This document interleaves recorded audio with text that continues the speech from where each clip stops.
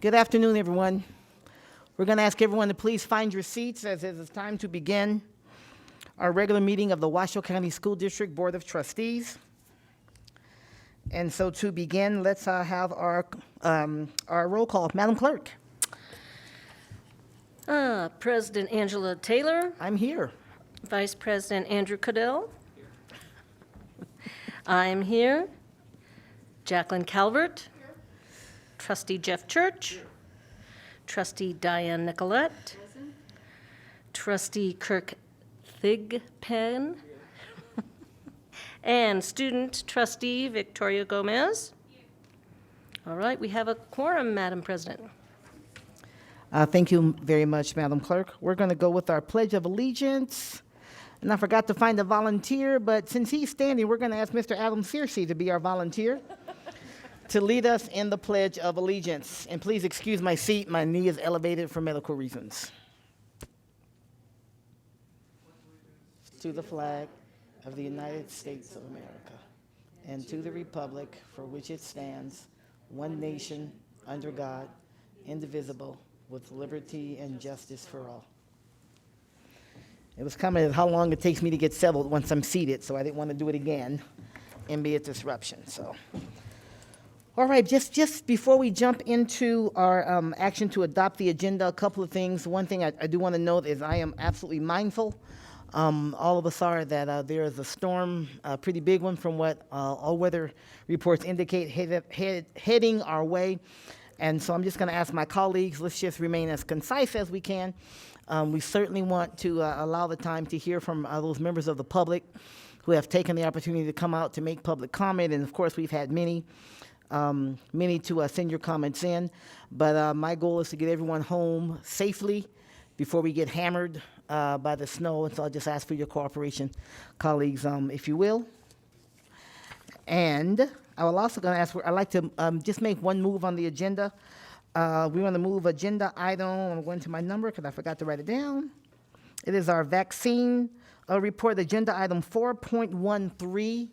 We want to move to, I would like to move to right after our public comment. We'll have a consent agenda, and then we'll have public comment, and we'd like to move agenda item 4.13 right there to that place.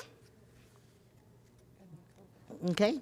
And then finally, thank you for the reminder, unless my colleagues feel any differently, and you certainly can share that if you do, agenda item 4.12 is our standing agenda item related to possible action to review our COVID-19 case count, schools, guest teachers, and so on, testing and so on.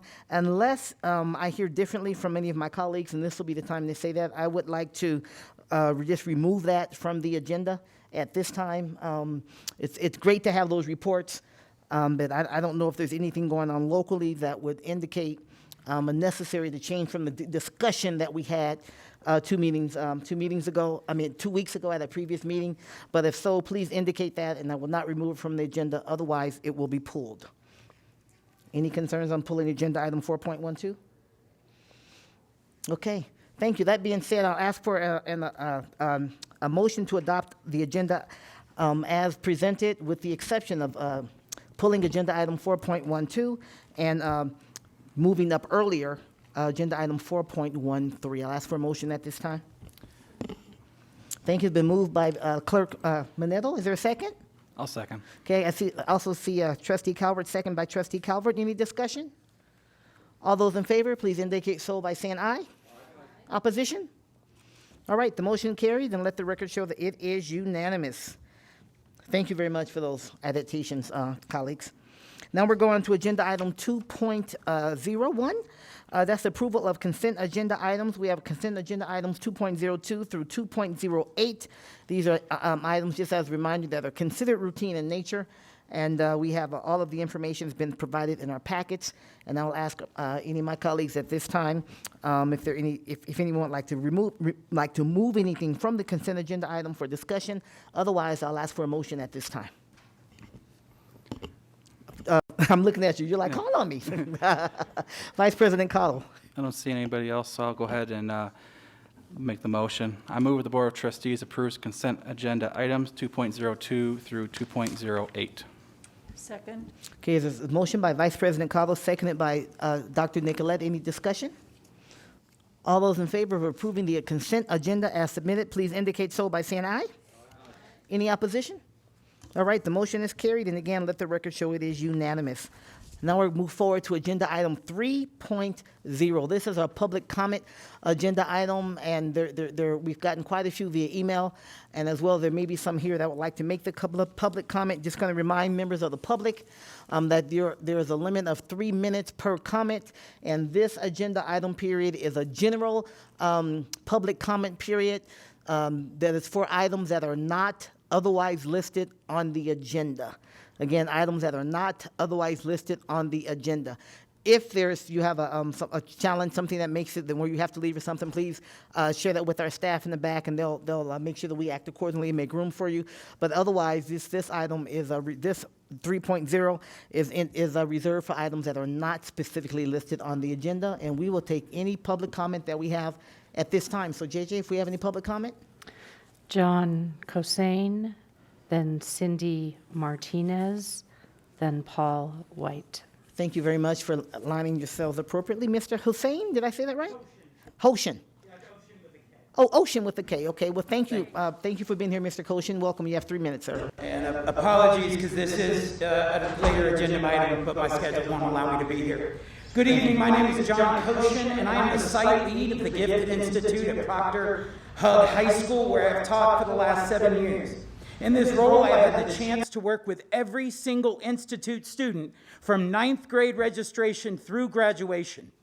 I often joke that I was not in the room during the conception of the Institute, but I was certainly in the room for its delivery, and I have spent 2,360 days protecting its well-being. I have never been a parent, but I have to imagine that working so hard to keep something about which one cares so much alive can only be analogous to that. In the 7 years of the Institute, we have had to fight every single year to keep it alive. We have fought a racist reputation which kept parents from sending their children to undeniably the most appropriate educational program for gifted students, simply because the parent, and I quote, sadly, didn't need his child exposed to that much diversity. We have had to fight against teachers within our own GATE department who, despite their ardent belief that gifted education is imperative in elementary school and in middle school, could not muster the same enthusiasm to acknowledge that Hug High School just might be the best option for their student. We have even had to fight the seeming ubiquitous and hurtful belief that gifted students need nothing that is not already provided to all students. The board made it very clear, along with the district, when they identified the gifted population as having such special needs and circumstances as to allow them the ability to attend every school day during our hybrid year, but then talk of ripping away those same protections and denying the needs and circumstances of those same students while looking at appropriate high school programming. Some will have you believe that the students will have appropriate education since they can participate in IB or AP or dual credit classes. However, these programs are designed for every student, and by definition cannot be designed for gifted students who make up only 2% of the population. There is no alternative to high school gifted programming in Washoe County, and if you dissolve the Institute, you are removing the appropriate education and you are replacing it with nothing. You are being misled into believing that these programs will suffice for the gifted population. And ladies and gentlemen, sadly, they will not. Thank you. Thank you, Mr. Koshin.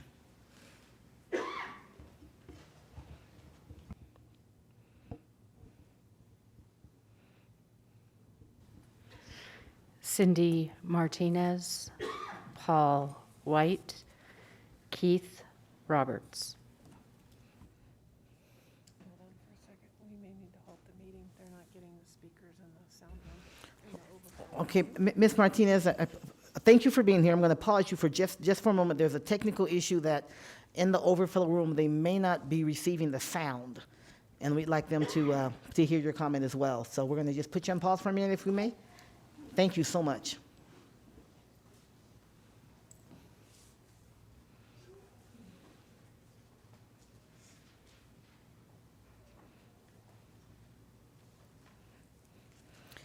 Thank you for your patience. We want to, even in a COVID environment, we want to make sure that we can include as many people as possible.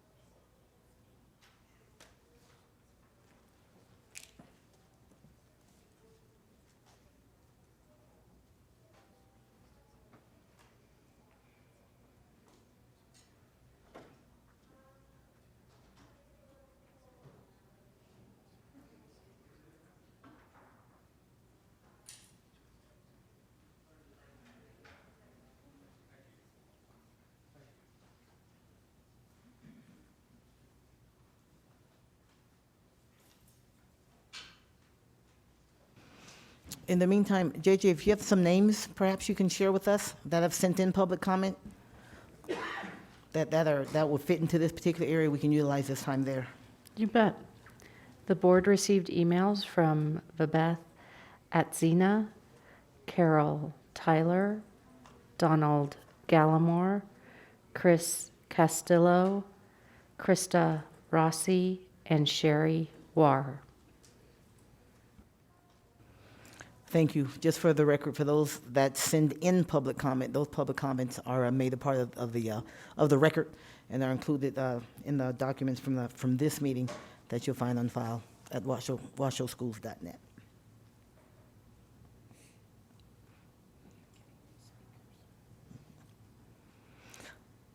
Well, they said new speakers. So why don't we just, it's so eerily quiet in here. Let's just take a 5-minute recess so you can go ahead and talk amongst yourselves. Just give us 5 and hopefully we can have it back there. We'll be in recess for 5 minutes.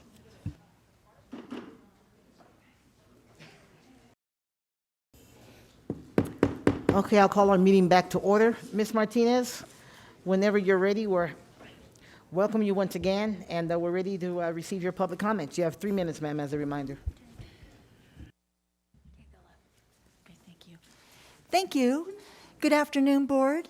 This is my first attendance at one of your meetings. I recently retired last year, and so now I find myself with a lot of time and an opportunity to become more involved in what's going on in my community. I retired from state service after over 25 years. So I've heard stories about the schools and the school board and financial things. I don't have children, but I do have a common sense approach and appreciation for what we'd like to see in intended outcomes. I retired from law enforcement, so what I can tell you is my exposure to people who've come out of your school, out of our schools, is when I take people to jail, generally speaking, they've been functionally illiterate. And people that are functionally illiterate have no opportunity to succeed in life. They can't read, they can't write, they can't operate, they can't do mathematics, use logic and reasoning. I think those kinds of things are really important. Of course, I grew up and went to school back when dinosaurs roamed the earth, so the scope and focus of education at that time was much different. But what I would say is, I think that there's a way to balance getting children to be literate so that they can be contributing members of society. And I don't know how you do that. I'm here to learn from you as much as I can, and where I can to be part of the solution. I don't want to be part of the problem. But what I would say, too, is, let's see if I covered all that. Oh, another thing I would say is, as important for kids to feel good about themselves, I think that, at least my experience, is that self-esteem is achieved by performing esteemable acts, and that happiness is a byproduct of right living. And I think teaching kids to think highly of themselves without understanding the responsibility to balance that sense of self and to be able to cooperatively be out in society with the rest of us, I think is part of the challenge of what I see. I encountered a lot of young people with absolutely no respect for authority, poor language skills, no reading comprehension skills. I was a mentor too back about 20 years ago after Columbine. I did get involved in your mentor program, and that was very challenging, and I got to see what kind of kids or what kind of environment some of these children are coming from. And I don't think that there's any silver bullet that will fix that. It's a generational type of thing. But I'm here to observe on what you do, to learn about what's going on in the community, and to put my shoulder to the wheel and try and help where I can. Thank you. Thank you, Ms. Martinez. Paul White, Keith Roberts, Michael Roberts.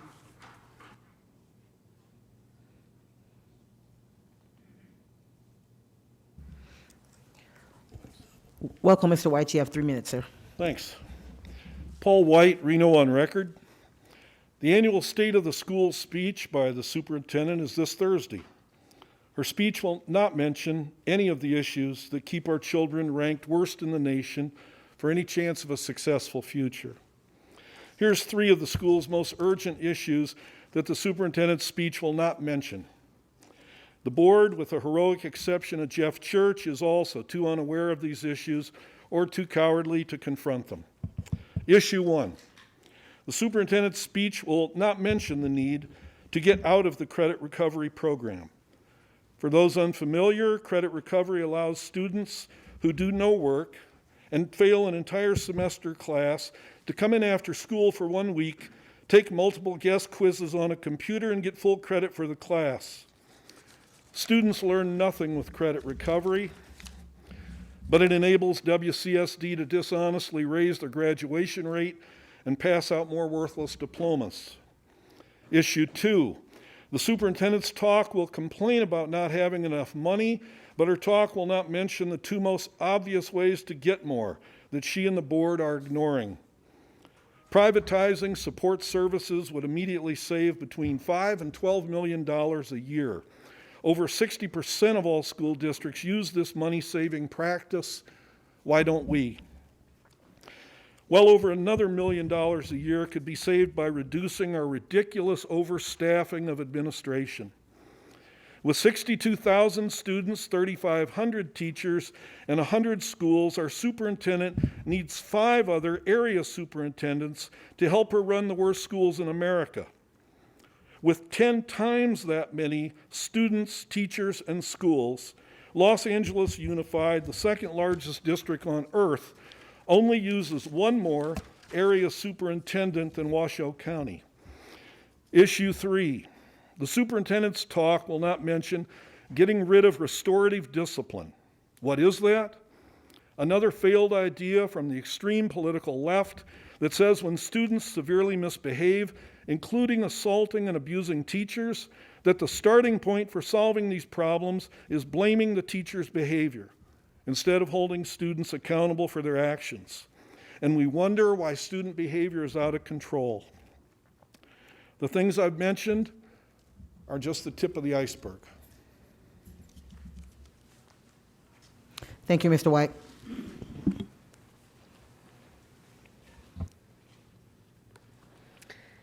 Keith Roberts, Michael Roberts, Phil Kaiser.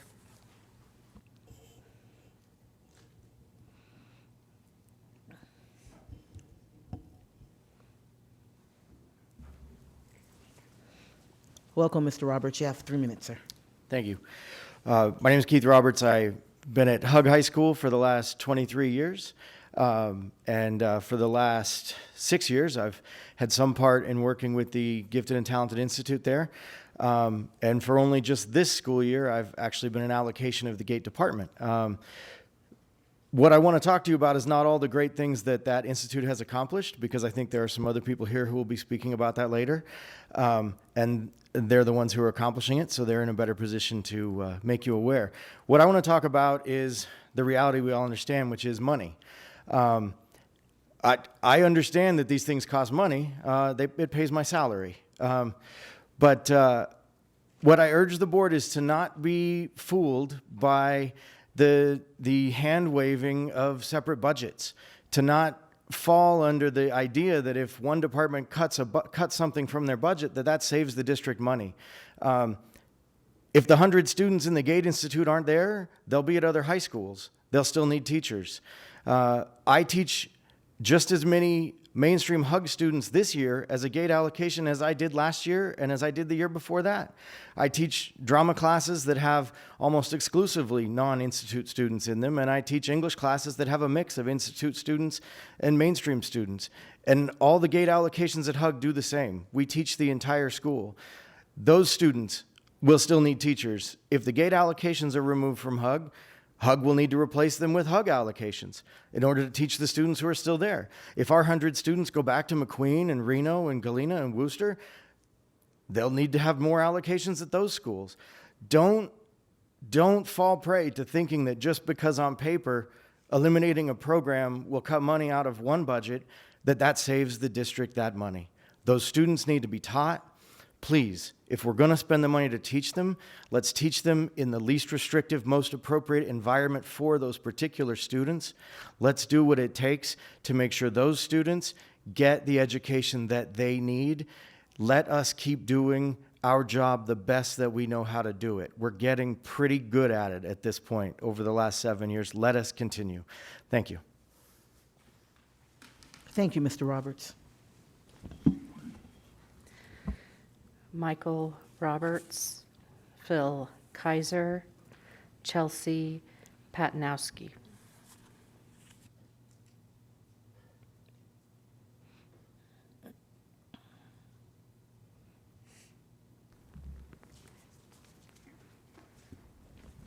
Welcome, Mr. Roberts. Thank you for letting me be here. Can you come a little bit closer to the microphone? We want to hear you. Okay. My name is Michael Roberts. I'm 11 years old, and I go to Voigam Elementary School. I am in the SWAS fifth, 6th classroom, and my mother teaches at Clayton Middle School. She teaches Magnet, 6th grade. And last year, I was at Mount Rose Elementary School, and I had 42 students in my class. And those 42 students all had different learning levels, and I did not achieve much last year.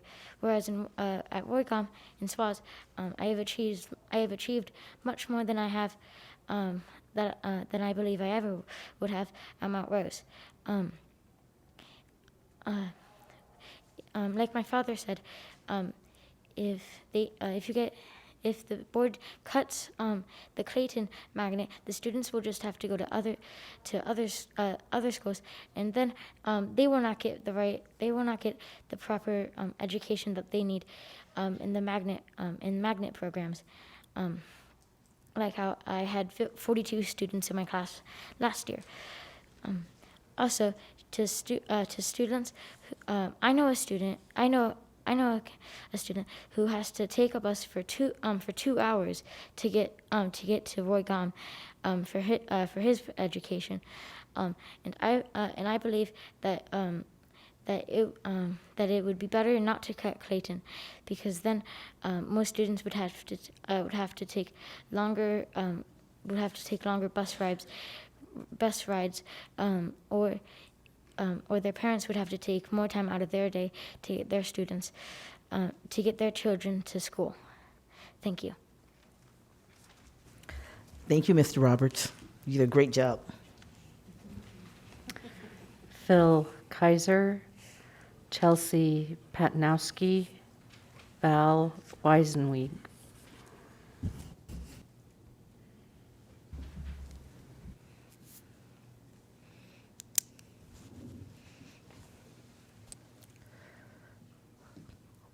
Welcome, Mr. Kaiser, and congratulations.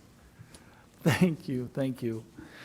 Good afternoon, trustees, superintendent, other distinguished guests. My name is Phil Kaiser. I'm a high school teacher and also the new president of the Washoe Education Association. I'm speaking for myself. I watched the budget presentation this afternoon, and I want to express some concerns about the budget for education in our state as well as here in Washoe County. As you know, the state of Nevada has for a long time been near the bottom of the nation in per pupil funding and near the top of the nation in class sizes. In the 2019 legislative session, the legislature passed a new funding formula with no new funding. And they passed a hold harmless provision that does harm to almost every county in our state.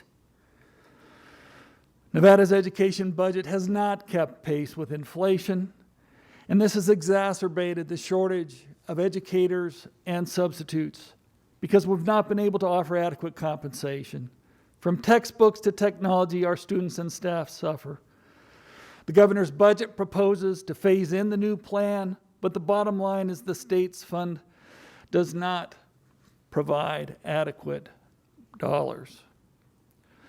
Potentially, English learners and gifted and talented programs in this coming year will face cuts. We have to address remediation and learning loss caused by the pandemic. And I must say I was dismayed to hear a member of this board suggest that furloughs and layoffs should be considered. We must not retreat. We can't get out of the hole by digging deeper. Nevada's mining industry is booming. Construction and real estate are booming. We need to pressure our legislators to meet the needs of all students and staff by adequately funding education. It's necessary for economic development and diversification, and it's necessary for the future of our youth.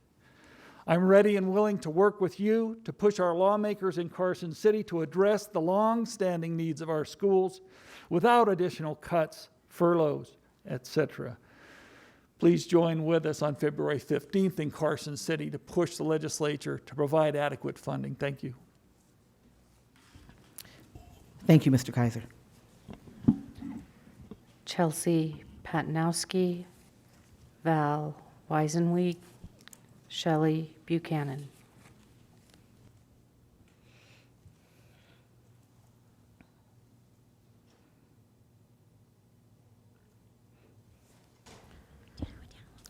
Welcome, Ms. Chelsea. Help me with your last name. Patinoski. Patioski? Yeah. Thank you. Well, welcome, Ms. Patioski. Thank you, Board of Trustees. My name is Chelsea Patinoski. I'm a GATE student that goes to Pine Elementary Middle School. And last year I went to Brown Elementary School, and I wasn't in the GATE program then because when I was testing for it, I didn't get in for like 3 or 4 times that I tried testing. So on the 5th time, I finally got in, and then I went to middle school, and all of a sudden I noticed something completely changed. I could struggle, finally. In elementary school, when I was in general ed, there was no struggle. It was all too easy for me. So if you take away the GATE program from lots of students, then they'll have to go back into the same desks, the same life that they used to have. And when you go into a GATE program, it changes a person because they see how they could improve and struggle and grow. So if you put them back to where they were, then they won't have that opportunity anymore. And they'll always live on, knowing that they could have done something more with their lives. Thank you. I'm going to get this right. Thank you, Ms. Patinoski. Thank you for coming to share your experiences. We really appreciate it. Val Weisenweek, Shelley Buchanan, Beth Martin.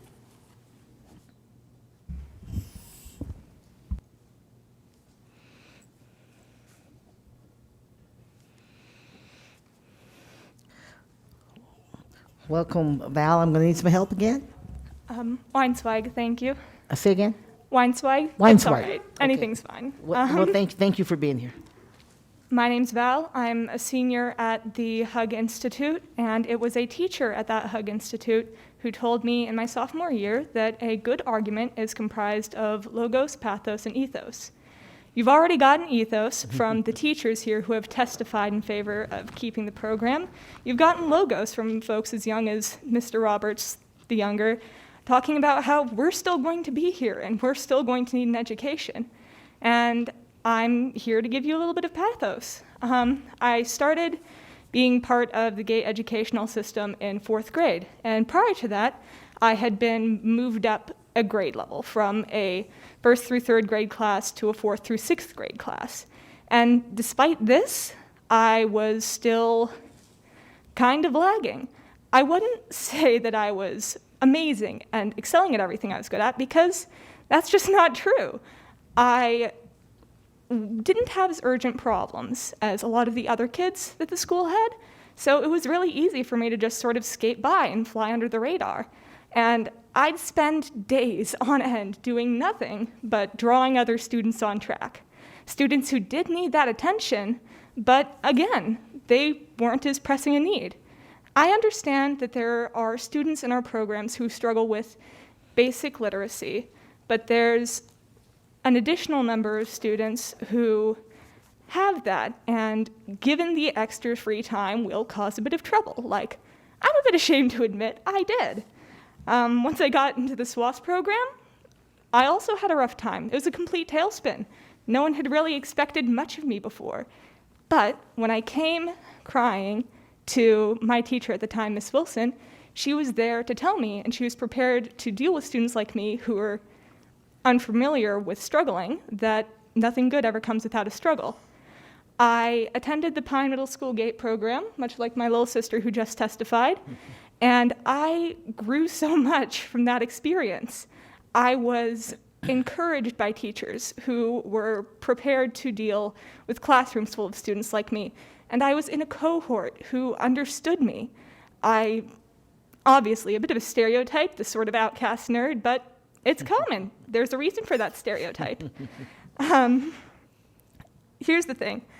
I and a lot of other GATE students don't function super well in normal classrooms. And I can't tell you what would have happened if these proposed cuts would have happened 10 years ago, in 2011. But what I can tell you is that other gifted kids who lack the proper support fall off the curve, as certain educators put it. I've had friends who have become completely isolated from their peers, who've lost interest in academics entirely, and who have ended up struggling with substance abuse. In short, these programs are important and they're a necessity. Thank you. Thank you very much for being here.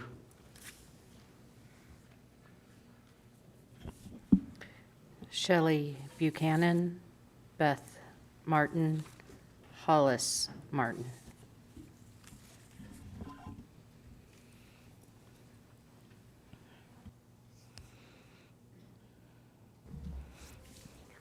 Welcome, Ms. Buchanan.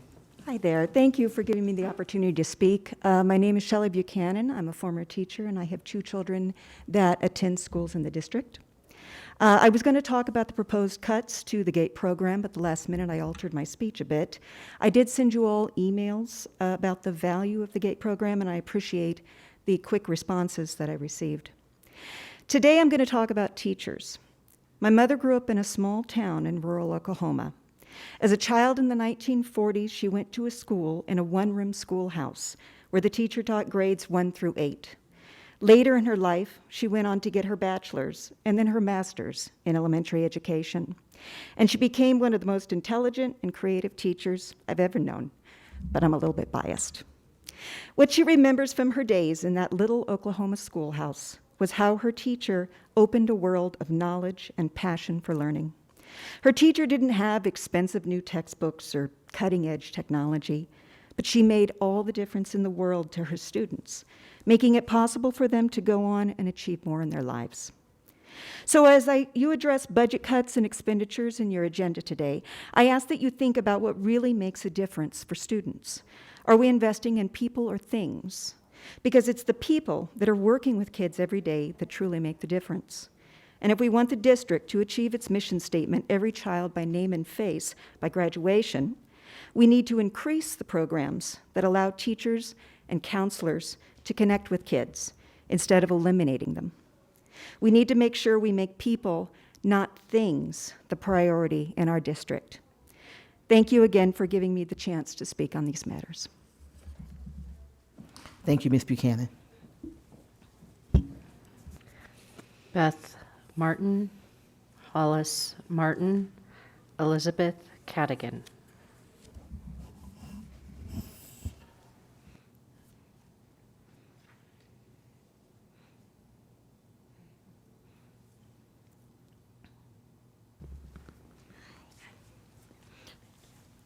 Welcome, Ms. Martin. Hi. I know the two of you are together. He's after me, He- but he's my right. son, so he's just. Yeah, that's okay. I'm just gonna, he can come and stand right by you. You're in the same household, so. Okay, then he doesn't have to stand there by himself, so. And you'll still have 2 separate 3 minutes, okay? Yes, thank Okay. you. Welcome. I've been participating in board meetings pretty regularly for well over a year now, and I've always admired the professionalism our board and district have shown. They have continually demonstrated their ability to work productively together, even when they all don't agree, and when decisions aren't easy.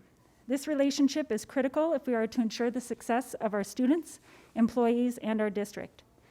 With so many new board members, I want to express that it's imperative that this relationship continues and that we keep the best interests of our children at the front of our minds as we continue to make decisions regarding the budget and fight for better funding from our state these next few months.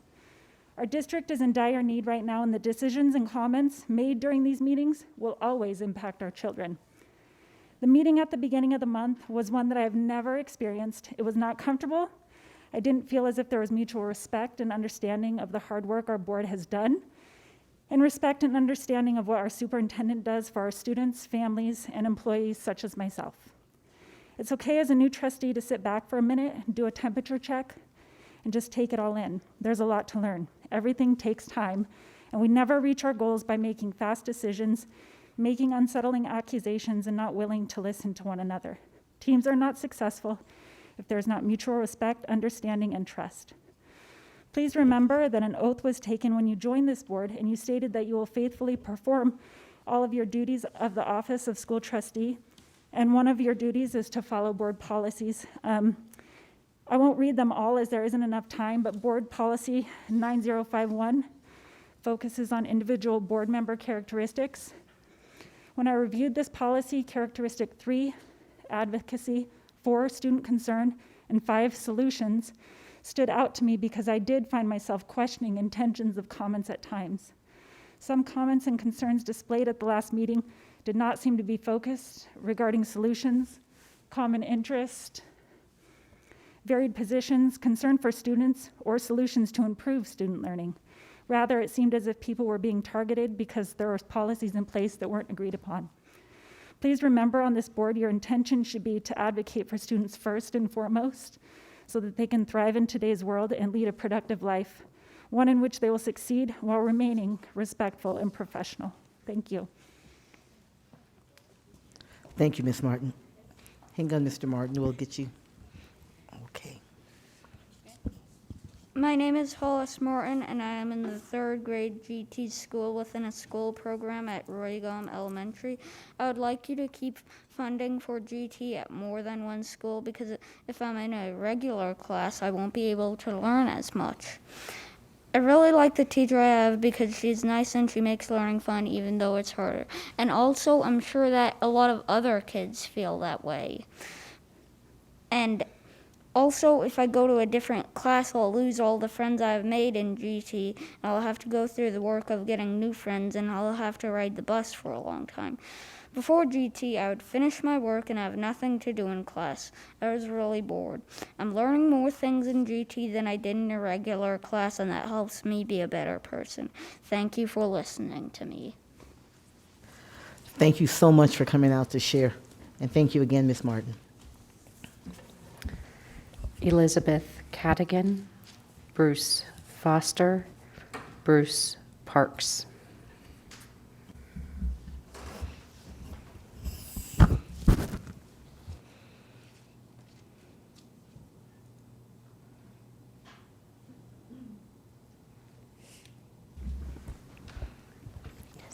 Welcome, Ms. Cadigan. Thank you for being here. Thank you. Board of Trustees and Superintendent Dr. McNeil, I'm speaking today about the district's vaccination process. While I did not anticipate that I'd be in the initial wave of employees to be vaccinated, I found it hard to believe that I was ranked towards the bottom of the list. Clearly, the district took into consideration the number of students, staff, and other adults the average elementary general music teacher comes into contact with throughout the week, right? Wrong. A little over a week ago, it was brought to my attention by a fellow elementary general music teacher that the HR had ranked my music colleagues and I at the same level of priority as other teachers and staff within an elementary site. It was explained to my colleague that everyone working in a single school site full-time was considered at risk of being exposed to the whole school and was therefore ranked at the same level of priority to be vaccinated prior to adding additional points for personal risk factors. I'm concerned with this decision as it shows that there is a grave misunderstanding within the district as to the overall day-to-day expectations and experiences of our elementary music teachers and other staff within our school sites that come within close range of large populations for an extended period of time. To give an example, the number of students, staff, and other people in the building that elementary music teachers encounter on a daily basis compared to that of a grade level teacher are drastically different. Personally, I am teaching on average 100 to 125 different in-person students 4 days out of the week by pushing into 5 to 6 different classrooms for 45-minute periods each session. My 5th day during the week is reserved for teaching my distance learning students in a shared office with a colleague who also sees a variety of students throughout the week. This does not take into account the number of adults that I'm encountering both in these classrooms and throughout the school as I move from location to location. Meanwhile, my grade level colleagues have anywhere between 5 to 24 students that they come in contact with on a daily basis. I fail to see how these two scenarios are considered to be at the same risk level of exposure. I recently read a news article that outlined the district's plan to vaccinate 1,200 employees every Saturday. With nearly 88 of our estimated 8,000 employees interested in receiving this vaccine, it will be months before everyone is crossed off the list. There have also been articles that describe the issue with no-shows for vaccination appointments throughout our community and the last-minute efforts that have been put into place by various health organizations to keep the unused dosages from going to waste. I am eager to know what is the district planning to do in regards to no-shows for the vaccinations we have been allocated. I have thought of a suggestion and will be sending it to Trustee Thigpen and Trustee Minetto for your consideration. Thank you. We'll go ahead and provide some feedback, Dr. McNeil. Thank you very much, Ms. Cadigan. And it would be nice if you would be able to stay, if you're able to, for our vaccination update, because I think you'll be very interested in that. Thank you for being here and for sharing your thoughts. Bruce Foster, Bruce Parks, Kristen DeHaan.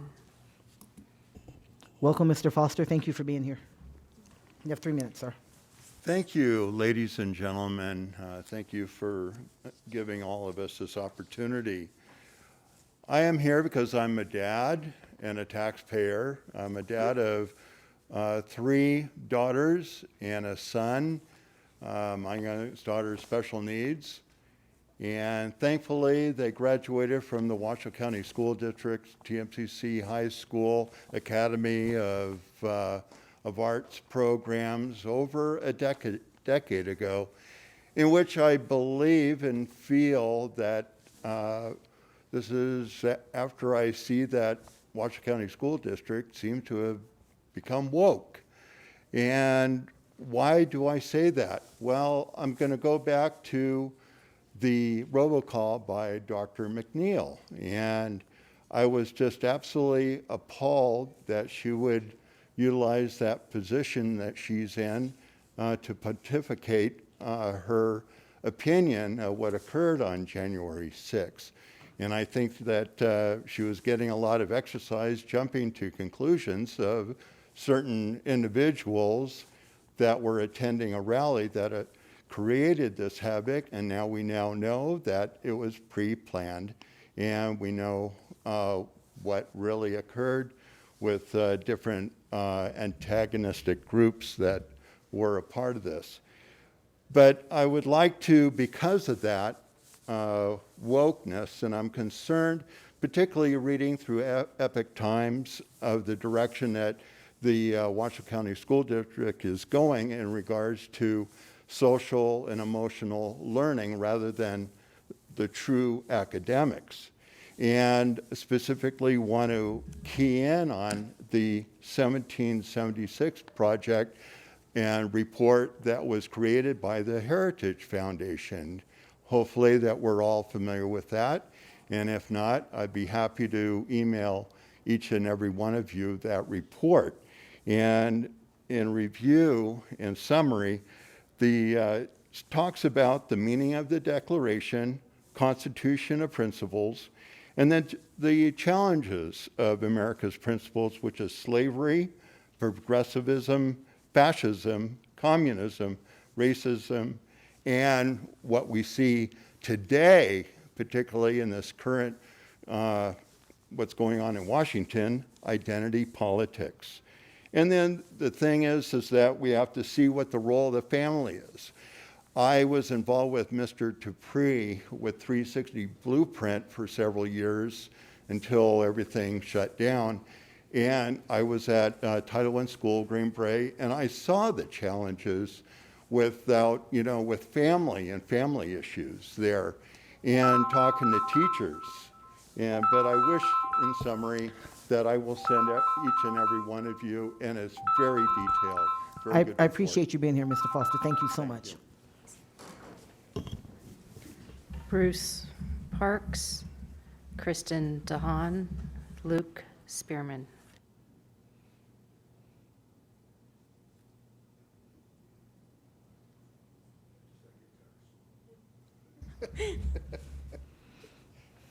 Welcome, Mr. Parks. Well, thank you. Board members, appreciate you allowing me to speak here. I'd just once, like to come here and tell you all what a great job you've been doing. But unfortunately, that's not the case once again. I spent the last 2 weeks reading through your policies. I find it personally offensive that you would allow somebody to sit up here on this board as if they are an elected representative of the people, and worse yet, have input. Appalling, absolutely appalling. Your lawyer belongs behind the scenes to be conferred upon when necessary. He doesn't belong sitting up here on this board like I saw last Washoe County Board meeting. Reprehensible to me. 2019, Washoe County School District graduated 4,000 students, of which only 10% could pass the ACTs to go on to higher education. In effect, you handed out 3,600 worthless diplomas.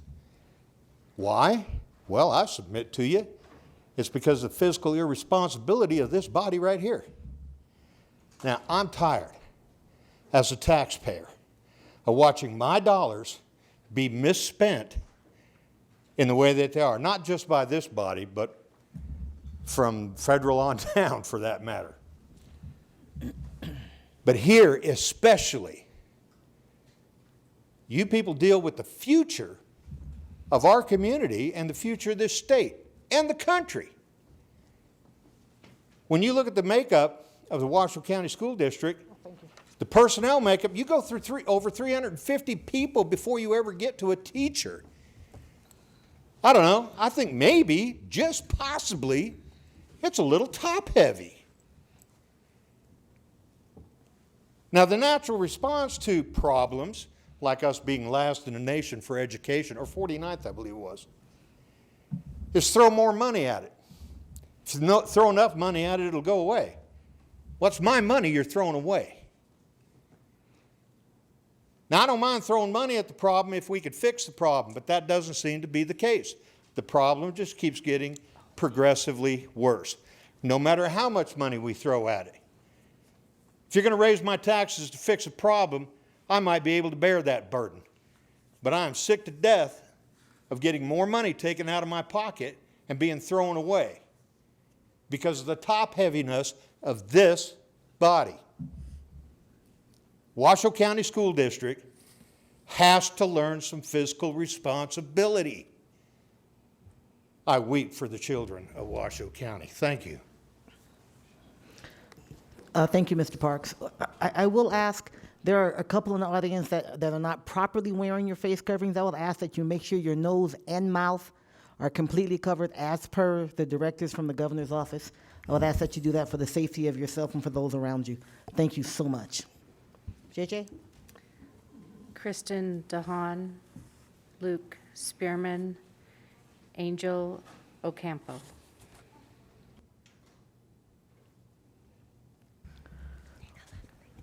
Welcome, Ms. DeHaan. Thank you for being here. You have 3 minutes, ma'am. Thank you. Good afternoon. My name is Kristen DeHaan, and I'm a teacher at Florence Drake Elementary School. I'm concerned about the cuts being considered for our English learners. The past few years have already brought cuts to the number of teachers helping our English learners.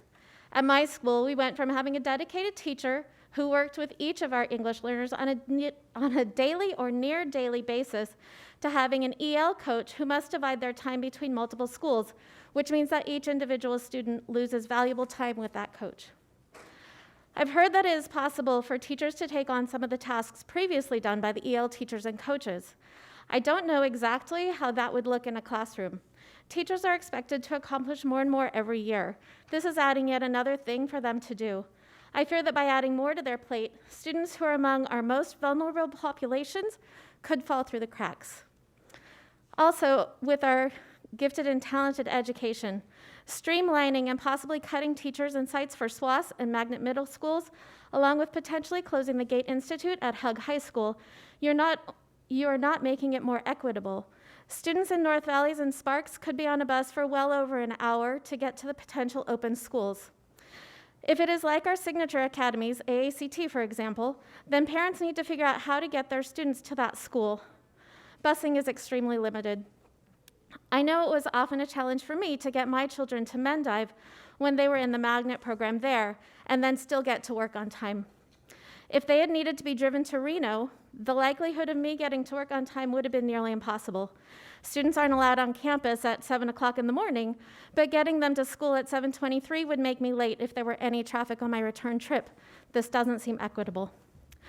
I appreciate that cuts are coming, and it will be incredibly challenging for the board to decide where to cut and how to cut. I don't envy you your job. Because of the impending budget cuts, I will be in Carson City on February 15th at noon to fight for the students not only in Washoe County, but all over the state of Nevada. I hope that other parents, teachers, staff, and community members will come as well. Funding our schools properly is too important. If they are properly funded, we don't have to pick and choose which students win and which students lose. Thank you for your time. Thank you, Ms. DeHaan. Luke Spearman, Angel Ocampo, James Bentham.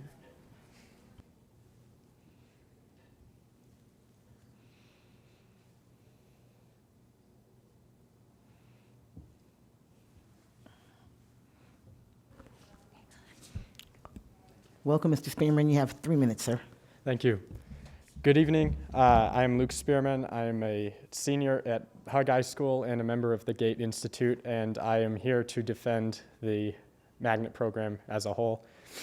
I just wanted to talk a little bit about my personal experiences and how it has changed me as a person in ways that otherwise I believe would not have happened. So in elementary school, I was just a normal kid. I was at an overcrowded school at Alice Smith Elementary, and when I went into 5th grade, I got put in a special program to help me progress my learning so I could be more to my level. And just as there's students who learn slower, there's students who learn faster, and to adjust for both is just fair to everybody to get the most out of what you can get out of a student. After leaving my elementary school, I went to Swope Middle School, which was to go through the GATE program. And going through that program has, again, progressed me through levels of education that I would have otherwise been far from. There's classes that I took in middle school that I know sophomores and juniors in high school are taking currently. And I passed those classes and I understood them. And that is because this program allowed me to take those classes when I was at that level, ready for that class. And so now hearing that it's possible that they're going to cut the program, it makes me wonder what they expect the students to do at that point. Because there's still going to be students who have, stronger learning abilities than other students. And at that point, if that program is cut, then they'll be held back by the standard that's set.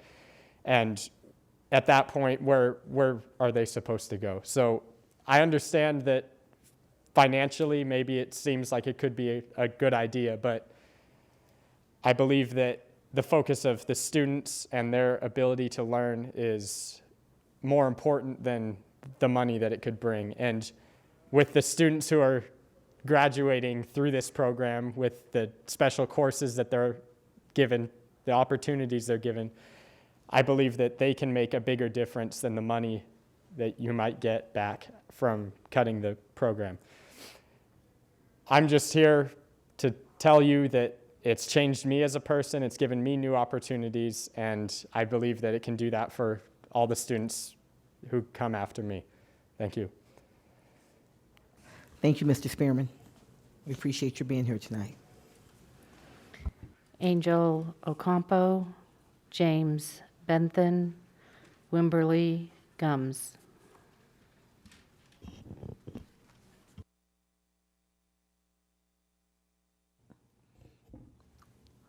Welcome, Mr. Ocampo. You have 3 minutes, sir. Thank you. Good afternoon, board members. My name is Angel Ocampo Salazar, and I'm currently a senior in the Gate Institute at Proctor Arc High School. I'm speaking on behalf of my gifted peers and begging you to not vote for the changes listed in this agenda item. The Gifted and Talented program is unquestionably valuable to the success and motivation of Washoe County students. It has been previously argued within the school district that gifted students can succeed without the aid and opportunities given by the GT program, that they can thrive within any classroom. I believe that my high school career is a perfect counterexample to this argument. I was identified as gifted in the 3rd grade at Glenducken Elementary School. For a long time, this label did not mean much to me, as I wasn't able to attend the SWAS program nor the magnet program due to a lack of transportation and proximity. I had little exposure to education in any form of advanced courses and coursework. The next best thing was for me to get pulled out of class every now and again. Even then, I didn't really learn anything new. In fact, I couldn't take a so-called advanced course until I reached the 7th grade and I was offered Math 7-8 and Algebra the next year. But still, my curriculum remained the same. I didn't spend my first year at HUG. Instead, I attended the Academy of Arts, Careers, and Technology. Although I did enjoy the school, I didn't feel interested or challenged much in any way. I became lazy and unmotivated, ultimately deciding to make the switch over to HUG. It was there that I truly got to experience my gifted education. It was there that I felt challenged and motivated to try new things. And it was there that I found a community that pushed me to reach my full potential. As the first sophomore to transfer into the program, I was eager to take full advantage of the opportunities that I never had before. In just 2 years in the program, I became a National Hispanic Scholar, National AP Scholar, Questbridge Scholar, and the Regimental Commander of my school's JROTC program. To say that I would have accomplished what I had without the help of the GT program would be foolish. I didn't have these opportunities before in my educational career. And if I had, I can only imagine how much farther I could have grown. Gifted students are able to accomplish a lot and are able to overcome many obstacles. But this doesn't mean that we should force them to overcome these obstacles. Without gifted education, students like me lose interest, become lazy, or simply quit trying. The claims of underutilization should not be reason enough for the loss of this program. I have known many individuals who are as bright, if not more than I, but were never identified. If anything, I believe the school district needs to bring focus to the process of identification for gifted students. I understand that the distribution of funding is not a simple task, but losing this program is not the solution you guys are looking for. I ask you to please consider all the opinions you hear and see voiced today. The decision you make today will have a great impact on our community. Thank you for your time. Thank you for being here, Mr. Ocampo. James Bentham, Wimberly Gums, Kennedy McAleese. Is it Benton, sir? Benton? Yes. Welcome, Mr. Benton. Thank you, school board members, for allowing me to speak. I have a couple topics I want to speak on tonight. I know this is difficult times for the school boards. The first issue is fiscal responsibility. I know the school board is facing cuts from the state, according to Governor Sisolak, and that there's also a tax lawsuit from the Incline Village that's pending. I'm here to look forward to the future and ask the board to set up a committee to help deal with the fiscal issues that you'll be facing in the future. I believe it's possible to look at experts in the community that would be willing to work on a volunteer basis, perhaps at the university or other nonprofits. Also, the issue of quality of education. I think, asked to have a paper handed out, which is a copy of the Reno Gazette Journal in 2016, and it talks about Nevada worst on ACT scores. Now, this is in the past. I want to look forward to the future, and I would ask that the board would set up a committee to help deal with the academic issues the school board is facing for the students and their families. And also, I believe that it's possible that you could get experts from the university or nonprofits or retired individuals that would be willing to help and come up with some guidelines and plans that you'd be able to follow through on. Thank you for this time. Thank you for being here, Mr. Benton. Wimberly Gums, Kennedy McAleese, Sesh Kamuri.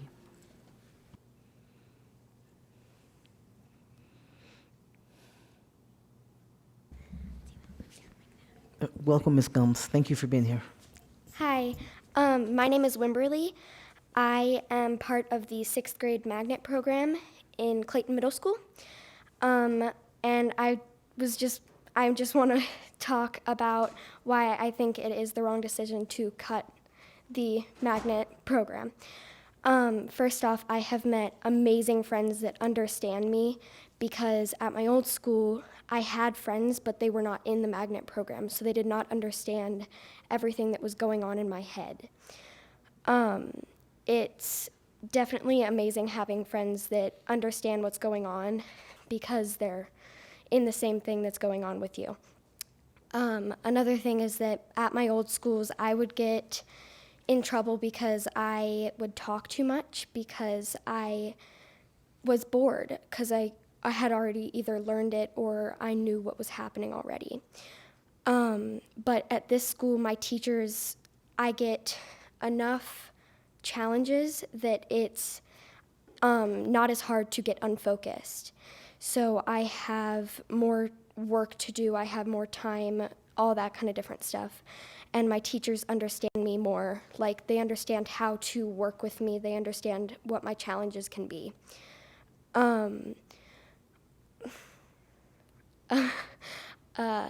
I guess also it's really nice just being able to get work that it's not like I know what this is, I know how to do that. It's stuff that is like you have to ask more questions about it, you have to work harder on it. So yeah, that's all I really had. Thank you for your time. You did a great job. Thank you so much for coming. Have a nice day. Thank you, you too. Kennedy McAleese, Sesh Komuri, Cruz Snitton.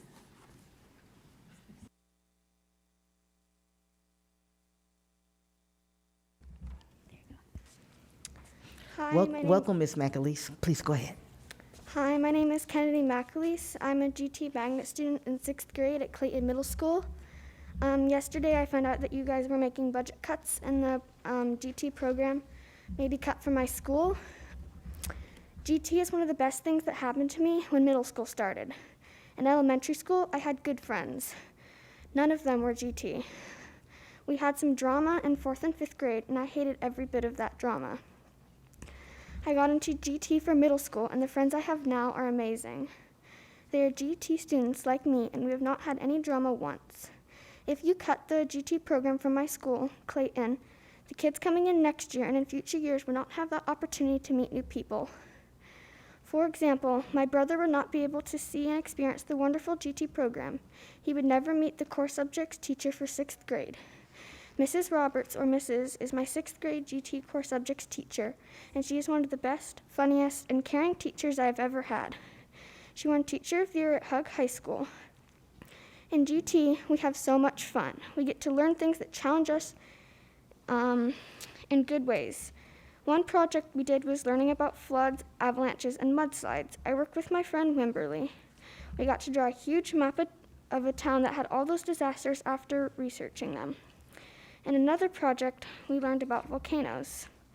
The one we focused on was Mount Lassen, and 3 of my friends built an erupting volcano that showed why or why not a town should be built in a certain zone near the volcano.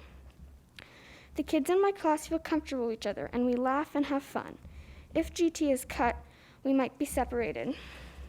My friend Wimberly lives all the way out near Stud Elementary, so I would not see her, or my friend Sophie, who lives far away too. Another thing, you all want us to be challenged, to grow academically and to learn new things. If you take away GT, I don't think I would be challenged. I don't think I would grow academically much, and I don't think I would learn many new things. I would probably get good grades because I already knew the material, but I think I would probably rather get A's and B's than know everything in class. GT is very important to me. Just because I think we are considered special ed does not mean we could just be put in a regular class. We are GT students, and we don't want our program being taken away from us. Please don't take our program away from us. Thank you for your time. Thank you, Ms. McAleese.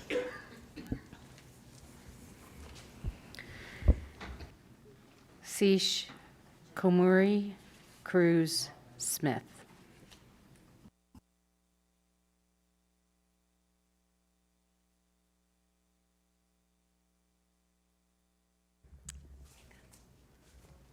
Welcome so much. Thank you for being here.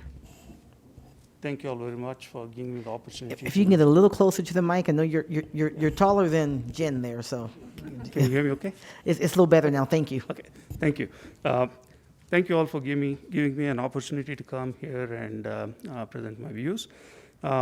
Before I start, I would like to thank you all for your service. This has been a really crazy year, and I have been around in the industry and related areas for over 30 years, and I have never seen anything like what we have gone through over the last year. And over 30 years ago, when I was in the industry, I had the opportunity to hire many people, train them, and then when it went bust, I had the very unpleasant task of letting several of my colleagues as well as my friends go. And having to make those kind of decisions is not easy. And I really applaud you for your service and for doing what needs to be done in such a difficult time. Okay. Having said that, I moved to Reno about 5 years ago to take up a job at UNR. And prior to coming here, I was working at Oklahoma University for several years and in the industry before then. All 3 of my boys, they were tested and they were placed in the GT program in Oklahoma. And the GT program in Oklahoma is a little different than it is done here. And all my kids, they were ahead of their peers in the grade. And while they were in middle school, they were already taking classes in high school. And the school district would bus them from their school to the high school for the last period so they could take advanced classes in high school. And my eldest one has done exceedingly well. He's flourished. He's a senior now at Carnegie Mellon, and he just finished an internship at JPL. So, and my 2 younger boys, they moved here 3 years ago, and my youngest one initially was placed in Billinghurst because that was the school in our locality. And when he went there, he was shocked that he was forced to repeat classes that he had done when he was in 5th grade, because when he left and came here, he was already a year and a half ahead of where he was. And I had a difficult decision to make, whether to find something different for him or quit my job and go back to Oklahoma. Luckily for us, we found the GATE program in Clayton. That has been a boon for us. His teachers, Ms. Vaughn, Ms. Pruin, Ms. Cavagon, Ms. Martinez, and Dr. Sals, they have been phenomenal. And I've been around academics for several years, and I know quality of teaching when I see them, and these people are phenomenal. And the GATE staff, Mr. Johnson at the GATE office, he went out of his way to help us. This is a program that I'll tell you, even when I compare it with what we had in Oklahoma, what these people are doing is phenomenal. It's just wonderful. And my son, he feels highly motivated, highly encouraged, and he feels challenged. And he, along with his peers, they're doing enormous, fantastic work. So the only thing I'm sorry, your time is up, sir. There's 3 minutes. I appreciate your coming. So just one last thing I would like to leave you with. Just a couple seconds. Just a couple of seconds. So the thing I saw was the SWAS program at Okay, I think that's going to be a little too much. I'm sorry, sir, because if I give you more time, I have to give everybody more time, right? Okay. So That's fine. I appreciate it. Thank you for coming. Cruz Smith.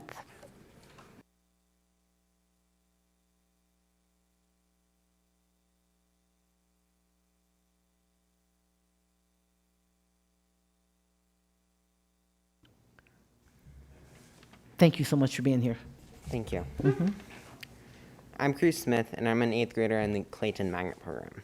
For the past 2 years, I have experienced excellence in both my teachers and my peers, learning from highly qualified instructors and feeling that I finally have found the group to which I belong.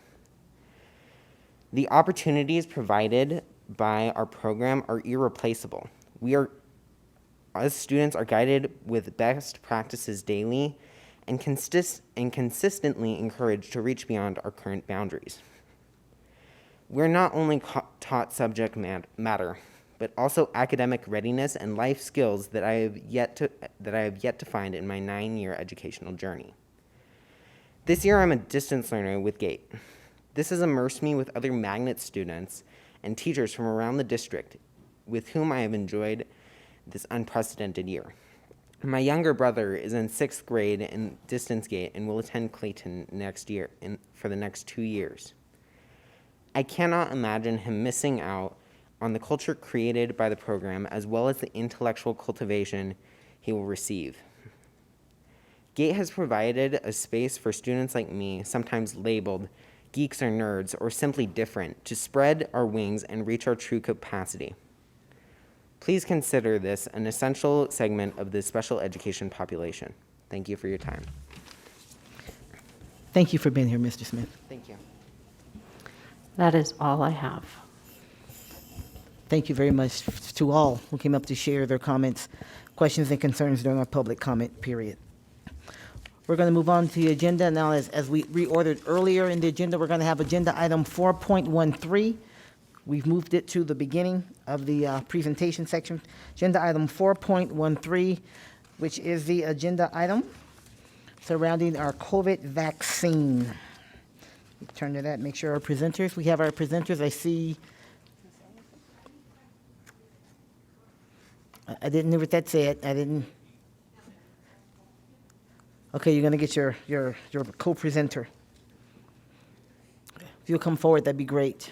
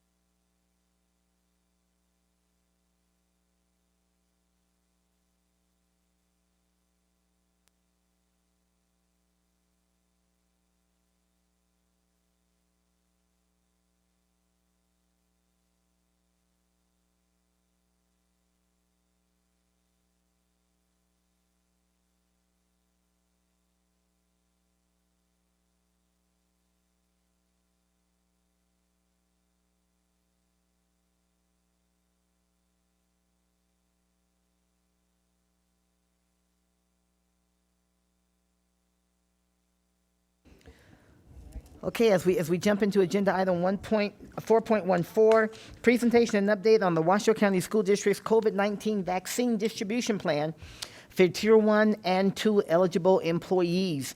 This is just to update us for information and discussion, colleagues, and we have our Chief HR Officer, Emily Ellison, and our Chief Operations Officer, Pete Etchert, in front of us. Thank you so much. Good evening, Dr. Taylor, Superintendent McNeil, and members of the board. As Dr. Taylor said, Emily Ellison, Chief Human Resources Officer, and I'm joined tonight by Pete Etchart, Chief Operating Officer, and we're very excited to provide this update to the board and to our employees and community.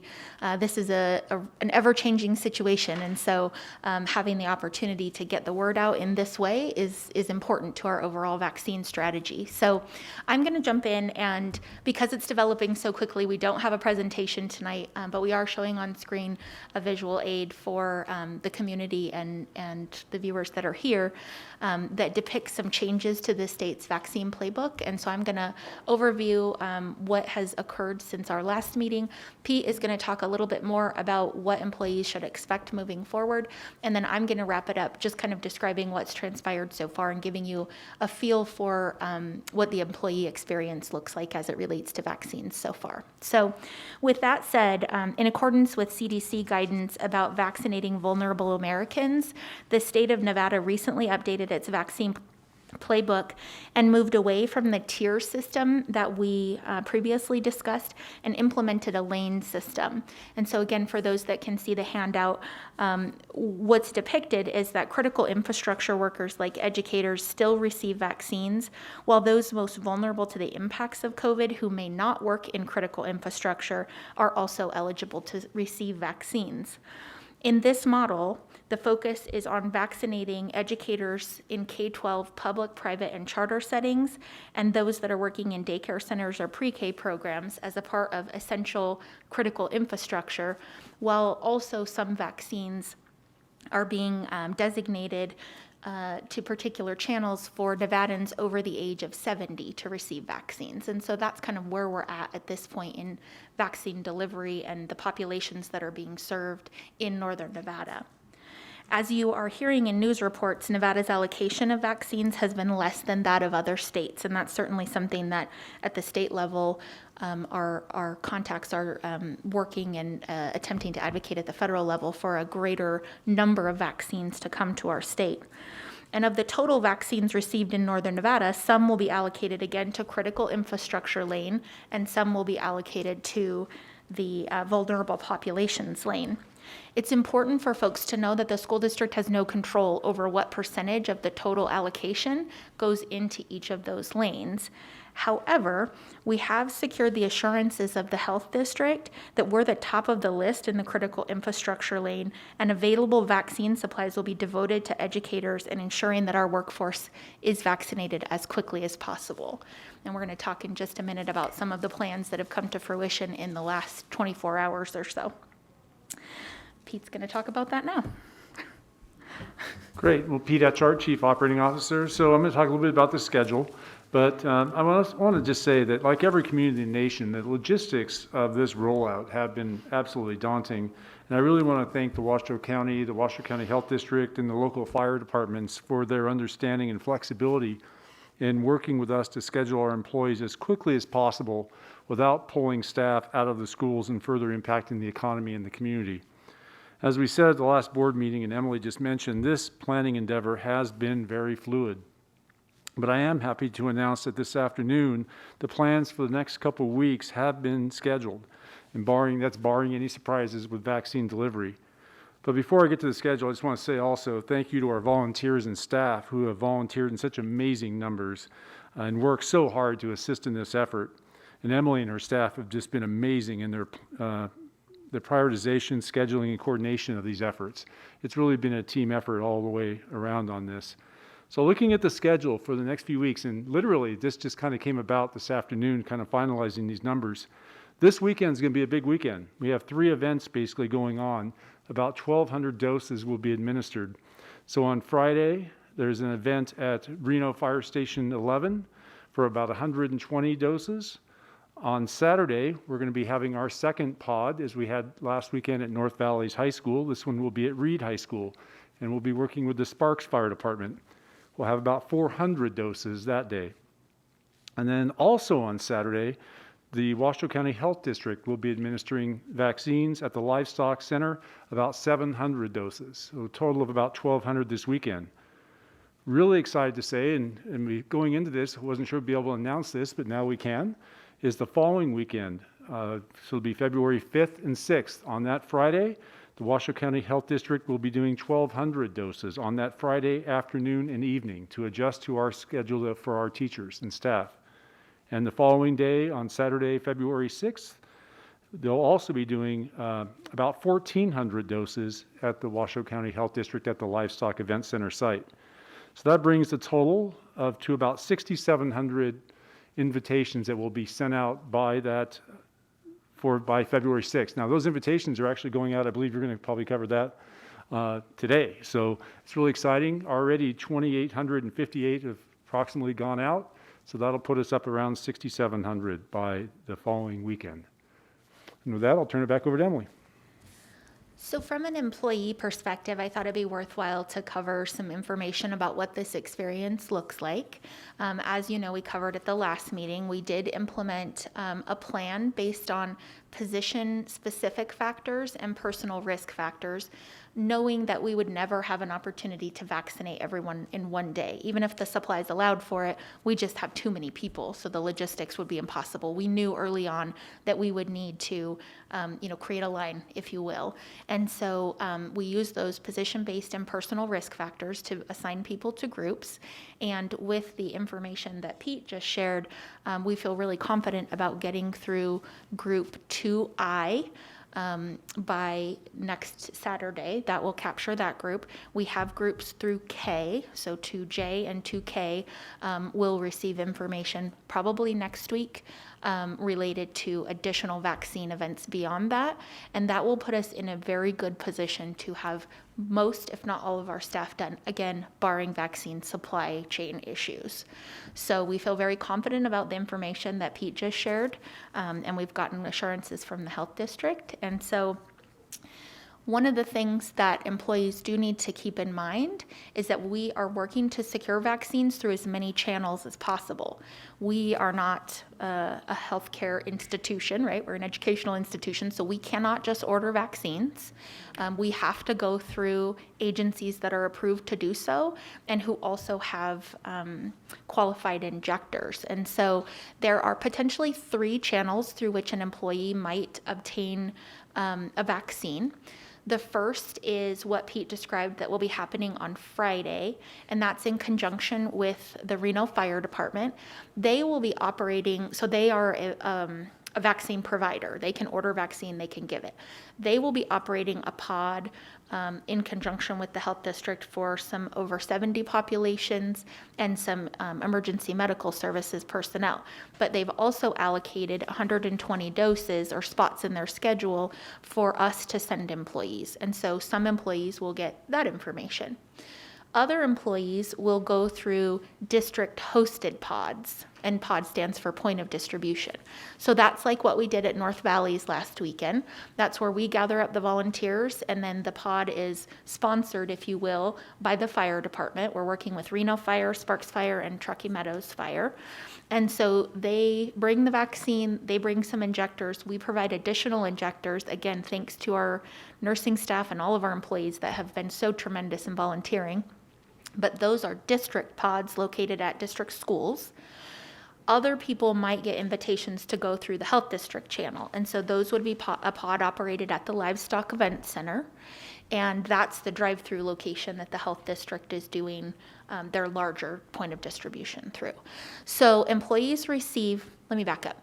We order vaccine in conjunction with all these partners the week prior, and then on Monday, we get confirmation of how much vaccine was received. Then we build out our schedule, so we've got all these pods kind of sketched out, but then we need confirmation of vaccine. We build out our schedule, and we send out invitations. So employees get an invitation tailored to the channel that they're gonna go through. There's appropriate forms and links and all of that for scheduling. And then we monitor that sign up regularly throughout the subsequent days leading up to the event. Because it's very, very important that we maximize all of the doses that are allocated to our organization.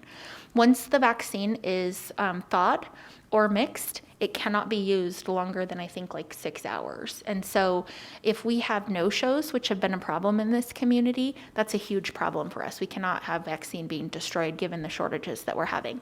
So we're monitoring the schedule really closely. We're doing kind of a last call to the people that have received the invitation to schedule to say, hey, we've still got spots open, so if you don't grab them by like Thursday at noon, we're going to open them up to the next people on the list. Then we roll to the next group, and my team's been making calls and encouraging people to schedule. And then I believe Ms. Cadigan asked a question earlier about kind of this just-in-time vaccine, right? So extra doses and things like that.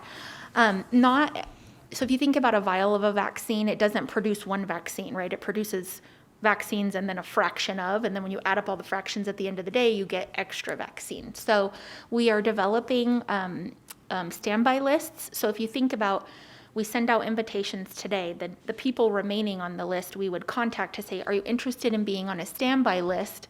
We may call you on Saturday with like 30 minutes notice and ask you to come down. Here's where it would be. Are you interested in that? And then they say yes or no. And then we start making calls at the event to get those spots filled. So I think just some things that I would add that are important reminders for employees. Again, no-shows are a huge problem in the region. We experienced a very low no-show rate at our point of distribution on Saturday, which was amazing.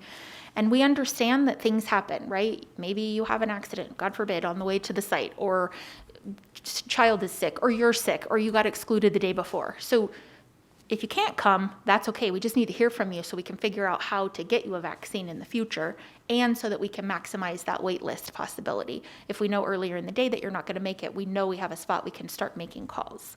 So if our employees could help us in terms of minimizing those missed appointments. The process was very smooth last week. The volunteers did such an amazing job. Our emergency management staff and our operations teams did such an amazing job.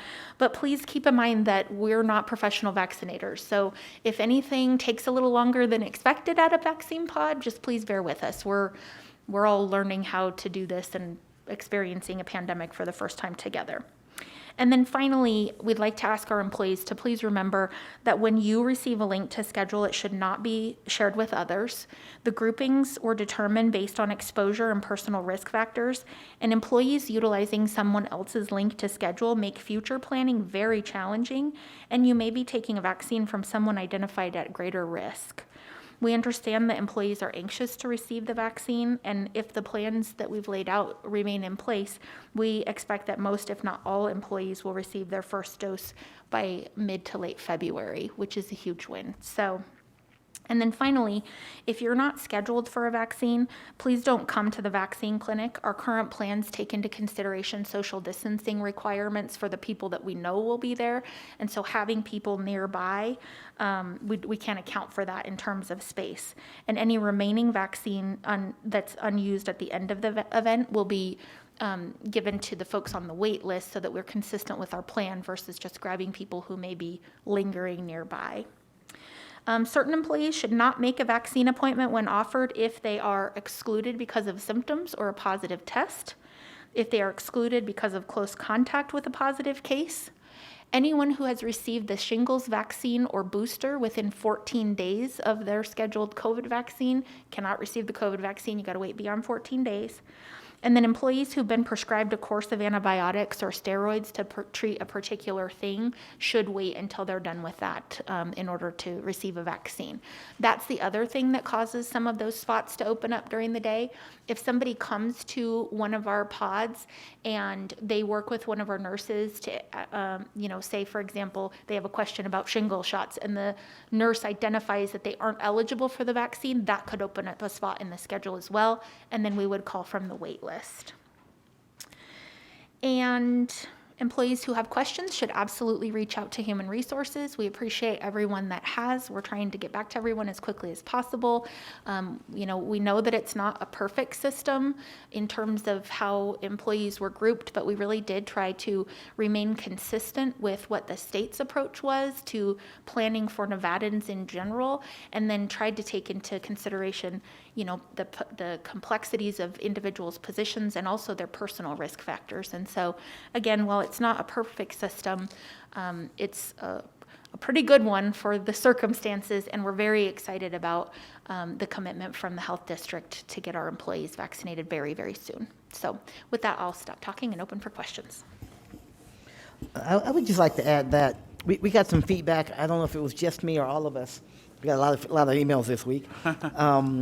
Just about just really showing the appreciation for the job that was done. It was a teacher who participated in the pod, the drive-through that we had this past weekend, and they were really complimentary as to the professionalism, being very appreciative of being able to have it. So I know it's kind of it isn't within any of your areas of expertise and so on, but there's a lot of appreciation, and someone actually went out of their way to send us an email, or at least to send me an email and say, hey, it was great out there, really, really appreciate it. So just a continued appreciation to you and, of course, to the Health District for jumping in to allow us to keep it going for the teachers in such a difficult time. So thank you very much.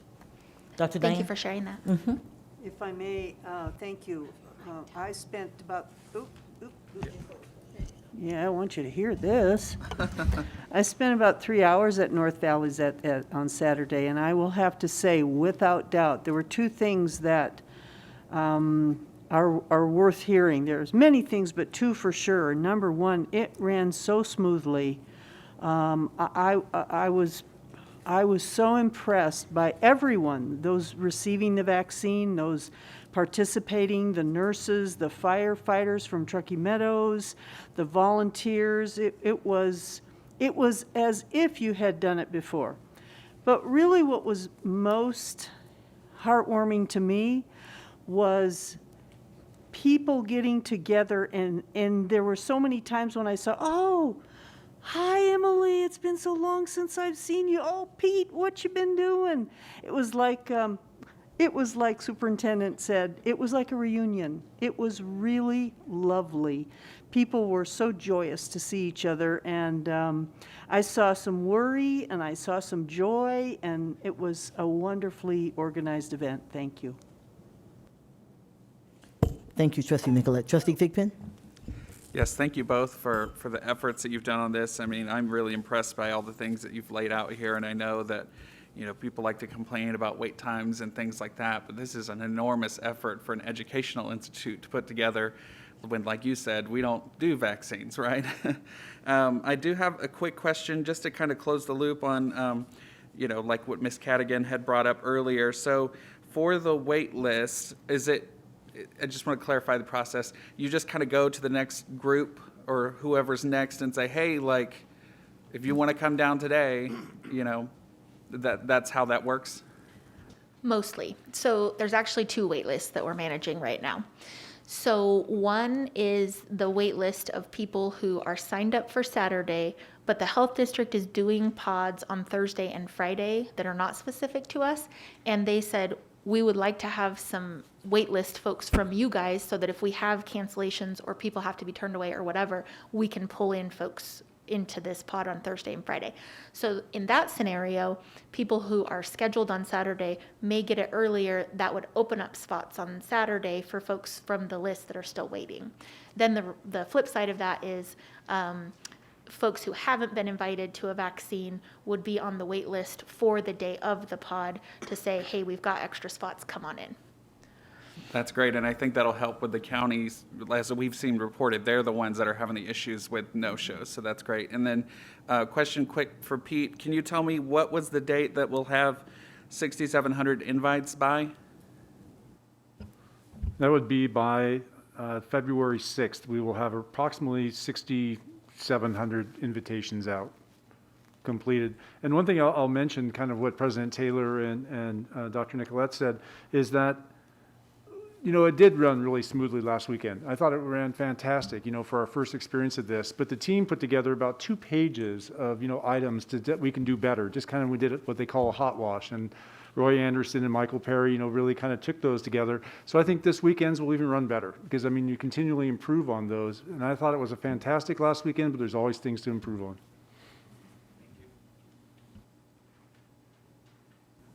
Thank you very much. Trustee Church?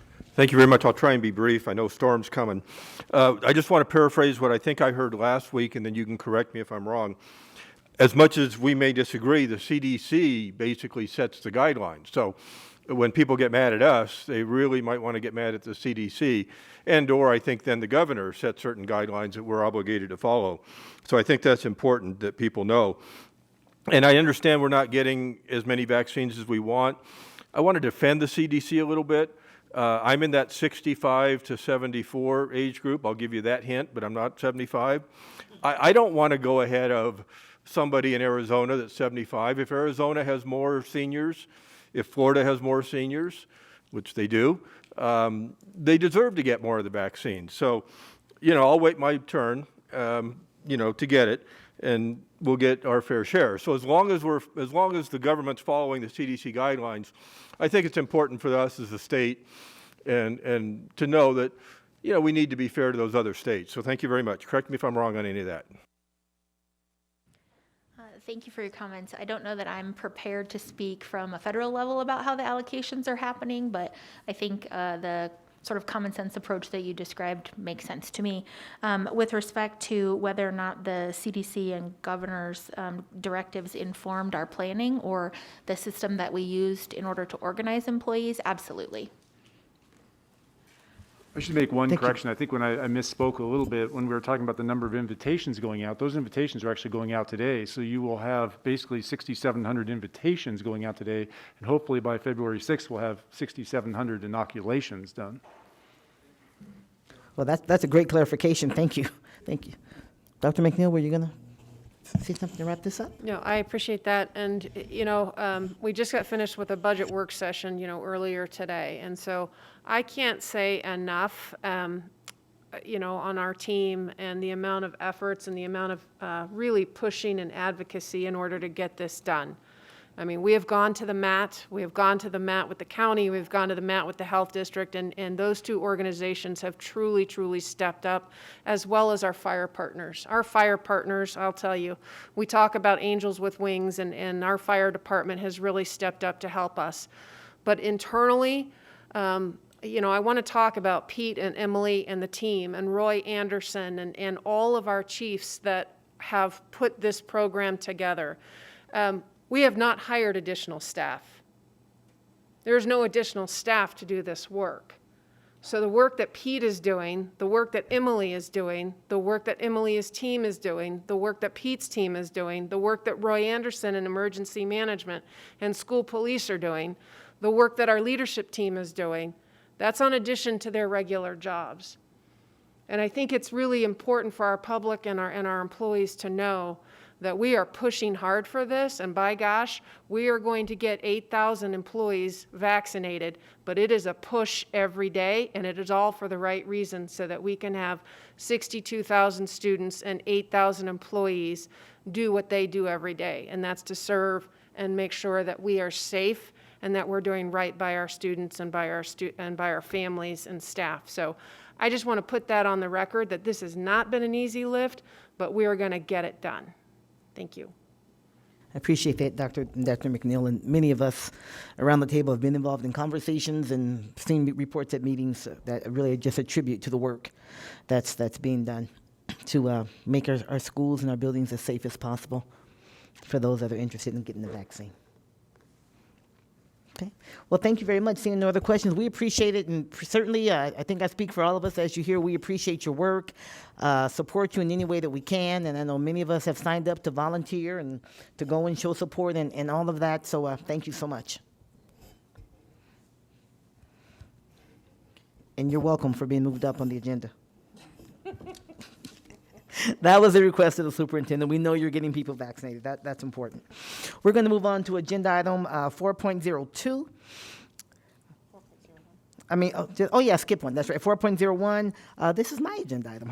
This is information, discussion, and possible action to appoint a member or members of the Board of Trustees to the following non-Washoe County School District public bodies for 2021.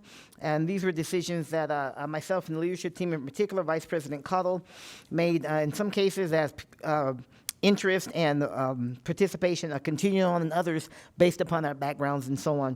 The recommendations are Jacqueline Calvert to the Superintendent Student Advisory Council, Diane Nicolette to the Washoe County Debt Management Commission, Ellen Minetto to the Nevada Association of School Boards Board of Directors, Angela Taylor, myself, to the Nevada Association of School Boards Executive Committee, and Kurt Thigpen to the Truckee Meadows Regional Planning Governing Board for possible action.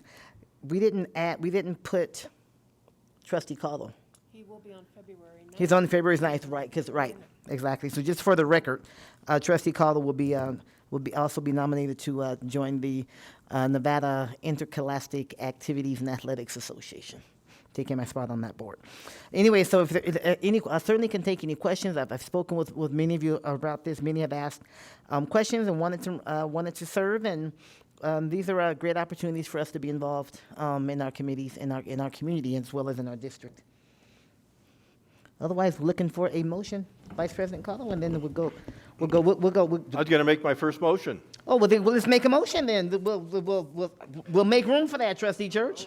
I move that the Board of Trustees approve the external committee appointments as recommended. Second. Took the easy way out. Okay, you got a short one. It's moved by Trustee Church and seconded by Vice President Caldwell. Is there any discussion? Any public comment? I assume not on this, JG, but we'll certainly check.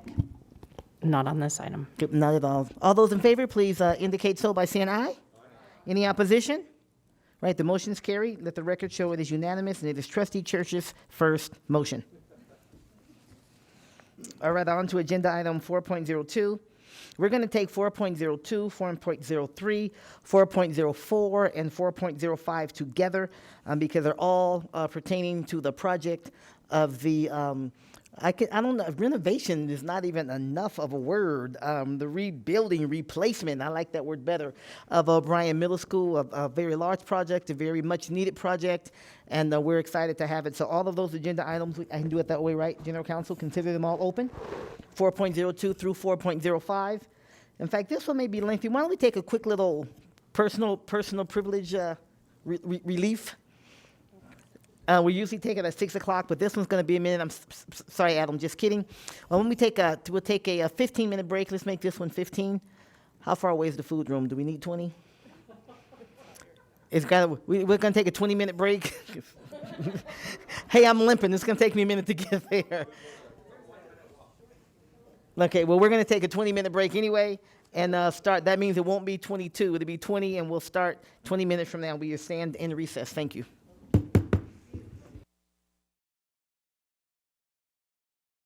Presenter. There he is. There he is. Back into position, Mr. Searcy. We're going to jump right back in. We're going to jump right back into our agenda items. We're back in session. We're going to ask everyone, if you would, to please take your seats. We're back in session. And we're going to jump right to the agenda items 4.02 through 4.05, and all of these are pertaining to the rebuild of O'Brien Middle School. And once again, Mr. Searcy, thank you for your patience. We're going to go right to you, sir. The floor is yours. Excellent. Thank you. Good evening. My name is Adam Searcy. I'm the Chief Facilities Management Officer for the school district. So this evening, as President Taylor described, we're going to cover 4 separate agenda items. The first one is for information only regarding really the entirety of the project, and then 3 subsequent professional service agreements for action this evening. Next slide, please. This is just kind of an overview of what we want to cover tonight. I don't know, maybe this guy will do it for me. There we go. So project origins, development, and current project status, and then next steps. This is a very unique project for the school district that has some very thoughtful but one-off developments that we wanted to step through for everybody as we enter into construction. So this next slide has a lot of information on it and covers a lot of ground, but we want to start with the origins of this project really on the basis of need. Like all of our new school projects, this school has existing overcrowding, or actually its feeder elementary schools are at or over capacity today. The existing O'Brien Middle School does not have the ability to house all of its currently zoned 6th, 7th, and 8th grade students. So that presented a capacity issue. And finally, the O'Brien enrollment zone and really the entire North Valley's region is forecasted to see the greatest amount of enrollment growth over the next 10 years of any region within our district. So really that's where we started from, zooming in on this school as an opportunity where we wanted to come up with some sort of a facility solution. So back in 2018, we initiated an expansion study to look at alternatives to renovate, modernize, repair, and of course provide significant additional capacity to the existing middle school. You can see a schematic up there from spring of 2019. We went through a series of workshops as we do to kind of play with spaces. What would it take to bring the existing O'Brien Middle School up to or near a par with the existing middle schools that we've just recently built, the current educational specifications, and provide the needed capacity. At the end of that exercise, we determined that in order to do that, it would cost nearly as much, at the time estimated construction alone at $60 to $65 million, nearly as much as it would cost potentially to build an entirely new middle school. So late 2019, we shifted our focus to the possibility of just that, a land swap, a rebuild on site, some variation of a new middle school rather than rebuilding or expanding the current one. We looked at alternative properties to move the school entirely. We looked at a variety of design concepts to rebuild the new middle school on the existing campus. Ultimately, we presented those concepts in late 2019 to the Capital Funding Protection Committee and the school board, and were provided with direction and budget approval to move forward with that planning in the direction of a on-site rebuild concept. So moving forward into 2020, on the next slide, you see the fruits of our labor. Again, this is intended to summarize the design progress of 2020. It's been a very intensive effort for this calendar year. Many, many meetings with the community, with the school site, and then of course with Capital Funding Protection Committee and the Board of Trustees. You see highlighted June, August, December. We've many, many outreach mediums, social media. In June, we issued our 3D fly-through video that many in the public saw, illustrating the concept design. In August and December, there were actions taken approving preliminary construction budgets.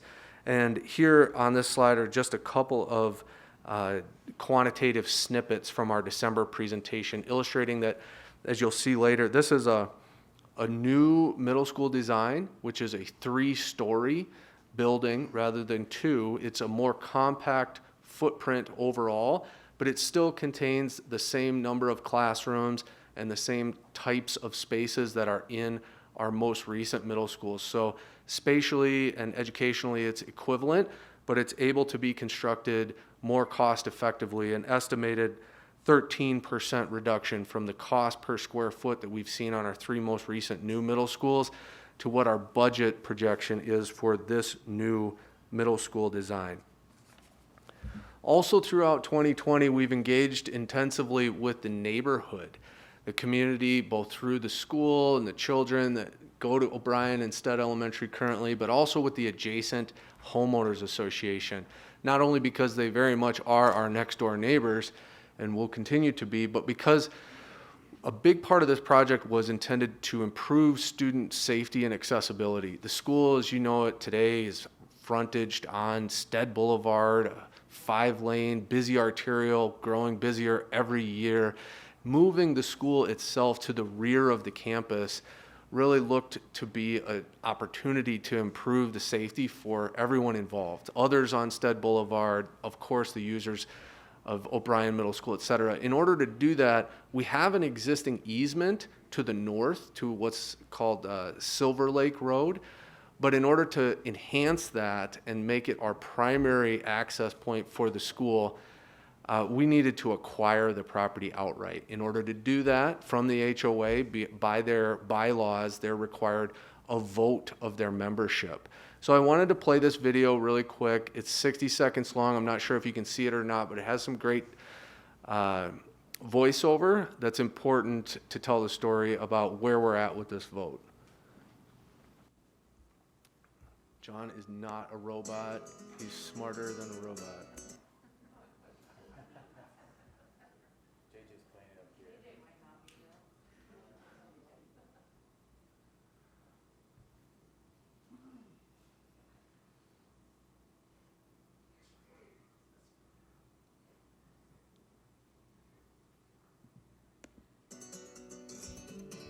It's got some nice background jams too.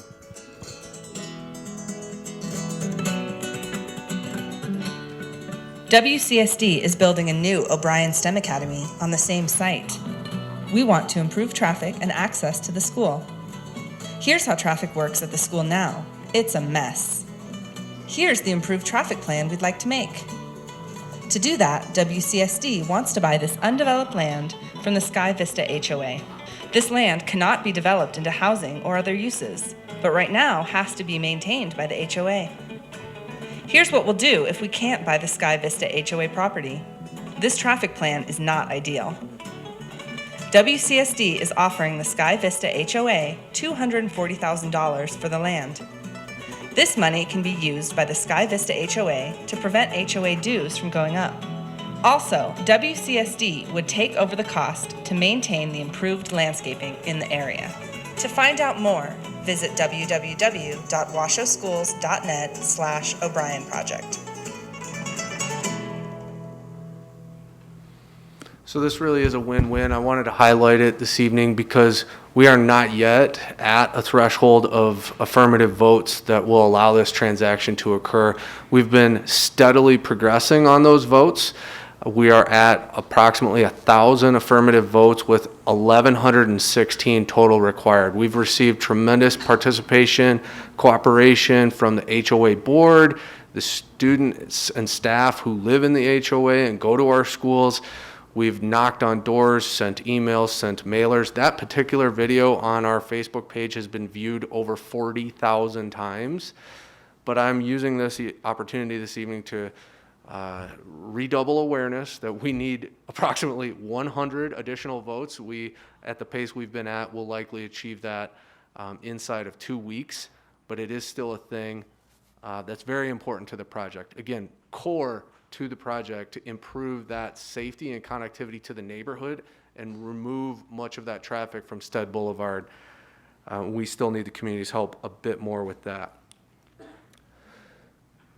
All right, so on slide 6, I wanted to just touch on where we're at regarding construction. So as I mentioned, in August and December of 2020, we presented the construction budgets and received approval unanimously on both of those occasions. Since that time, we've initiated public bid and contract award for GMP 1, contract 1, consisting primarily of just the site work. And that aerial image from earlier January 2021, is what the rear of O'Brien and Stead looks like today. It is a construction zone. We've modified the school operations, the playground, the bus drop-off, and everything. And the rear of the campus will never be the same. GMP2, the rest of the project is currently out to bid, and we anticipate bringing that back to the school board in late March. Those numbers you see there are from the budget presentation that was approved in December 2020. A little bit more about that later. So again, this is where we're at project status-wise. The GMP2, we anticipate opening those bids in mid-February and preparing a contract for potential award end of March. This slide is very important to me, something that we've worked on in 2020 and really looked to make something special on this project. Initially we spent a lot of time talking about how complicated this project would be, a very intense project within existing active school campus and how important safety and just logistics will be. And really, as we continue to discuss it, we realized that the students, I mean, the nexus of this, the origins was that students who will be in O'Brien during construction won't necessarily reap the benefits. They'll be in high school by the time this project's completed. You know, we all have to suffer through traffic, road construction traffic, but eventually we get to reap the benefits when the work's done. So our team, you know, consists of a diverse group of professionals who, you know, devote their careers to these types of work. They're all eager to share that with these students. And it occurred to the team that scarcely is there going to be an opportunity for them to sit in a 7th grade math class and look out their window and literally observe a $70 million construction project taking place right in their backyard.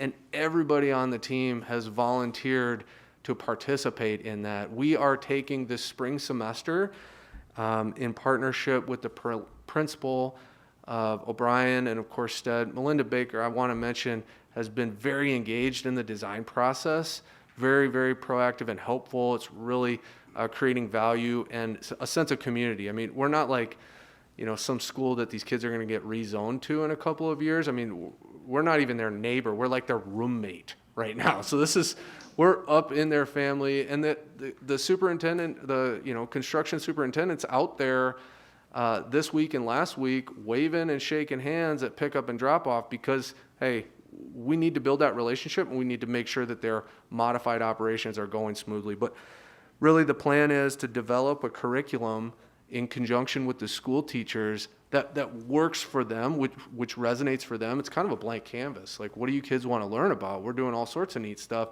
And then next school year, dedicating just a fraction from everybody on the team to bringing that to life, to really bringing that STEM experience into their classroom and bringing them out onto the construction site safely, just a stone's throw away, literally. They don't have to get on a bus to go to a field trip. So I'm very excited about that, and I want to tell you all that everybody that's been approached on this is excited about it too.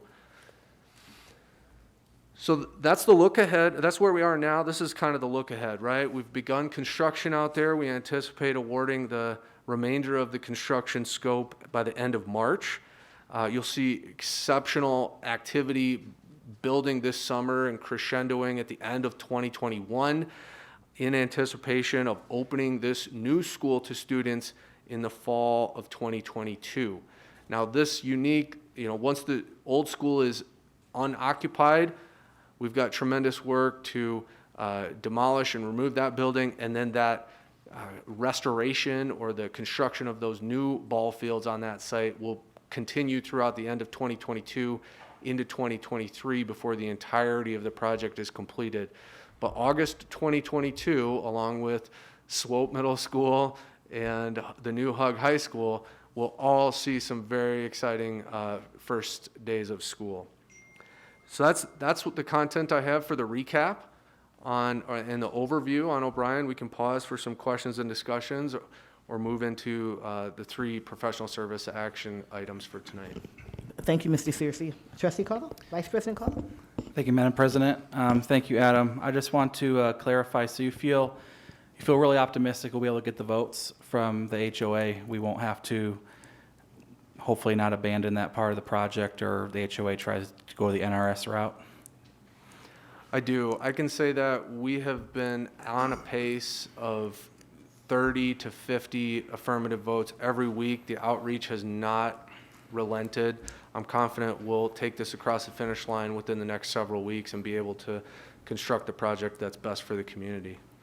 No, I appreciate that, and I appreciate your engagement with this project. As really, since I became a trustee day one, you and I have been talking about this project and what it means to that community. This is the last growing community of our county that has not seen the major benefits of WC1, and they've been paying the taxes. So I'm so excited about this project. I know the community is very excited about the project. I got a message just yesterday asking me, can we see pictures of the project? How's it going? It's like, well, it really hasn't started yet, but we're moving towards it. And so I'm appreciative of staff for all the work, and because the excitement is, everyone's really on edge, ready for it to go. So I appreciate it. Thank you. Thank you, Vice President Caldwell. Trustee Church? I have a lot of questions, Madam President. Should I wait till the end of the total presentation, I think? I think if you have questions related to this part from a background standpoint, certainly ask them now. If you think they fit better as we go along to some of the other agenda items, you can go there, you can spread them out. Well, let me ask I don't a know few what your now, questions are, so. and then you can decide, Mr. Searcy, what you think might miss. Maybe I can wait. Basically, going to ask you the cost of the project per student, per square foot, per total cost. So I want to ask you about that. You mentioned the buyout from the other people, so we do have a plan B. Is it legally an option that we might try and do something like eminent domain? Is that on the table if everything else fails? And I want to ask a couple important questions. I'll put those off till the end. And then I had a question on bonding, which maybe is best for the end. And that's probably enough for, well, you mentioned the demolishing the extra building and the ball fields. Is that not included in the cost? And I submitted these questions in advance. I hope you got them, at least some of them. But those are some of the main ones that I've looked at, because I'm kind of the watchdog on this. It's kind of my calling, I think, to be a taxpayer watchdog, and I'm really watching some of the figures. So whatever you want to answer or put off till the end. One of the things thank you, Trustee Church. One of the things is we did get answers from Mr. Searcy on those questions that we submitted in advance. And did you get that? That came back to us in an email on I don't think I did. Yesterday, I think I it don't was. think Was I it? did. It was late yesterday, I believe we got it. So it should be there. Yeah, you usually come back from JJ. So some of those, I'll ask that you take a look at some of those there, if you would. I'd still like them on the record. Okay, they're on the record, but remember, we have a storm coming. So if we've already answered the question, then certainly, unless there's some follow-up that's necessary, which we certainly don't mind doing, I have a printout here. I can actually share them with you if that might be easier for you to find them, in case you don't have that. And then after you look at those, if there's something further, how about we go with that? Because the rest of us have that information already. Okay, so here, why don't I'll pass this over to you, if you would, Counsel? Yeah. And that way, hang on. Sure. And then that way, if you a lot of those questions, the questions that you submitted in advance, you should have responses there. So perhaps look through those. We'll make sure you have the answers that you need. Don't worry about that. But I want you to look through those to see what he has already responded to. Okay. And then if there are others that he has not, or if you'd like to go further, we can certainly come back to that. How Yeah, about we'll that? come back at the end. Okay. Yeah, that's fine. And just one Okay. final comment. You know, we're talking, if I look right on the school chart that was submitted to the capital projects, if I can get my mouse to work, I believe it's 95 million is what's projected for this. So that's a lot of money, and I think the citizens and taxpayers deserve, you know, that we not just spend 10 minutes on this kind of thing. But thank you. That's okay, and I do want to clarify, we've been talking about this for a while. It's you spending 10 minutes. Remember, it's been around for a while. I don't want to give the impression that we're just flying through tens of millions of dollars. Yeah, It's yes, just something ma'am. that's been on there for a while. So, You're right, I'm the so new why kid on don't the you block. why don't you take a look at that, and then that way, like I said, in our own defense, this isn't just we just cookie cutter and stuff. We've been on this for quite a while, as demonstrated by the presentation. So why don't you take a look and see if there's further information that's necessary, and then we'll be happy to get you what you need. Okay? How about that? Anybody else on this part of the presentation? Otherwise, we'll go forward, and then Trustee Church, if you've read through those responses and you need more, you can jump back in when we pause again, okay? All right, sounds good. Let's keep going, Mr. Searcy. Thank you. Okay, so these next three items are individual action items pertaining to construction professional services agreements. This slide is kind of an overview of when we come for our budget presentations, we'll present it as construction contract budgets, furniture, fixture, and equipment budgets, and construction professional services budgets. So this is just a summary of the highlights of what that typically pays for. This slide is a similar summary of the construction management consultant, the materials testing and inspection, commissioning, and then some other primary construction professional services expenses. These are actual expenses from our most three recent middle schools. Obviously different projects, but hey, these are new middle schools, so very good comparables as far as, is this a reasonable price or not. The first one up for action, I believe 4.03, is regarding building systems commissioning. So building systems commissioning is being recommended to be awarded to a firm called UNVC, Utah New Vision Construction.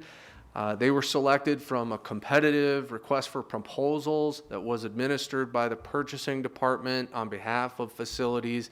This firm was selected as the most well-qualified proposer and is being recommended for those services on this project. This is basically testing and quality control of all of our building envelope, heating, electrical, plumbing systems to ensure that these complex, expensive systems are constructed, installed, and are operating correctly before we ever, pay for them and open the school. It's very important quality control measure and is actually required by the most current building codes.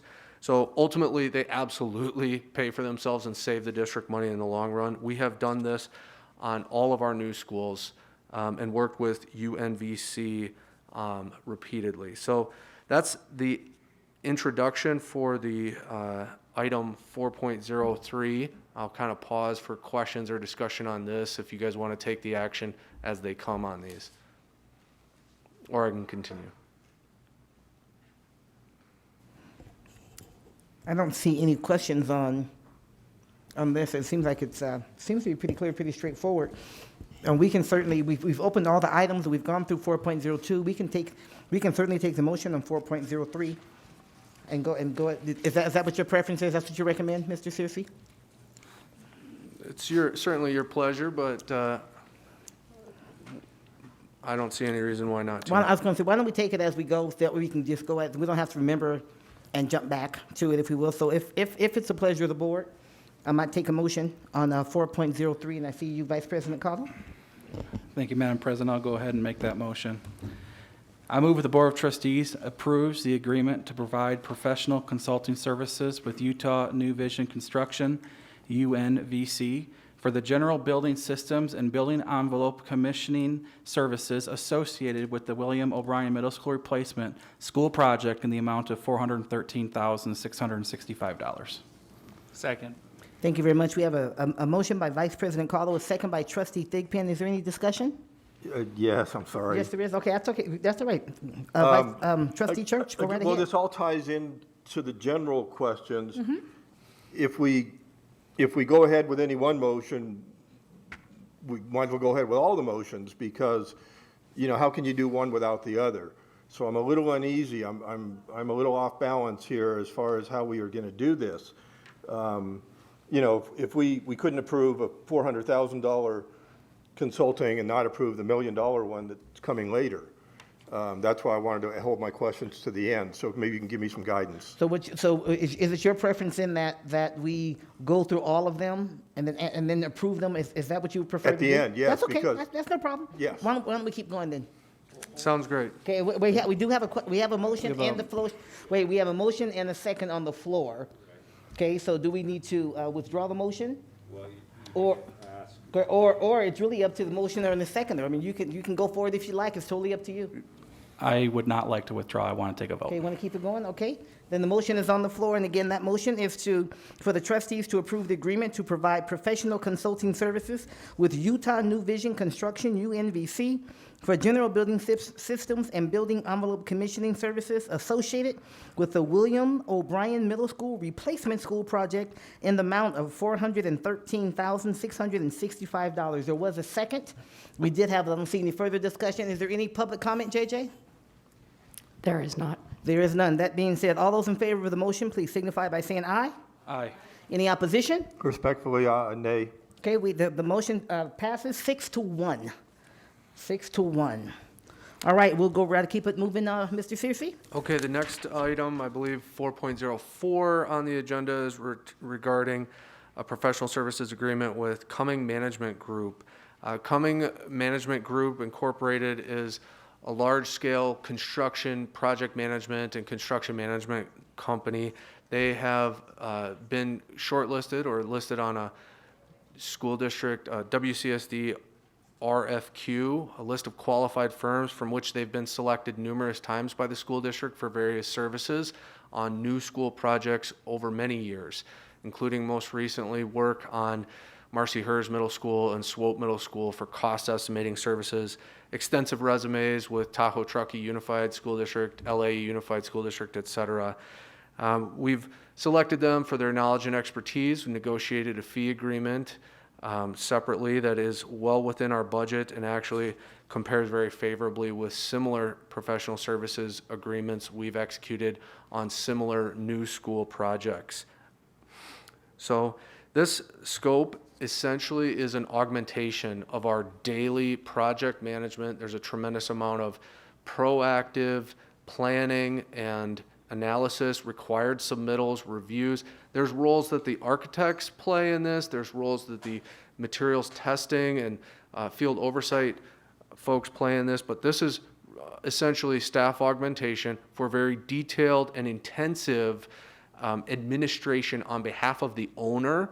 Also absolutely necessary to deliver a $70+ million construction project in these types of constraints on this site. We've engaged on many of our new school projects for similar types of services, and whether you want to refer to it as a proactive insurance policy, it's very important that the owner's interests are represented despite everyone's contractual obligations, that we are managing this project well and proactively. Problems cost 10 times as much once the construction's been completed. That's really what this team is here to deliver for this project, and that's the recommended agreement for this contract. Thank you. Thank you, Mr. Searcy. It also appears as though, because we don't have that personnel within the district, for someone to be there on every project to look at each one of those things that are necessary to make sure they're staying on track and that their interests are being represented and so on,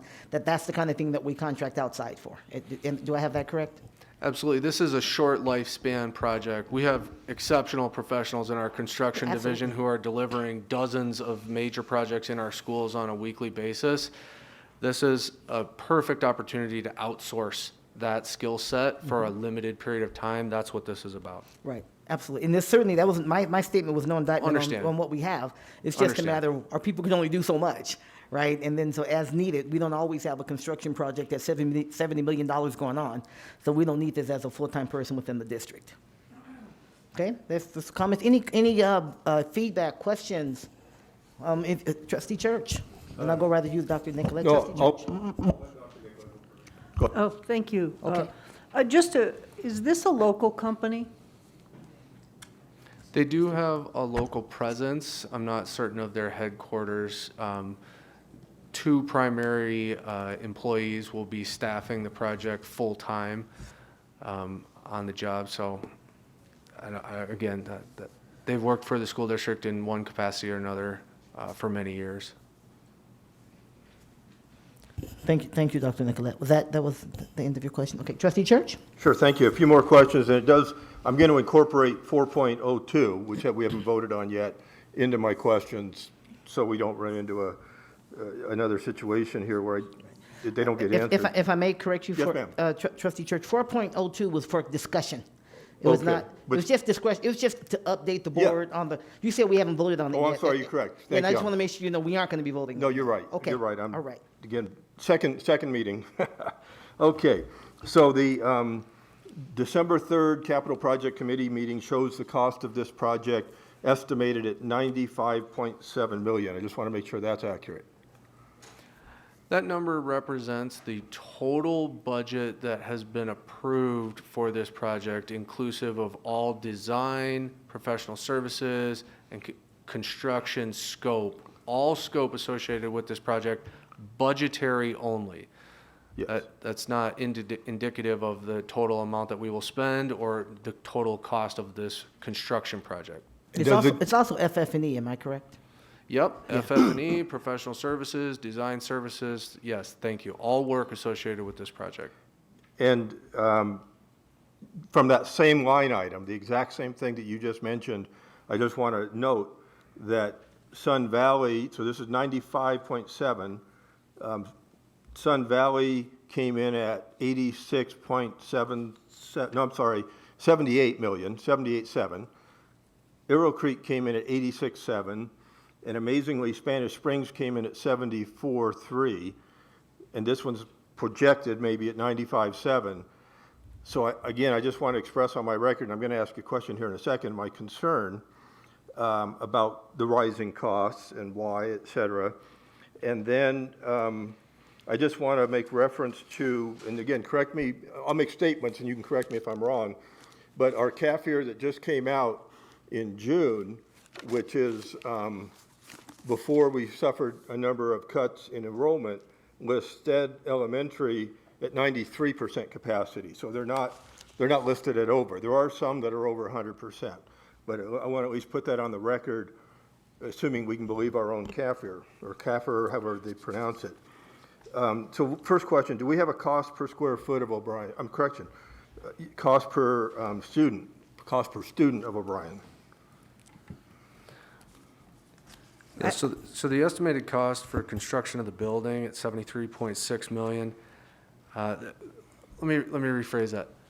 A better way to look at this is that the rated capacity of the new building that we're going to be constructing is equivalent to the capacity of the 4 most recent middle schools. So DePoli, Desert Sky, Sky Ranch, Marcy Hers, same capacity as what this new O'Brien is going to include. Because of the more efficient design solutions, the 3-story building itself and a variety of other design efficiencies that we worked hard to incorporate into this building, we have compared the actual cost per square foot from those 3 most recent middle schools, escalated those costs from their bid periods some 3+ years ago, which absolutely has, the market has escalated in costs, to the budget for O'Brien Middle School, the new O'Brien Middle School, and presented in December that the actual versus the budget for O'Brien represents a 13% decrease in cost per square foot. I don't have those numbers in front of me specifically. Approximately $320 per square foot for the building construction based on the estimated budget. That's a 13% improvement from what we've seen on the past most recent middle school. So it's certainly an improvement from a cost per student standpoint as well. Same total capacity, lower building price, et cetera. And then the majority of any, again, I'll point out the numbers you referenced previously, comparing the previous schools to this school. We update that information on the Capital Funding Protection Committee when we bring that table to the board and whatnot, based on actual total expenditures. Mm-hmm. So we're comparing actual total expenditures to the budget for O'Brien. So there's something to be said there. In addition to the numbers you referenced that we cite in that report are actual day of. So that's 3 years ago of market escalation that is also further baked onto the cost of construction in 2021. Those are just some factors, but I can say unequivocally that, there's many ways to build a school. We're very proud that this design incorporates all of the current middle school ed specs, all of the same spaces that our most recent middle schools do, but we're very confident that this design solution, the combination of elements in this design, is more cost effective, and we'll see that when we bring that construction contract back for award. Okay. Then I got ahead of myself. The capacity of 2 of those previous schools is 1,412 students. Do you know the capacity of this school? It's the same. The exact same? Mm-hmm. So again, my concern in representing the taxpayers is we've got the exact same number of students, and we've gone from 78, and the projection back then, all those were in the 80s, the 8 millions, not the, now we're up to 95. So let me ask you a really good question, because I'm a retired military cop guy. We rely extensively on your advice and Mr. Etchart and the others. Is there a point, as enrollment's down, we're not at capacity for these schools, and a lot of parents would disagree with me, believe me, I get letters, but the chart says we're not at capacity. Is there a point where you would come to us and say, we should wait? I mean, seriously, we rely on your expert advice. As these prices escalate, is there an analysis that if we wait, they might go down, or it's just better to wait? Absolutely. Absolutely. We are not going to build new schools or spend tens of millions of dollars until it is absolutely necessary. And when we do make a decision to do so, we are going to do so in the most cost-effective manner possible for our students, first and foremost, and of course our taxpayers. Some of the information I started with, the age, facility condition of this building, the existing overcrowding, the imminent, truly imminent enrollment growth in the North Valleys led us to even begin a discussion of this nature, and it's born, it's come this far in this highly efficient design solution, and then we'll move forward with. But yeah, no, we go through a detailed, not only demand analysis, but a fiscal analysis determining, do we have the fiscal ability to proceed with this level of a project?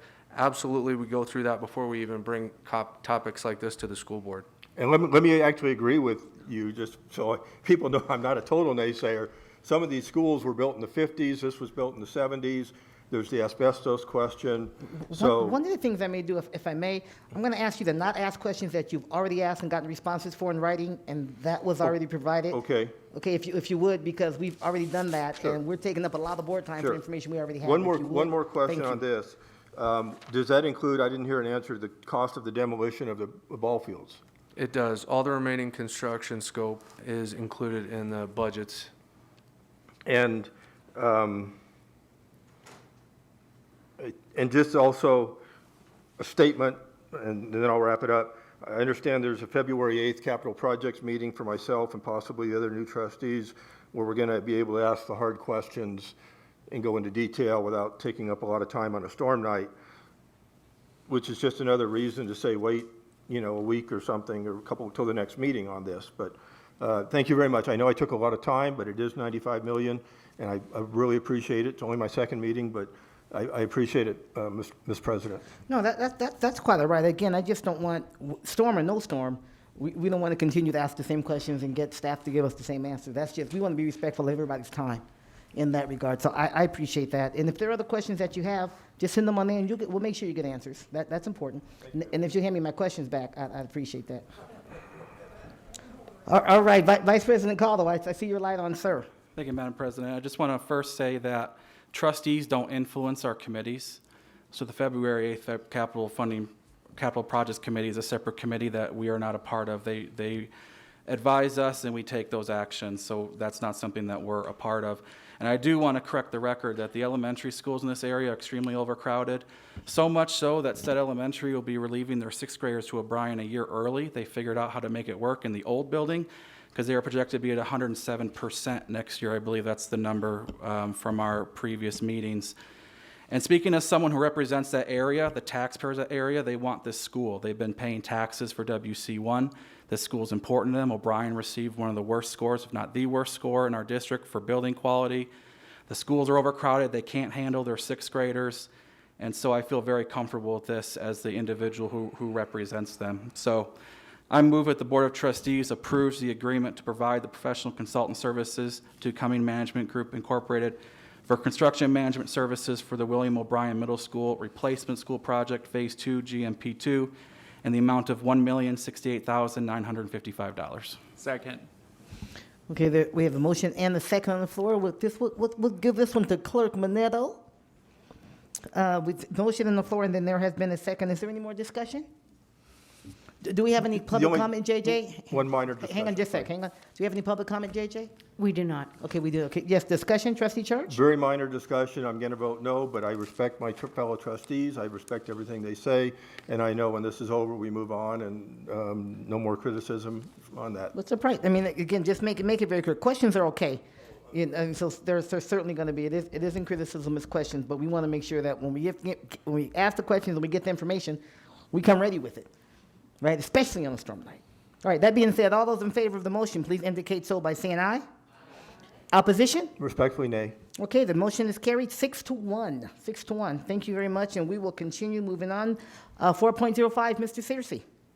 Okay, 4.05, our final professional services agreement up for award. This one is pertaining to special inspection and testing. This is recommended to CME, Construction Materials Engineers.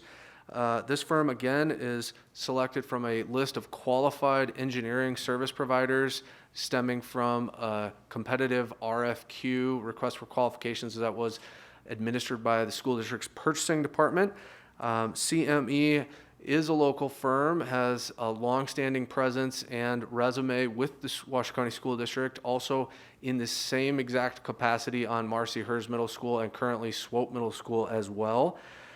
This fee agreement was also negotiated on the basis of time and level of effort specific to this particular project and is well within our budget. That's the information we have for this one. Thank you. That was pretty straightforward. Any discussion on agenda item 4.05? The question, Trustee Church? I'll refer to Ms. Nicolette first. Oh, okay, I'm sorry. Thank you. You're a gentleman. Just help me understand. So this is a third-party special testing and inspection. What's the difference between these guys, CME and Utah?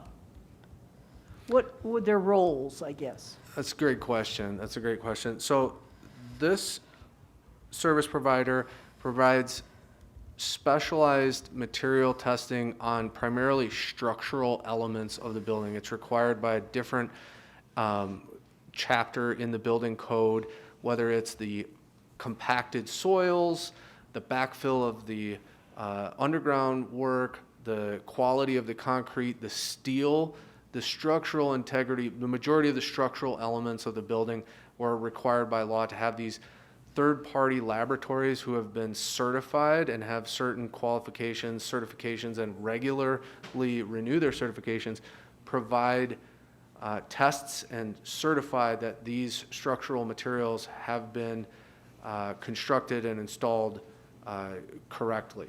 So it's a quality assurance measure for the school district, the owner, but it's also required in many ways by the building department. The building commissioning is similar, except that it's focused on basically the HVAC elements of the structure. So from the envelope, the skin system, the insulation of the building, the plumbing, electrical, and mechanical systems, again, partially required by building code and partially a value add service to the school district to ensure that these complex, expensive pieces of equipment not only are installed correctly, but are functioning correctly. The structural stuff, kind of like you build it once and she's there forever. The mechanical stuff can be pretty finicky and needs a different set of technical expertise to make sure that it's finely tuned before we ever start running the building. That's a long-winded explanation. I hope that the administrators for these firms would be proud of my characterization of their expertise, but I think that's pretty accurate. Did that kind of clarify the difference between the two? Dr. Nicolette, thank you. Trustee Church? And just discussion, I'm going to totally endorse this one and vote for this one. And for those people that wonder, how could I do that? It would be absolutely impossible to vote for the previous one now that it's passed and not have this one. You couldn't possibly do one and not the other. So in view of the last vote, I certainly endorse this. Thank you, Trustee Church. Vice President Carlo? Okay. I move the Board of Trustees approves the agreement to provide professional consulting services for testing and special inspection services with Construction Materials Engineering, CME, for the William O'Brien Middle School Replacement School Project in the amount of $684,635. Thank you, Vice President Carlo. Is there a second? Second by Clerk Manetto. I see hands and so on, but we have a whole bunch of seconds. All right. First of all, public comment before we vote. We do not have any. Okay, thank you, JJ. Any discussion? All those in favor, please indicate so by saying aye. Opposition? The motion is carried. Let the record show it is unanimous. Mr. Searcy, thank you so much for your work. Right, I believe we're done with you, right? That sounded bad. I'm good if I you're believe good. your time before. Thank you so much. That sounded bad, right? Sorry about that. I'm sorry. You know, I have nothing but love and respect for you, Adam. You know that. All right, thank you guys. Sorry, yeah. No, thank you so much. I appreciate it. I'm trying to get everybody home. Oh, great. Okay, we're going to go on to agenda item 4.06. This is presentation and consideration of approval to purchase, yay! Oh, I'm sorry, did I say that? K through 5 science instructional materials from Delta Education in the approximate amount of $5,638,800. And before us, we see Dr. Parks, we see Ms. Kendra Fox, and we see, I don't know if I know Dina. Ooh, good. Chirmicella. I'm just going to like saying that, Dina. Thank you. Welcome. Thank you for being here. Dr. Parks. We need your mic on, sir. Sorry about that. The Thank light you. was on, but it was the wrong light. All right. Good That's evening. probably happened before, but we won't get into that. Good evening, President Taylor, Superintendent McNeil, and members of the board. For the record, Troy Parks, Chief Academic Officer. And yes, we are excited tonight to bring to you our K-5 science textbook adoption. As you will see from our presentation, this is a process that is very lengthy with many checks and balances throughout the process. And as Dr. Taylor hinted at, it's been a long time coming. So with that, I'd like to introduce our Director of Secondary Curriculum and Instruction, Kendra Fox, and Dina Chiramella, our Director of Elementary Curriculum and Professional Learning Communities Leadership. And they are going to take it from here. Thank you, Dr. Parks. Superintendent McNeil, President Taylor, Board of Trustees, for the record, I'm Kendra Fox, the Director of Secondary Curriculum and Instruction. And as Dr. Parks said, this is a long time coming. It's been 23 years since we had new elementary science curriculum. And as you can imagine, science has changed a little bit in 23 years and has grown. So before I get started, I did want to, I really hope that former trustee Katie Simon Holland is watching tonight because she really helped push this forward, and it's a big win for us as a district. So the other two people I would like to just thank publicly is Ellen Badger. She is the K-12 curriculum instructional materials facilitator, and she's here in the audience right there. And also Tracy Lofton, she's the K-5 science coordinator or facilitator. As you can see, we are governed by a lot of state law and policies, and I won't go through all of these with you, but I mostly included the links so you had them handy as you were learning about our new process. Many of these have been recently updated due to the state changing the process, and Dina's going to talk a little bit about that changed process. Good evening, Superintendent McNeil, President Taylor, Board of Trustees. For the record, my name is Dina Chiramella, and I'm the Elementary Director of Curriculum and Instruction and PLC Implementation. So the state has flipped the process and how we adopt new curriculum. Some of you may remember when we did our ELA adoption, we had chosen an ELA curriculum, sent it to the state, and the state turned down that ELA adoption suggestion, so we went back to work and found another ELA curriculum that worked. So now the state has flipped that process where they have chosen already at the state level the curriculums that are appropriate for the elementary schools or high schools, and then we as a district refer to those curriculums that have already been chosen by the state to choose from. So it cuts out some extra time. So it's been a positive change for us.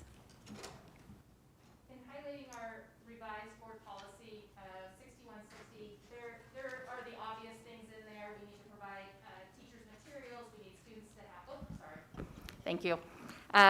Just going over Board Policy 6160 briefly, the reason we adopt instructional materials, the obvious reasons: teachers need materials in order to teach in their classroom, students need materials, but also we need materials that meet the standards, and our current materials definitely do not meet our current standards. They need to be research-based and provide a balanced approach. So we don't want one side and not the other. So we want students to really learn about whatever it is they're learning and then make a decision for themselves. And also be culturally relevant, and the materials show what our student population looks like and thinks and things like that. In the regulation, it's a little more specific as it talks you through our district process. And I gave you the regulation first, and then we'll kind of walk you through our process as in real time. The important thing, though, is to note that we do follow this process. We're very careful, and we document it all the way through. And establishing a selection committee is the first thing we have to do, and that is made up of teachers, principals, administrators, parents, and community members. And from there on, we review state board materials. We select the appropriate matches. We provide field testing, so the teachers go out in their classroom and test it out, get feedback from both the teachers and the students, which we have some of that for you tonight. You'll think it's pretty cool. Then we have public review and let the public look at the materials. And then we consider the new final information and then make a final decision. So that's like the process in a nutshell. And then we'll talk more about specifics in a minute. So after this evening, if the board chooses to go forward, we will work on phase 2 implementation, which we will put together a professional learning plan for our teachers in implementing this new curriculum. And we will also, distribution plan of getting them to all of the elementary schools, again, after this evening, if we are going forward with this adoption. So historically, before the economic downturn, we would adopt new curriculum every 7 years, but we needed to put that on hold based, again, on that economic downturn. So beginning in 2012, we started that process back up again, and you can see from the slide that we started with AP, moving through K-5, then mathematics for elementary and high school, and we did ELA last year in 2019, and now it's time for science in 2021. English language arts? English language arts, thank you. In terms of our timeline, back in January of 2020, a full year ago, we pulled together some science leaders in our district and really talked to them about what their needs were, what they wanted in a science curriculum, to really gather some local input. And on the next slide, I highlighted some of those needs. And I won't read them all, but one of the things I just want to highlight is our science standards are very different from our other standards. They are based on the Next Generation Science Standards, which are a national set of standards, but they're more complex in many ways. They have the phenomena base. So phenomena is something that you can experience in real life. The clouds moving in, snowfall, a volcano erupting, things like that, either in real life or through video or pictures. In terms of three-dimensional learning, our science standards are made up of science and engineering practices, which are like how you do science. An example of that would be like asking questions and analyzing data. Then there's cross-cutting concepts, and those are concepts that you would see no matter what kind of science you're teaching, you would see those concepts throughout. So an example of that would be like cause and effect. And then lastly are the disciplinary core actions, and those are things like physical science, life science, earth and space science. So those are like the big ideas of science. And so that makes our science standards a little more complex than others. So it makes our choosing a program really important for the teachers to know the standards before they choose the program, because any vendor can stick a stamp on a book and say, this is aligned, but we really need to dig in and find out whether it is or not. And as Kendra and Troy said at the beginning, this is a long process with many checks and balances. So we started this process back in May and June when we solicited teacher input, and then in August asked applications from administrators to join. And we received 22 teachers, 4 administrators, 3 community members, and 1 parent who was interested in being on the committee. Then in July and August, we had a blind review of the applicants. And in August of 2020, we had our committee members where we ended up with 15 teachers, 4 administrators, 3 community members, and 1 parent, as per NRS. This is a copy of the committee membership that spread across the district from all different schools. And I would like to take this moment to thank them for the many hours that they put in researching the science curriculum and going through the rubrics and making sure that each of the programs had those central pieces that Kendra was speaking to.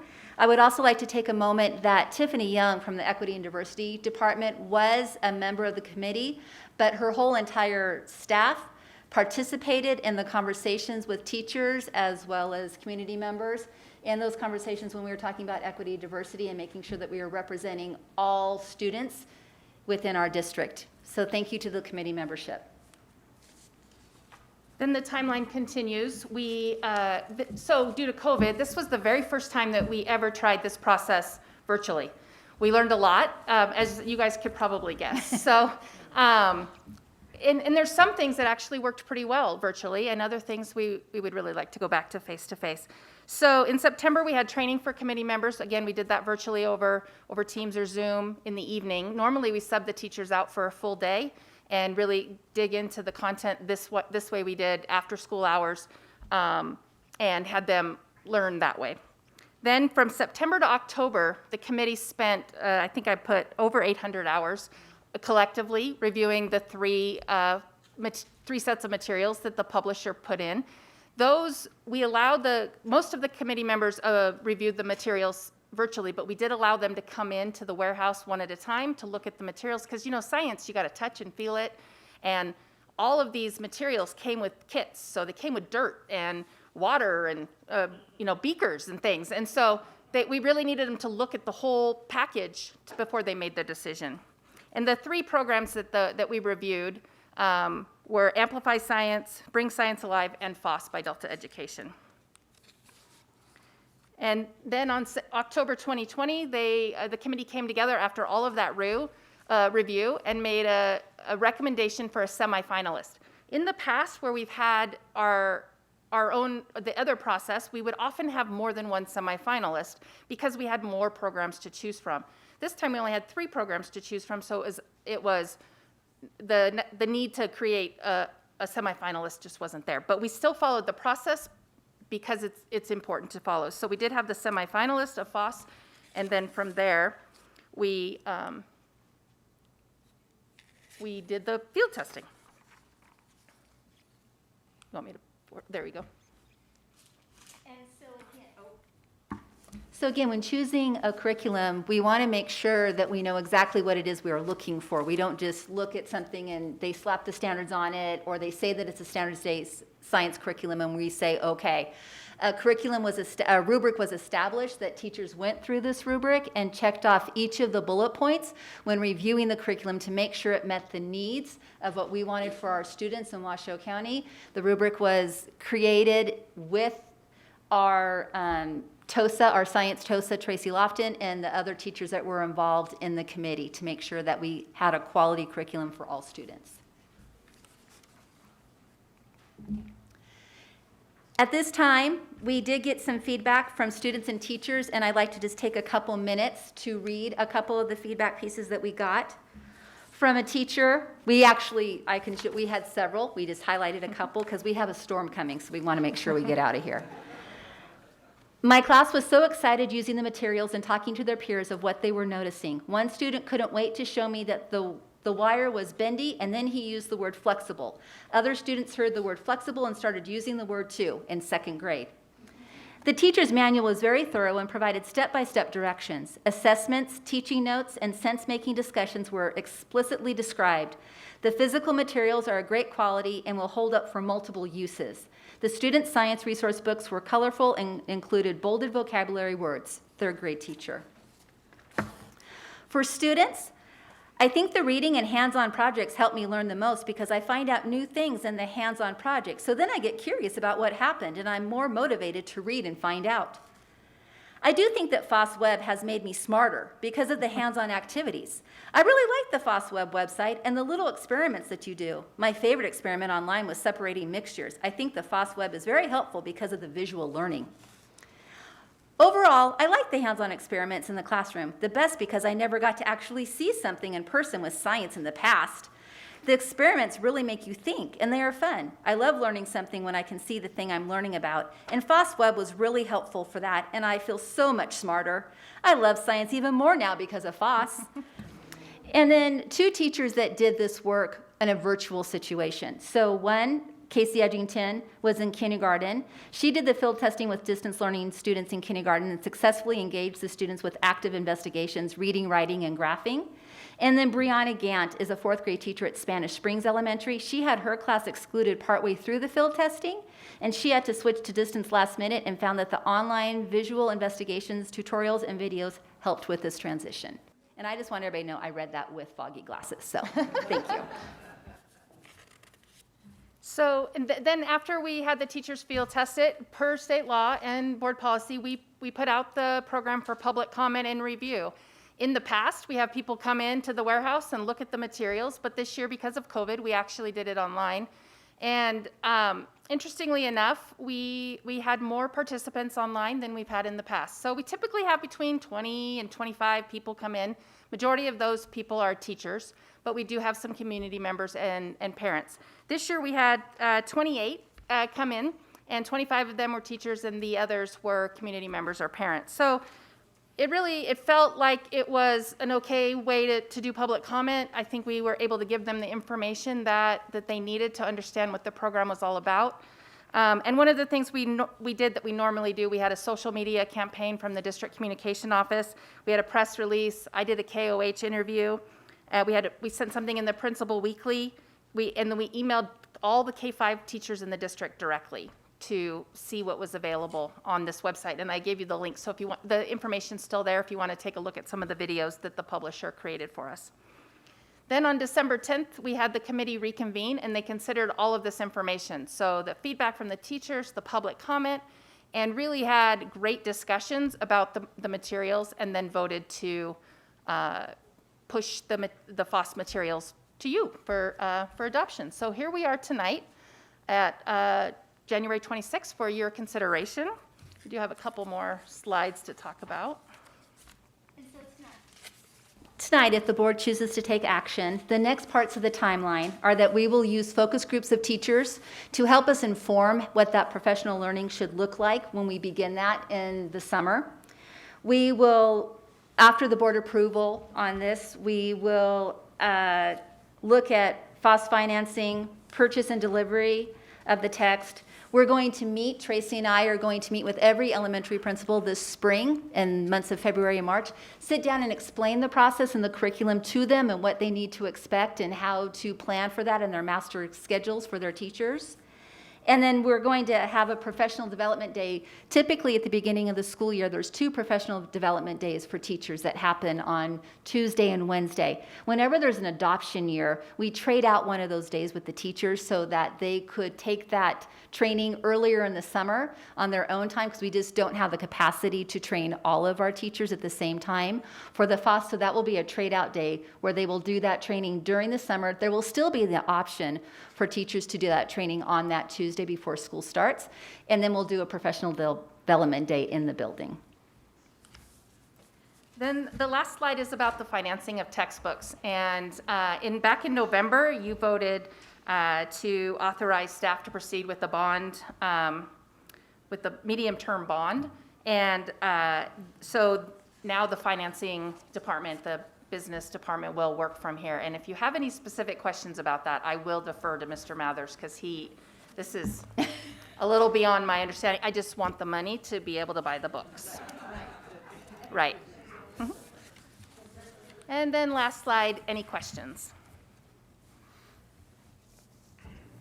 Okay, well, thank you very much to both of you, and I'll turn to our table. I see Dr. Nicolette and then Vice President Caudill.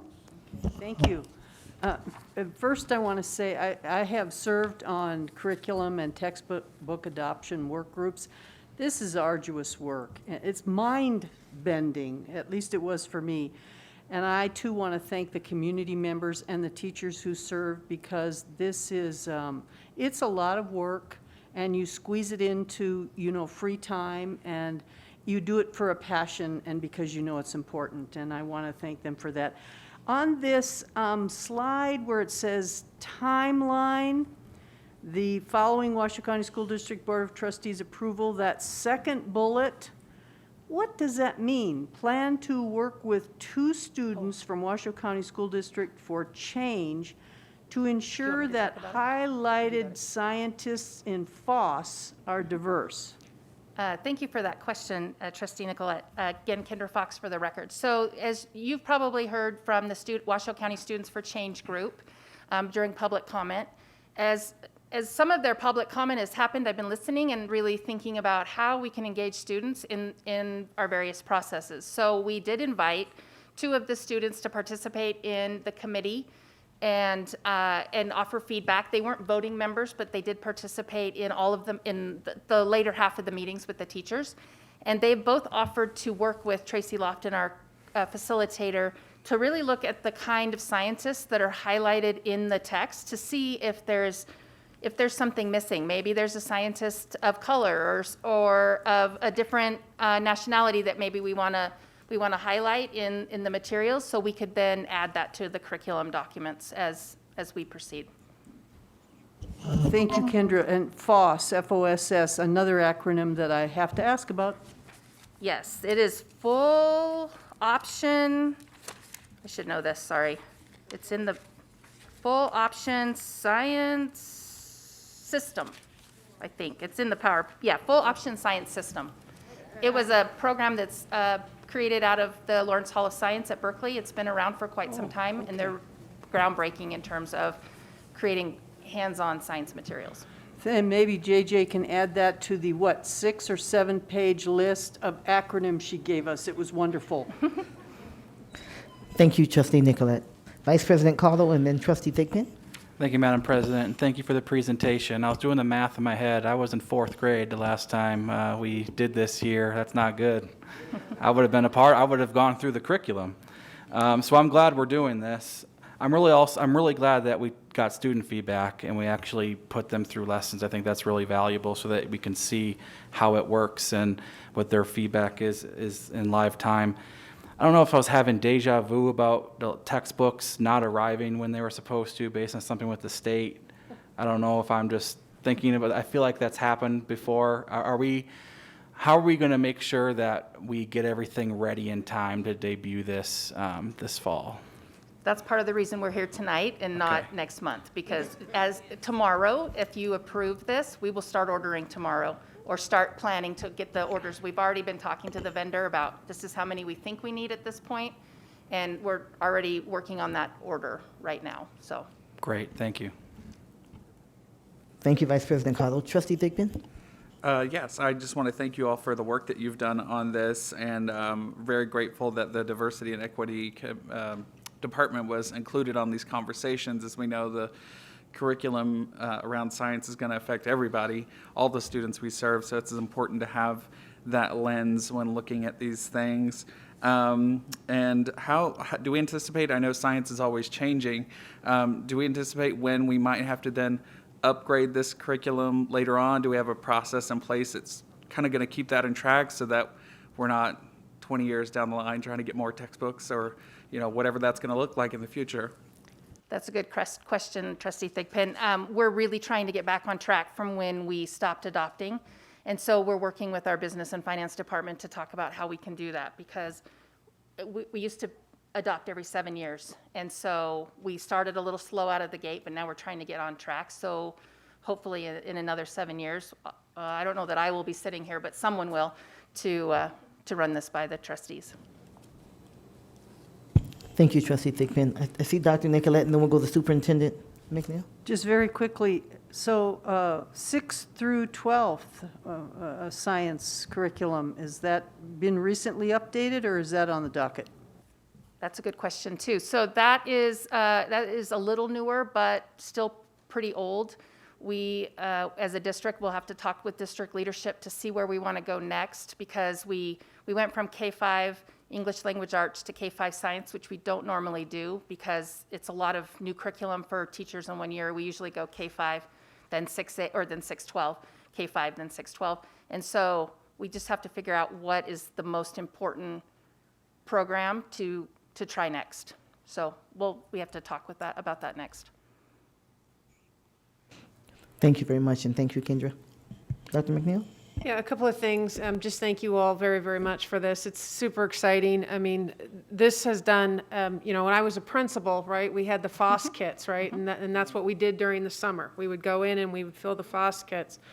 You know, we haven't had new science curriculum since Pluto was a planet, and we now know that it's not. No, So, that's I that's mean, true. it People are hasn't laughing. been- That is actually true. It is very true. And actually so true. it has been a long time coming for us to have new science textbooks. And so I just really appreciate it. And I definitely want to do a shout out to Mark Mathers and his team for the financing on this and being you know, able to do that, and the board supporting that.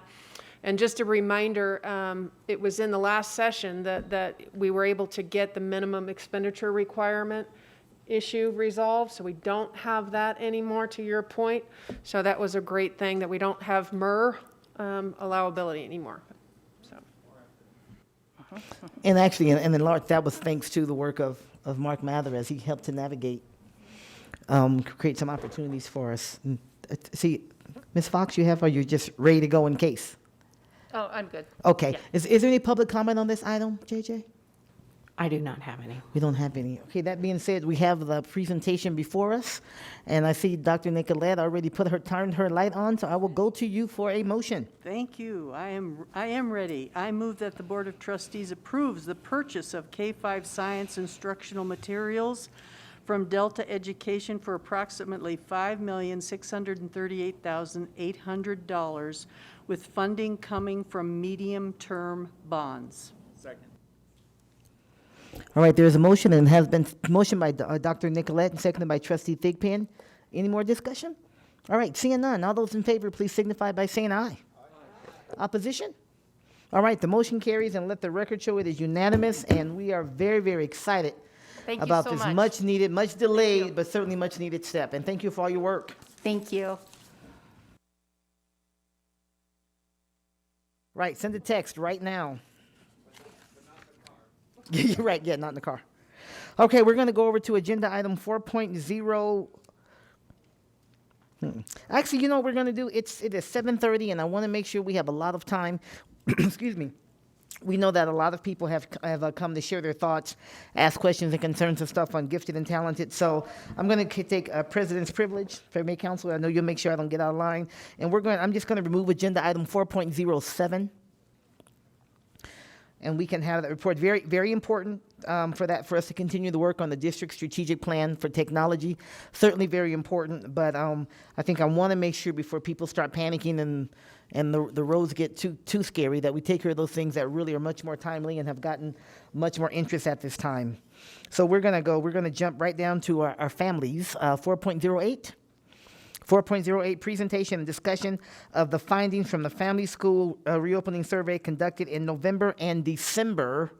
Okay, this is going to give us some good information here. And then Dr. Laura Davidson, I believe, is taking the lead on this. Dr. Davidson, thank you so much for being here. Hi, good evening, President Taylor, Vice President Cottle, members of the board.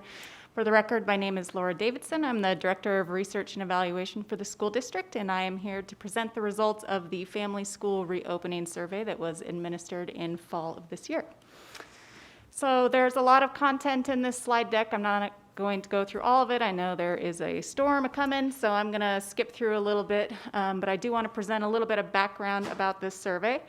It was open for 5 weeks, starting on November 2nd. We had a pretty substantial number of responses to this survey, 18,382, which equates to about a 32% response rate.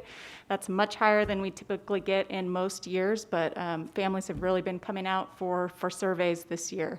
The purpose of this survey was intended to collect information from families about the first semester of reopening, including challenges they were still facing, recommendations they had for improvement, and ideas for what was going well in the schools. As you can see down at the bottom, we had pretty representative populations from all of our learning models in this family survey. But this slide here, I think, underscores some of the challenges we have with outreaching to some of our populations in this district. Although we had pretty sizable response rates from high school, middle, and elementary school, we also had an underrepresentation from certain population groups. So particularly our English learner families, Hispanic families, African American and American Indian students. Those families tend to be underrepresented in all of our family surveys ever since we've been tracking this for as long as I've been around in this district. We did receive 986 responses in Spanish, so this survey was sent out in both English and Spanish via email. We also sent paper copies to about the 3,000 families in our district for whom we don't have email addresses on file. I have to give a huge shout out here to Jennifer Harris in our department, who analyzed the 60,000 comments that we received on this survey from families, which is a real testament to how engaged families were to providing their feedback about reopening so far. So I want to just quickly hit a little bit more on that point of underrepresentation in our family surveys. It's something we've been monitoring very closely in our department, and we've done a couple of outreach activities for this survey that I think will be useful to replicate in future surveys. But I think this slide here really demonstrates the underrepresentation we have among Hispanic families in particular in our family surveys. So although those dashes indicate the student population for our district, we have about 41% of our students are Hispanic. When we receive surveys back, we would expect from our families about 41% of our responses from families of Hispanic students. But you can see that we certainly don't have that. They're about half as represented as we would expect. And so that caused us some consternation, of course, as it always does. So about 2/3 of the way into our survey window, we partnered with our family engagement office and family graduation advocates and FACE liaisons. And they did targeted phone calls to families in those 3 population groups I mentioned to encourage survey responses. So I'm going to present some of the themes from those conversations, because I think what was really beautiful about that process was the connections that family graduation advocates made with families, and learned a lot from having those very personal conversations over the phone with families. So something that we'd like to replicate with future surveys, certainly, because we know this pandemic has disproportionately impacted those populations, so we want to make sure their voices are represented in our family survey data. Okay, so for the rest of this survey, we basically had 3 surveys within a survey. So families who indicated that their children were on in-person learning received 1 set of questions. Family of distance learners received another set of questions. And then families who indicated their children were on hybrid received both sets of questions. So apologies to the hybrid families who got a lengthier survey. So for the most part, I'm going to be showing the differences across the learning models. This first set of questions here was only given to families of in-person and hybrid learners. And as you can see, the majority of families feel really confident about the safety measures that are in place at schools. So 3/4 think that their children find following safety measures easy or very easy. Almost 2/3 think that the notification process is effective, very or extremely effective. And almost 2/3 think that the safety measures are effectively preventing children's exposure to COVID. So that comment there is pretty similar to what most of the comments about safety for in-person learning look like. So I'll give you just a moment to read that.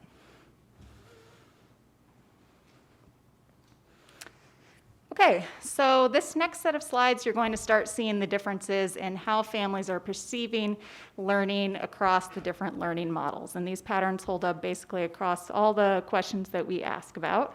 I'm going to skip that slide because it's just detail from the previous slide. These questions are underscoring those differences across learning models. So up at the top there, this is the percentage of families who feel confident supporting their child's in-person learning. And as you can see there, the vast majority of families who have children in in-person learning full-time feel very or extremely confident supporting their children's learning at home. And even hybrid learners, when they're asked about the in-person learning days for their children, feel confident supporting their child's learning. As you can see in the bottom graph there, families of full distance learning students feel much less confident supporting distance learning.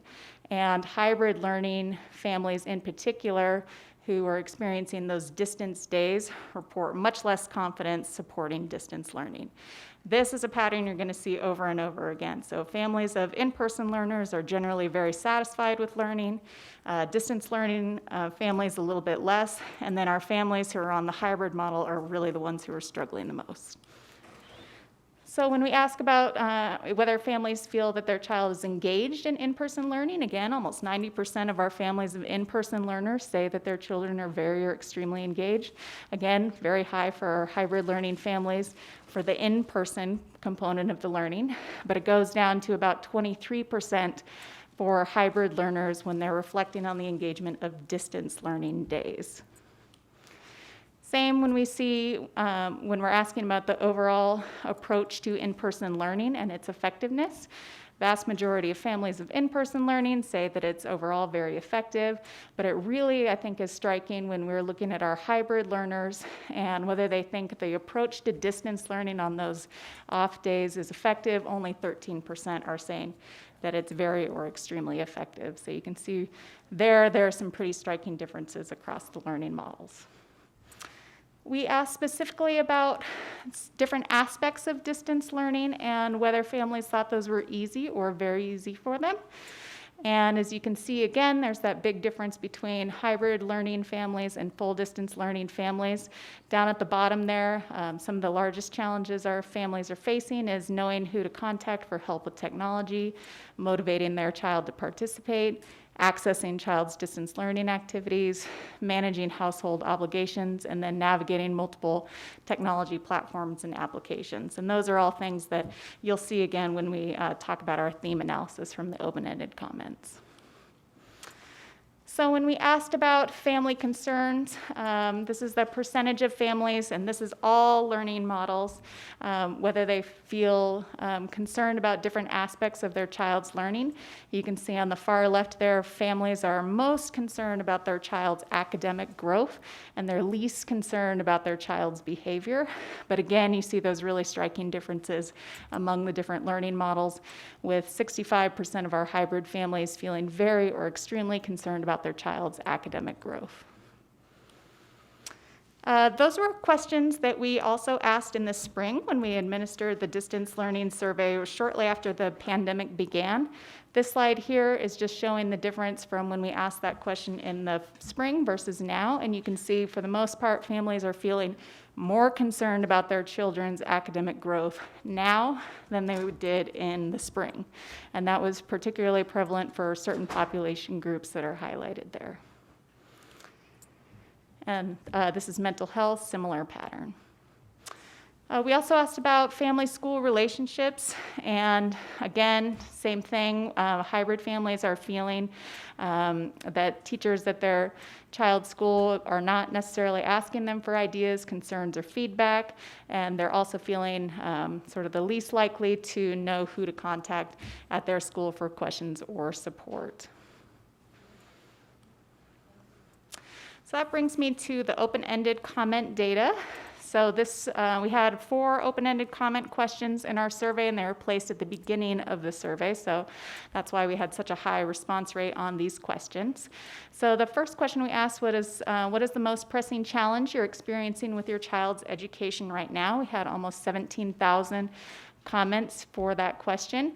And just a reminder of how we code this data, we create a large code book for looking for different search terms. So if we're looking for a theme around safety, we might code words like face mask or hygiene, and that pulls up the number of times that's mentioned in a comment. So we get these sort of rough percentages to tell us basically what was most front of mind for families as they were typing their responses. So about 25% of families listed something to do with instructional quality being the largest challenge they're facing right now. That broke out into a lot of different things. So some of the things that they mentioned was just not having access to a live teacher. Families of secondary in-person learners were saying that the content repeated every single day, and other families were saying that the learning was really inconsistent across A and B days, or that they'd get homework that was just essentially busy work, or that they'd get work on those distance days that they hadn't covered yet in school. So those are some of the comments that came up around instructional quality. A lot of concerns about children's emotional well-being, including the increased isolation, anxiety, and depression as a result of COVID. Technology challenges came up over and over again. The multiple platforms was probably the primary reason that was coded.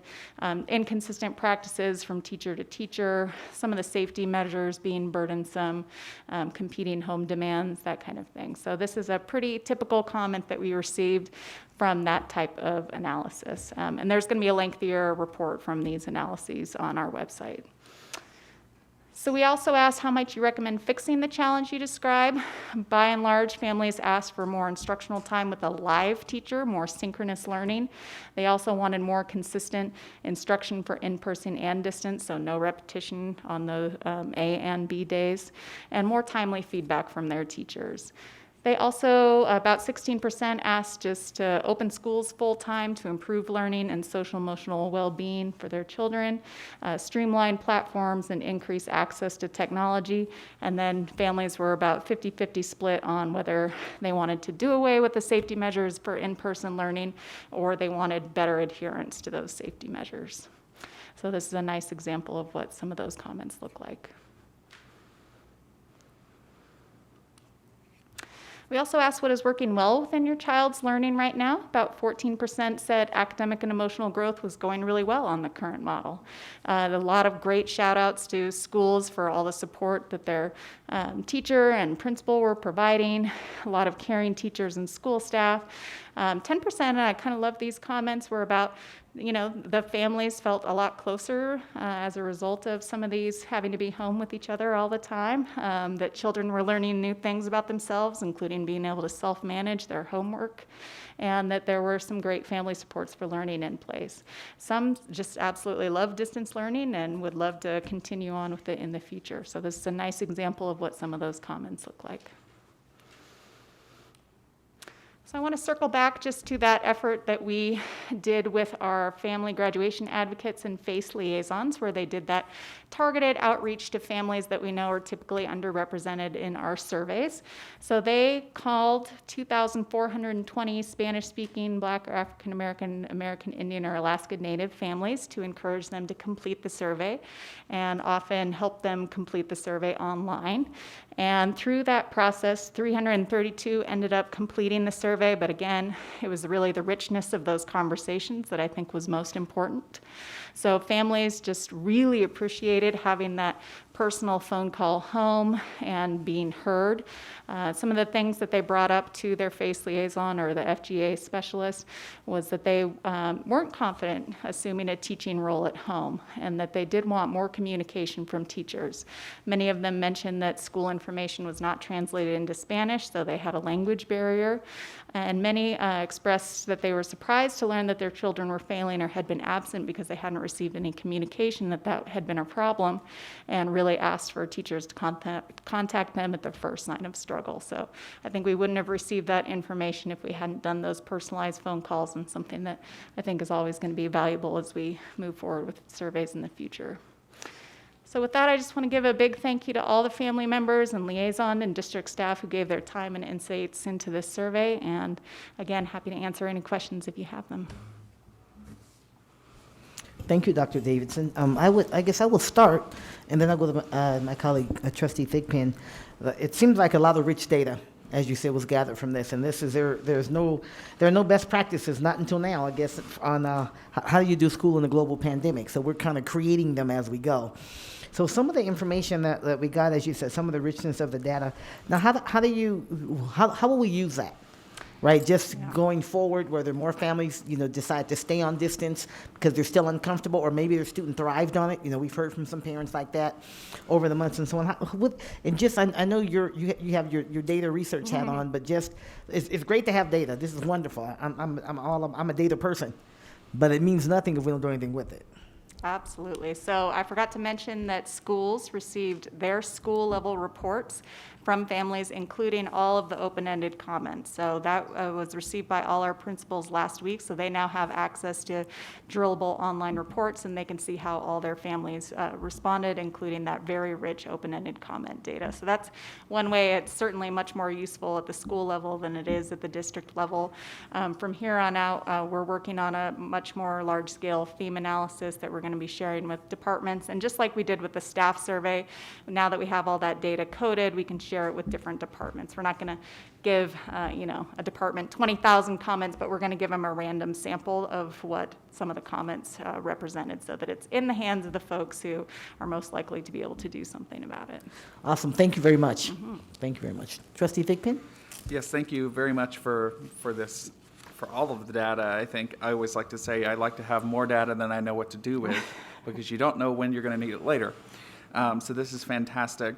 One question I had regarding, obviously, the Hispanic communities that we didn't get as much input on, have we identified kind of the barriers there and what we might be able to do as a district moving forward, and the best ways to reach them? If it's not email or mailing them something, I'm curious to know what that might be.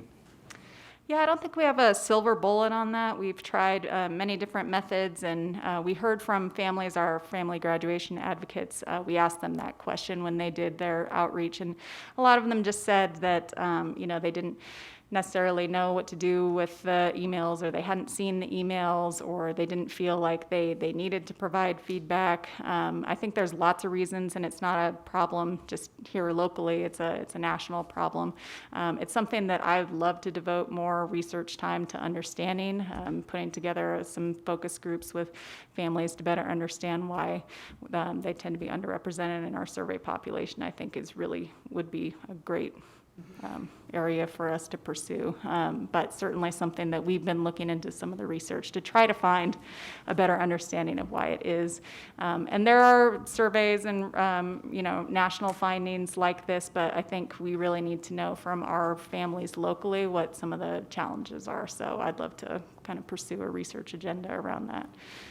Is the Equity and Diversity Department engaged in this issue at all? They are, yeah. They helped me write the script that the family graduation advocates use. They also sent an email to some of their contacts in the community to encourage responses, so we always partner with them to get it out. But yeah, certainly a challenge that I would love creative ideas to help address for sure. And something I may say just to add is that's one of the ongoing challenges that we've had. You've been in your time here, and so on, those of us who've been around a little bit longer than others, it's an ongoing challenge. And the thing that I see that I'm encouraged by is certainly it isn't an afterthought. It's something that people consider going in, partnering with those opportunities, those folks, the people in the roles that can reach out because they have relationships. Trusting relationships, exactly, with people from their schools and parent engagement, and of course, the Equity and Diversity Department, being intentional about that helps us to move the needle, but it's still a lot more work to do. It's ongoing, and just love the fact that we keep trying, because we have to, because that's a voice that any of the marginalized groups are voices that we don't want to miss. So thank you for that. Student Trustee Victoria. Thank you, Madam President. I thought it was a really good idea how you provided the comment and how you can recommend fixing it, because I think from what we've learned at the town halls, students can also provide solutions. With the 18% of improved instruction, as they said, in instructional time with live teacher, have you seen that specific techniques that a specific school may do has worked better in that you would recommend? I know how my school does it. I just watch my class basically through FaceTime, every single class. Have you seen that specific ways schools might do it will be a better way for all the schools to do it, so everyone could just do it in one way? Yeah, that's a great question. I think lots of different schools are approaching it differently. I know some are, have laptops, and as they're teaching their A days, the B students are also watching the same instruction. So I think that is an approach that some schools have done. I'd be interested in if you heard during the town halls any students talk about some strategies that were really engaging for them. But I think, across the board, they want any kind of live instruction, even just having access to a teacher who checks in on them periodically periodically with a phone call or an email. Those are things that I know at the town hall we've heard students call for, and families are calling for the same thing. But I'm sure there are some great practices out there. I will defer to someone else on what some of those are. Thank you. Thank you. Other comments, questions from the board? Dr. McNeil? Well, I just want to thank Dr. Davidson. This is something that Laura takes exceptionally seriously. She is the consummate professional when we're talking about research and evaluation. And so I just want to, do a huge shout out to you, Laura, because I know how important this is to you. And importantly, that we use the data. And so, that question came up is, so what are you going to be doing about this data? And later on in the agenda, you're going to see how we are using this data as far as informing practice within our school district.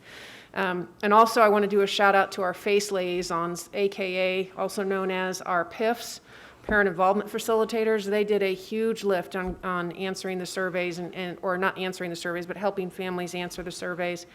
And then also for the general public, if you are interested in this report, it is on our website. It's really hard to kind of dive into the details. So just know that it is on our website if you would like to see that. Thank you, Dr. McNeil. Okay. Seeing no other comments, just thank you, Dr. Laura, for diving in and really digging up some good information on this and really knowing your level of commitment. You guys do great work in the accountability office. We continue to count on that, because hearing those voices in a good, trustworthy, right, way, so that they know that they're being heard and then things are happening from it, it just makes all the difference I believe, for our community. So thank you so much. Thank you. It's a great team of people that I stand on their shoulders, so thank you. We know you're carrying Ben, that's okay.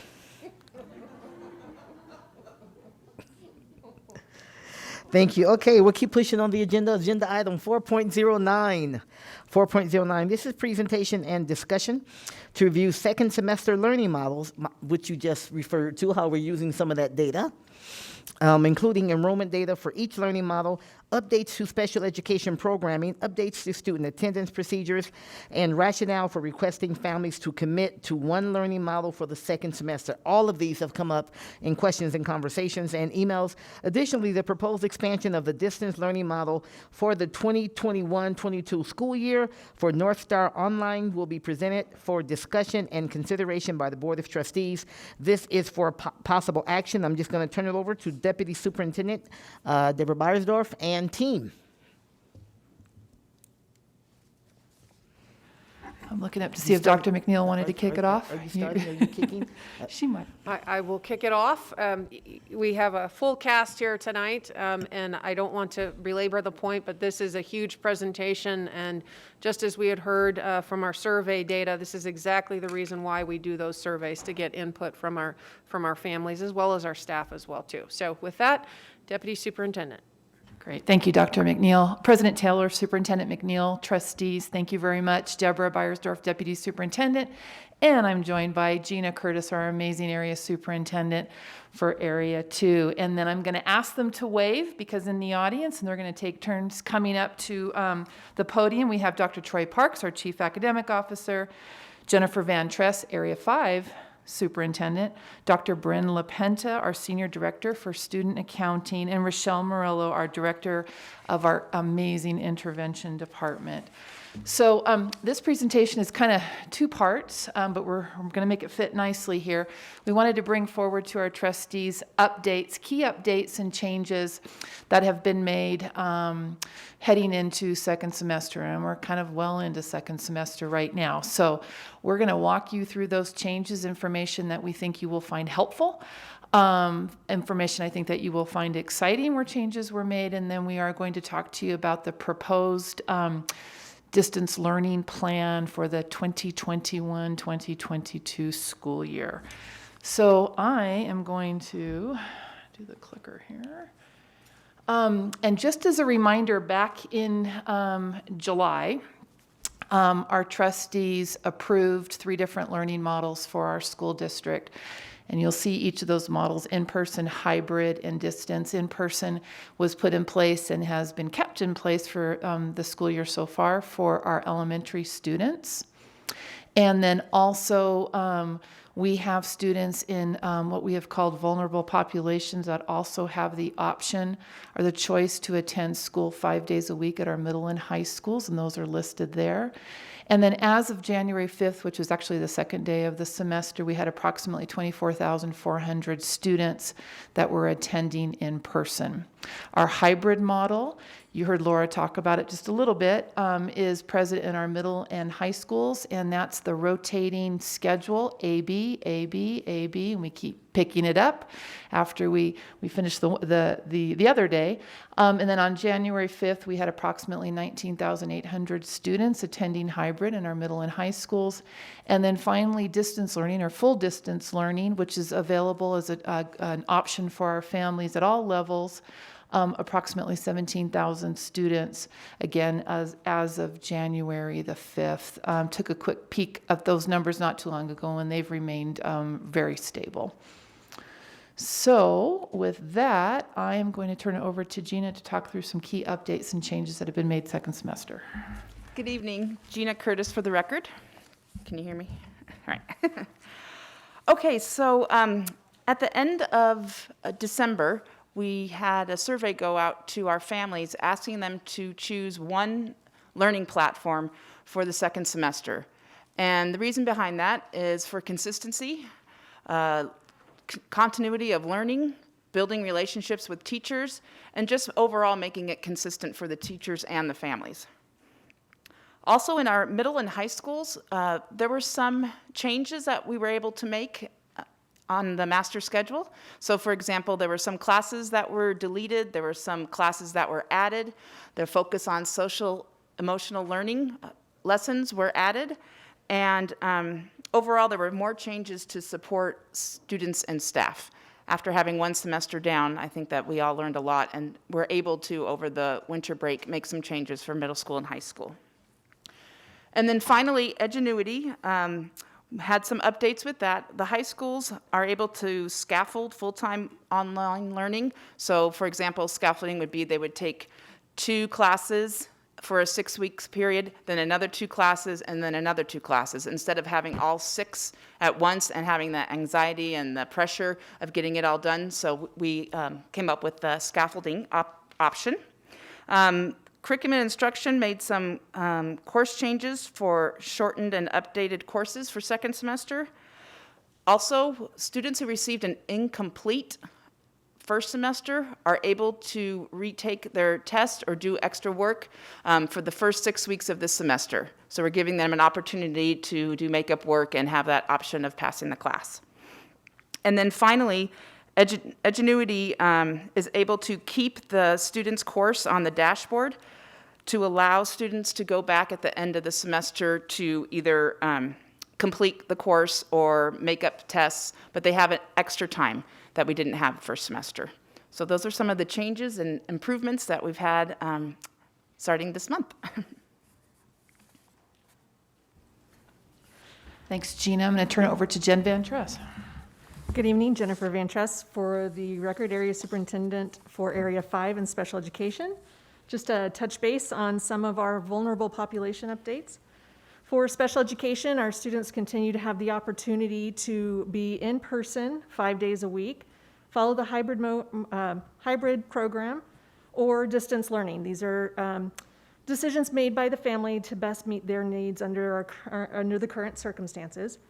Our staff continues to provide supports to students and families and staff to best meet the needs for students learning through especially distance learning and how do we implement IEPs on that process. We're continuing to provide that level of support. Our English language learners, they are also being provided supports through similar methods. They have their ELD site facilitators at 36 different elementary schools. These facilitators are able to support the teacher, the general ed teachers, as well as the families and the students. They're providing supports through small group instruction, and then zooming in with the teachers when it's distance learning. We're teaming in, let me get it right. We're teaming in with our classes to provide supports, as well as providing the supports for in-person learning.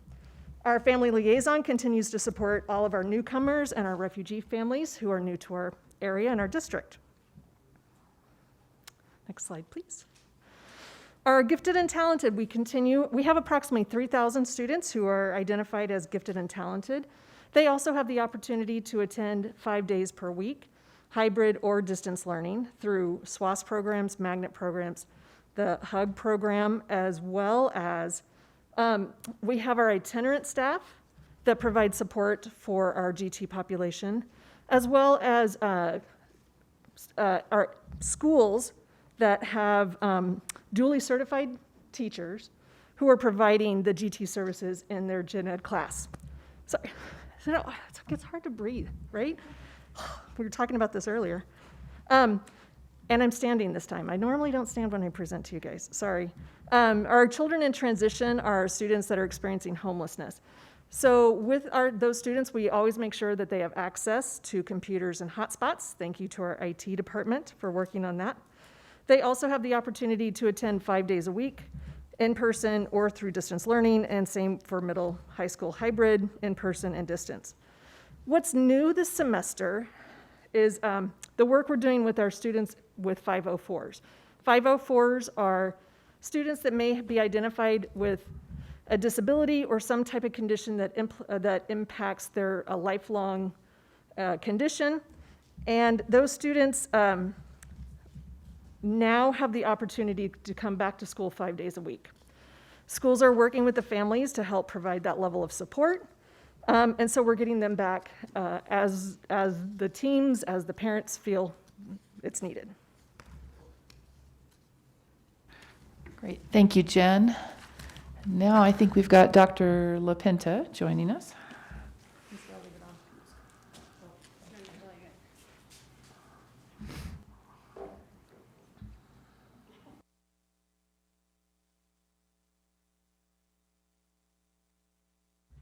There you go. Ready. Thank you.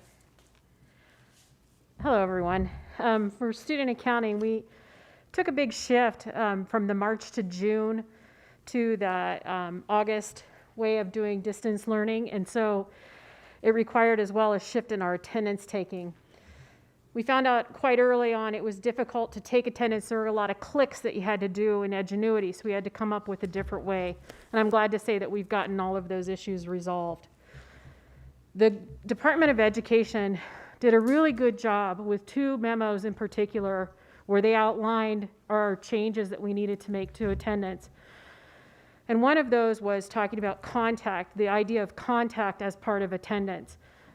Even though we're only required to take attendance weekly, we are required to have contact daily with students. And so we were able to utilize our attendance taking as a measure of that contact.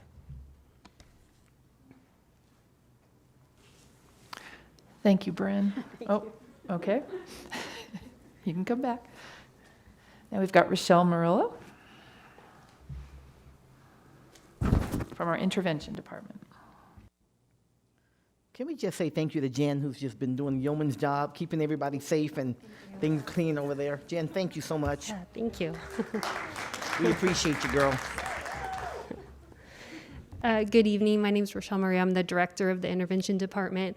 I'm here today to give you just a brief overview of what my department has done since our closures in the spring. How did we respond to families within the intervention department to better support them when they had needs that were beyond schooling, but were needs that were impacting their ability to engage in school?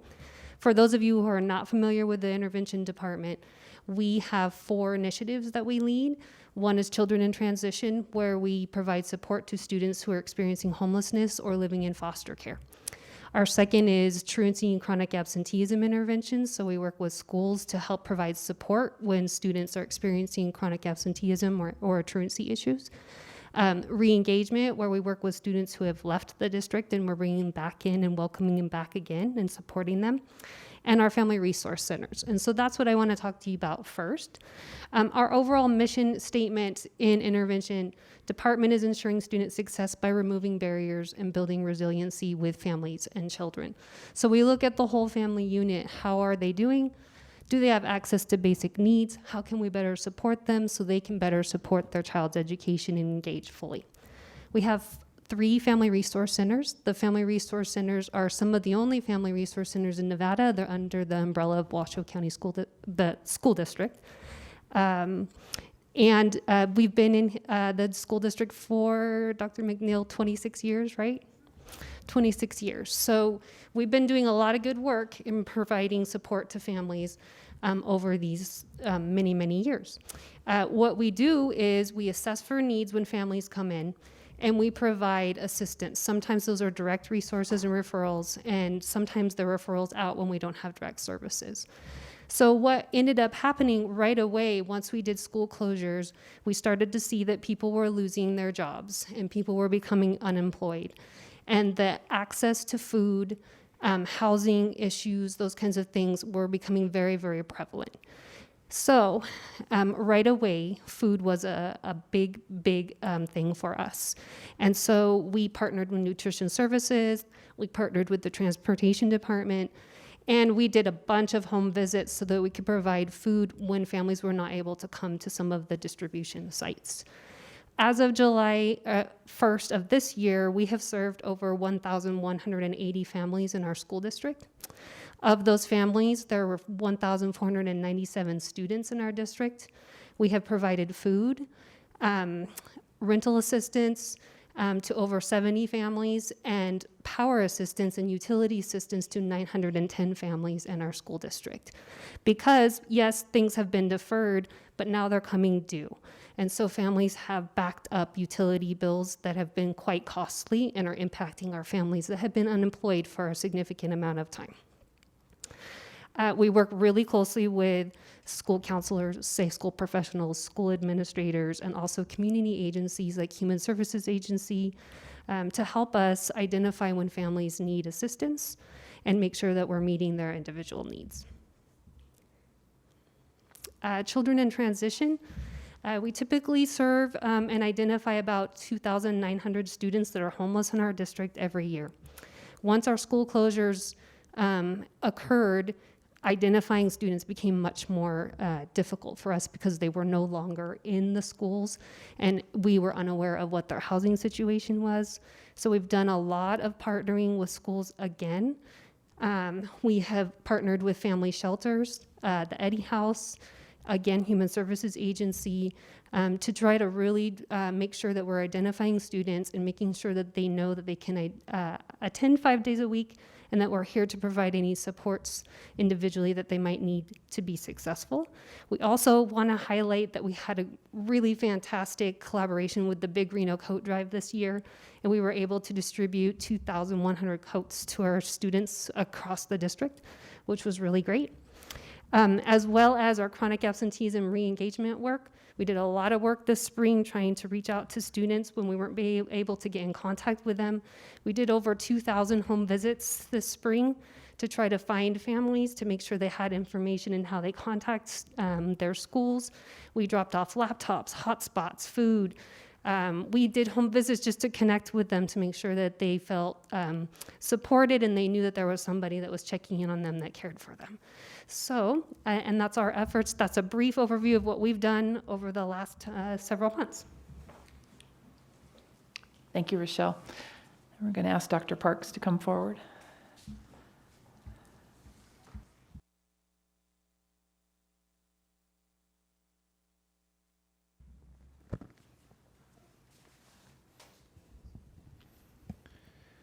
Thank you, and good evening again. For the record, Troy Parks, Chief Academic Officer.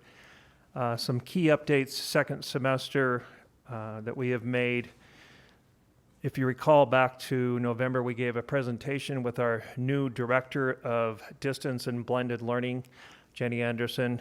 One of the first things that she did was hit the ground and get out into schools and ask our principals and teachers how things were going. And she learned very quickly, as Dr. Davison mentioned, that we did have some inconsistencies going on. So working through our teaching and learning committee, just a reminder that this is made up of principals, district staff, teachers. Working through our teaching and learning committee, they created a document that they referred to as best practices for distance and learning. We produced this for the elementary level as well as the secondary level. Very simple one-page form that went to every teacher, every principal, and all of our families. And basically what it did was line out very simply what the distance learning day should look like. Gave examples of what your school day should look like, responsibilities for our students, for our parents, for our teachers, emphasizing the importance of the relationship that we know is a challenge over distance learning, social emotional strategies to engage in during the distance learning day. And we feel like we're really starting to see some better consistencies there. Another great thing that we did that's actually started first semester but is continuing, as you well know, many of our central office people are deployed to schools to support not only teacher who need to have subs, but also to cover duties. And that's been very important in helping keep our schools open.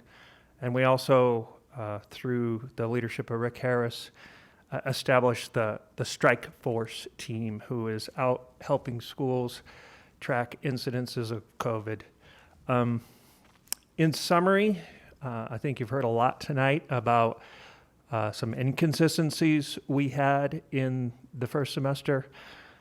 We did address with our focus on improving distance learning to try to make it more consistent. And I'm going to turn it back over to Deputy Beiersdorf, who is going to talk about our next phase of distance learning and consistencies. Hey, thank you, Dr. Parks. I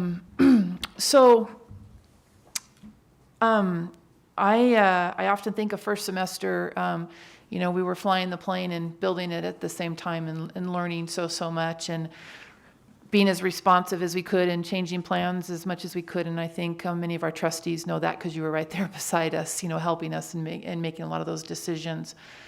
So Gina talked about lessons learned so far this school year, and this is what we know, and it's what we know in pre-pandemic times as well, that when there's consistency in a system, so if it's consistency in implementation of a curriculum, consistency in how we take attendance, consistency in the supports that we provide for our students and families, consistency in professional learning for our teachers, it's so important, especially in a school district as large as ours. Rochelle talked about the support for students and families and how important it is in our schools for them to have eyes on our kids on a daily basis, and we've struggled with that this year as well. So quite a while ago, myself and others were charged with thinking about what could or what should distance learning look like for the upcoming school year, for 21 and 22 school year. And this process included a lot of folks. It included our area superintendents, our teaching and learning committee, folks that work directly with myself. It included our business and office, our finance office, our accountability department.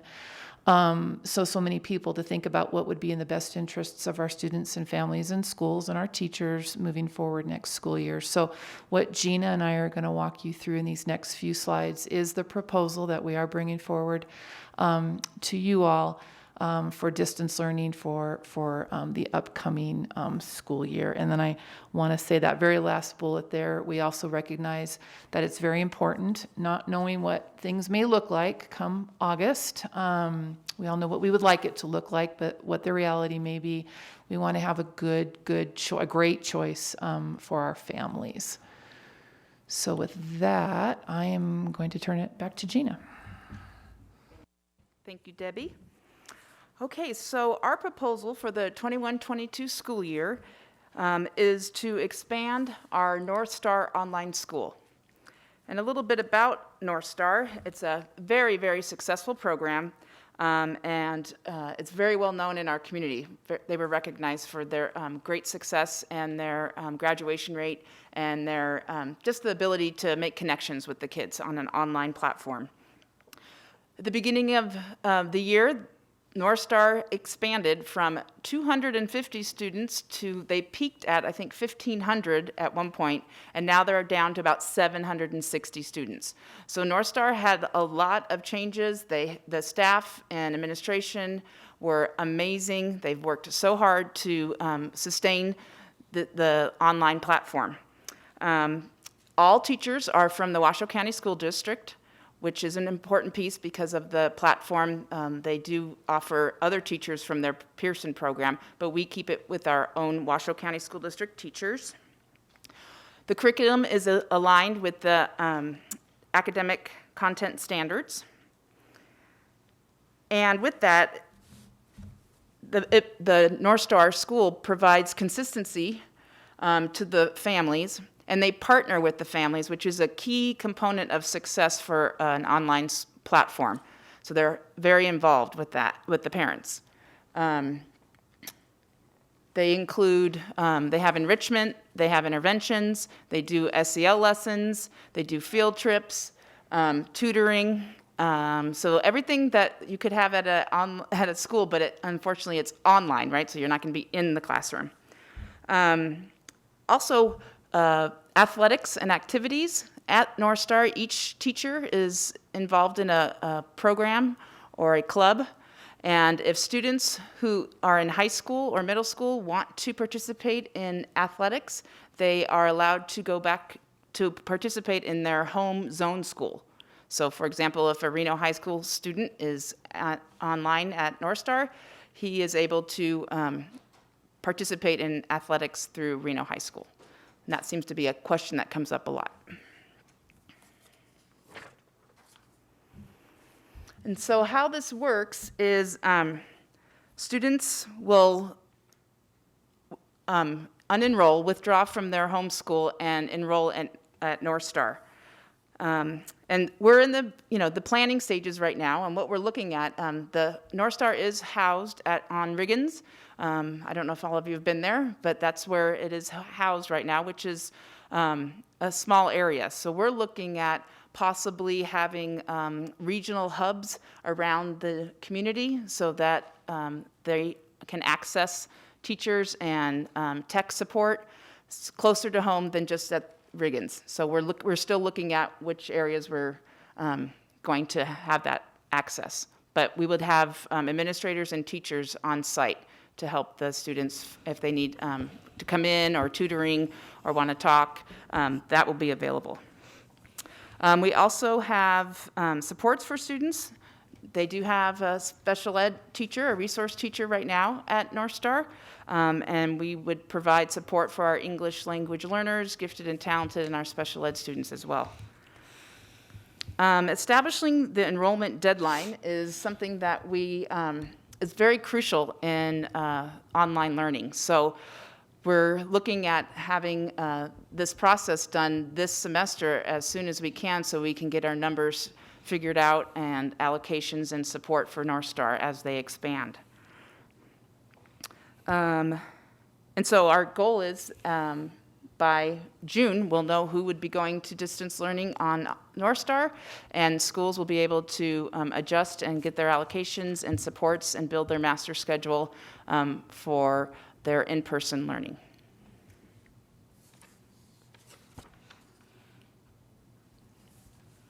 Okay, thank you, Gina.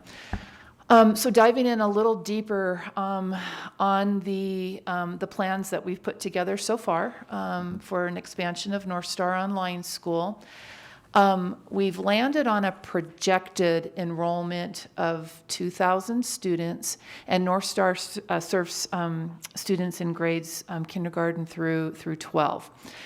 And I know on a previous slide I shared with you that there's well over, there's thousands of students that are currently on full distance learning right now. Families have made that choice.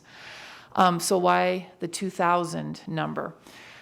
Well, there's one, I think, important reason for a much smaller number than what we currently see. Well, there's several important reasons, but one I'd like to talk about is that students that would move to North Star for full distance learning next school year would need to withdraw from their zoned or their home school to attend North Star. North Star is a fully accredited school. So to use Gina's example, a student at Reno High School who would choose to go full distance learning next year would need to withdraw from Reno High School and attend North Star. Now, North Star is a great option, and as Gina said, it's quite well known in our community and has a very good reputation.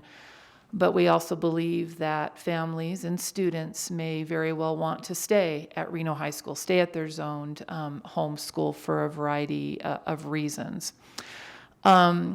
We also are, you've heard a little bit of this earlier today, basing some assumptions about what we think may be in place by the time the new school year starts, and one is a continued rollout of the vaccine, of vaccinations, which very likely could lead to reduced social distancing requirements. So if you remember or recall, right now we're under one of the governor's directives at 3 feet per student at the elementary level.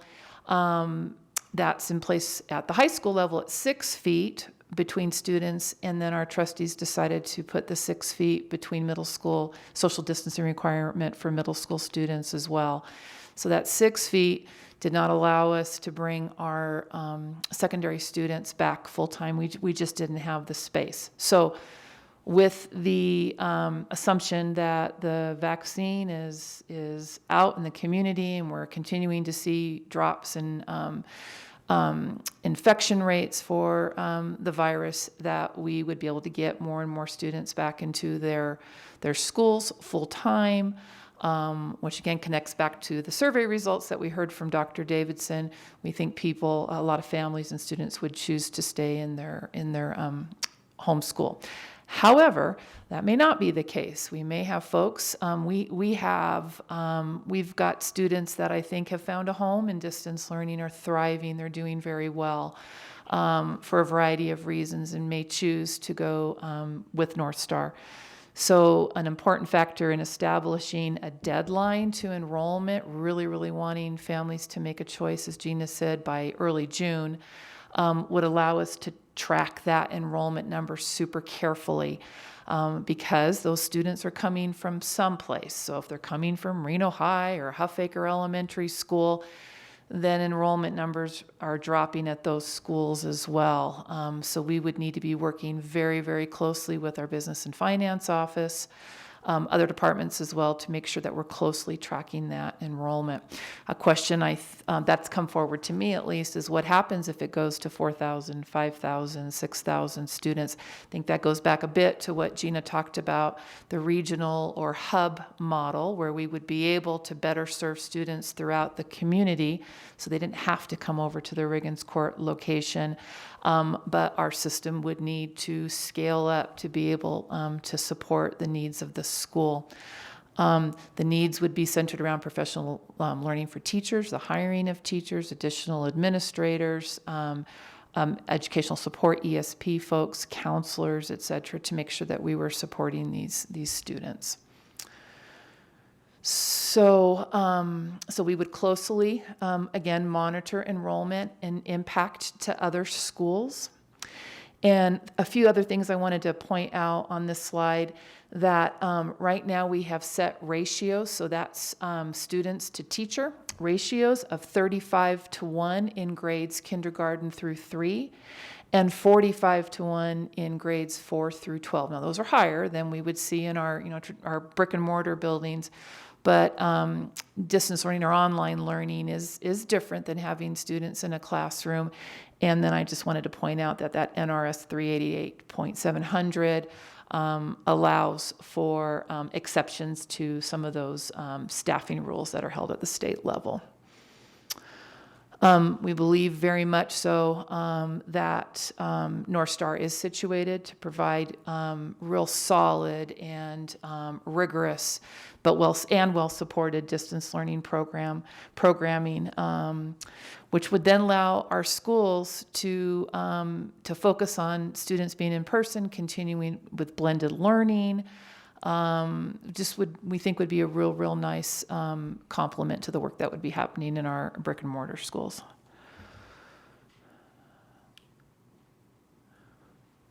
Okay, we're getting close to the end here. So next steps, if this decision is made, but one of the things that we have to do very quickly here is to start building up a media plan to get the word out, not only to our schools and to our teachers and that, more so about what the initial plan is, but also to our families as well, so they can start thinking about this opportunity.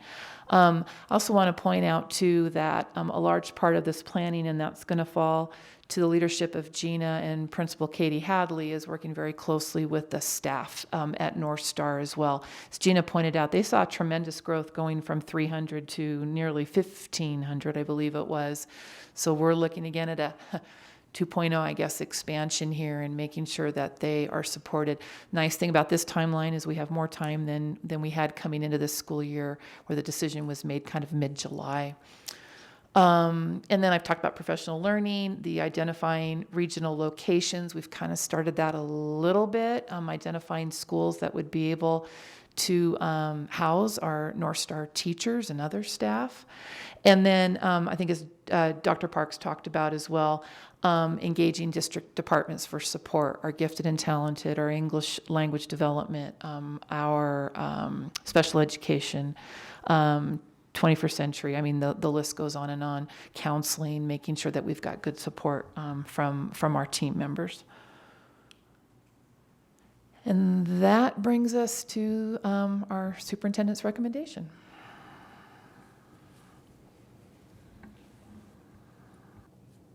Okay, do you want Which I'm not going to read because it's right on the slide. It is on the slide, so I think we all know what the recommendation is.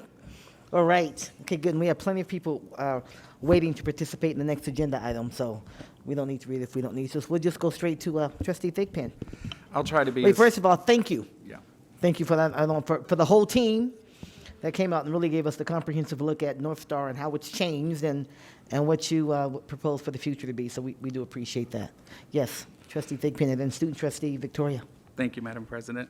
I do have some concerns, and North Star is one of the schools that I represent, and the board did hear from a couple of people ahead of the meeting. I'm going to try and be as concise as I can, because I know some of my answers were answered in advance, thankfully, and I appreciate that from the staff for doing that. Regarding the staffing levels for leading up to next year, do we think that the staff can scale up in enough time to handle an influx of however, 2,000 or more applications, to be able to do that effectively? That's a great question. Thank you. Well, the staff has learned. It was a trial by fire in July, so we know that they need support, they need more teachers, they need more attendance help. We're well aware that we need to support them.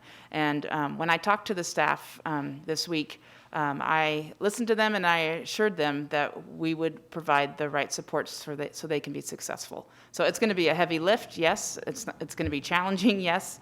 But I believe in the school and the staff. Okay, fantastic. That makes me feel better. Let's see. And then in terms of offering options to families, I am concerned, and we have heard on both ends of the spectrum that there are some kids that have done really, really well in distance learning, and then there's some that have not, but they may have families that insist in staying in distance learning anyway. I know that there's a huge difference between Edgenuity and North Star's model, and North Star is a very self-driven model. I guess my question is there a way for us to still offer Edgenuity as a third option so that kids can still be connected to their home school, still do distance learning, but North Star still being an option to alleviate some of the pressure from our schools? So let me, I'll answer, and then hopefully Trustee Thigpen, I will answer what you're asking, because you had a couple questions in there. So Edgenuity, which the initial intent of Edgenuity when it was first implemented last school year was more around being a credit recovery program. So if a student had failed a course, and mostly at the high school level, though it's got some aspects as well for middle school.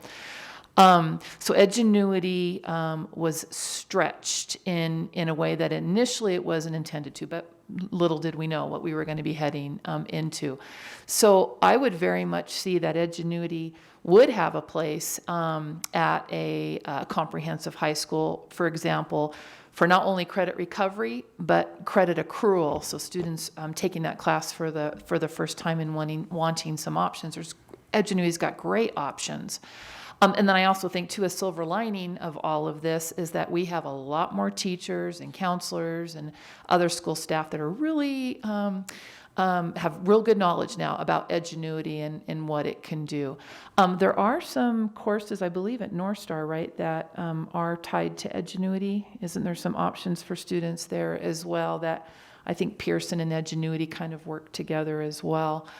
But if a student, but I would say though, again, the recommendation is that, a student could do Edgenuity at their comprehensive high school if they stayed there, have some options over at North Star, but full distance learning, where you're not coming into school every day, you're taking your courses online.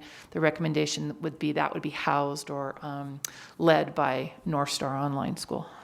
Okay, and that's good to know that there's some interface with Edgenuity, because I know from a technology standpoint for our students, it can be a challenge moving from one platform to a totally new one, especially after all of the things they've had to adjust to over the last year plus. Let's see. I think that was my main concerns, is just around the staffing and making sure that we're covered there and that it's hopefully as seamless as possible, and then also a seamless transition for our students, because, we all know that if they're already somewhat feeling discouraged in some ways. So with this move, we may still see thousands of students, maybe more than the 2,000. How many we have? 17,000 students in distant learning? That's a big number. I just don't want to see students fall through the cracks, essentially. So I appreciate the answers and for this effort. I do believe in the North Star model, and I know that online learning is probably here to stay in some way. So I think, I think this is a positive direction. Thank you, Trustee Thigpen. Student Trustee Victoria, and then Vice President Caldwell. Thank you, Madam President. I just had one question. When you said schools focus on in-person and blended, what do you mean with blended learning? Is it hybrid or? No, great question, Victoria. No, I didn't mean hybrid, so I didn't mean to confuse anybody with that. So we have a lot of devices that are in the hands of our students now. And we need to take advantage of that really important resource. So when I think of blended learning, it's a student that's attending school every day, but how you're using technology maybe at home or in a lesson during the school day, or it's an asynchronous lesson. Things like that can really, digital citizenship that can really prepare students for high school and then beyond is what I mean by blended learning. I don't want people to think that if we're moving distance learning out of Worcester High School and it's coming over to North Star, that, well, what are we doing with these devices that a lot of students were using at home? Oh, we will be using them, and because they're powerful tools to help complement and supplement what they're learning in the classroom with their teachers. All right, thank you. Thank you, Student Trustee Victoria. Vice President Caldwell. Thank you, Madam President. Thank you for the presentation. I definitely support this recommendation. I really haven't met any staff members that have said the current model that we're in right now is sustainable and we should stay in it. I haven't met anybody. It's very taxing on the schools to try the in-person hybrid and then have full distance. So getting us to a point to where our schools are offering in-person learning and then North Star being our online school, which always has been, is where we need to get.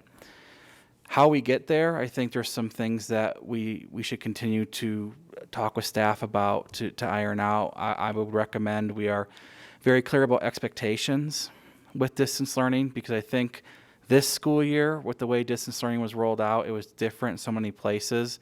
There could be some expectations that aren't really lined up with what North Star is actually going to require. I definitely like the regional hubs, if you will, because like for me, Spanish Springs, Cold Springs, North Valleys are far away from Reagan. So having an opportunity to get some help at a regional hub in those areas is really important.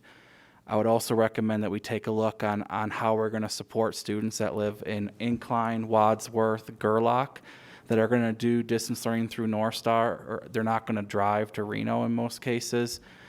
So are we going to have something at those individual schools? How are we going to do that?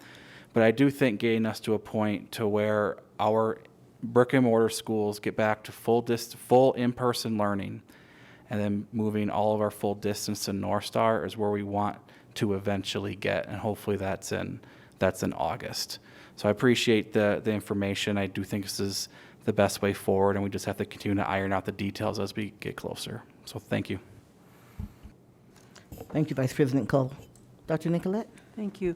I would just echo what Trustee Cottle is saying, absolutely. And I just have a quick question about the word only.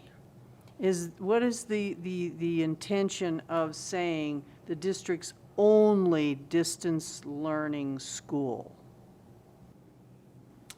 So if a family wants to remain or move to distance learning next school year, their child would need to enroll in North Star online school. I got that. Let me see, I didn't ask it very well. So does that mean it closes the door to any other options if North Star it just balloons and they can't handle it?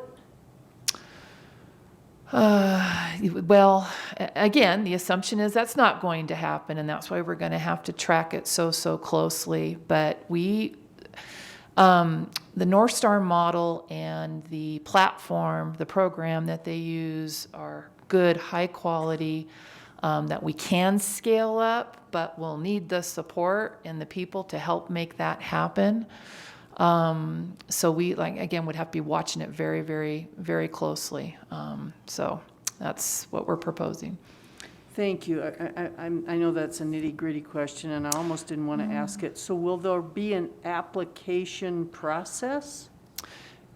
So there has been an application process in the past for North Star. We are not going to have the application, but, and Gina can talk to this better than I can, but it will be important for our families, prospective families and students, and I think we've got North Star families that would very much be great bearers of information about North Star and what a great program it is. But we still want our families and our students to know, I think, kind of what the expectations are, and because how North Star does online distance learning very likely is going to be different than maybe what a family, for the reasons you heard earlier tonight, may have experienced this school year.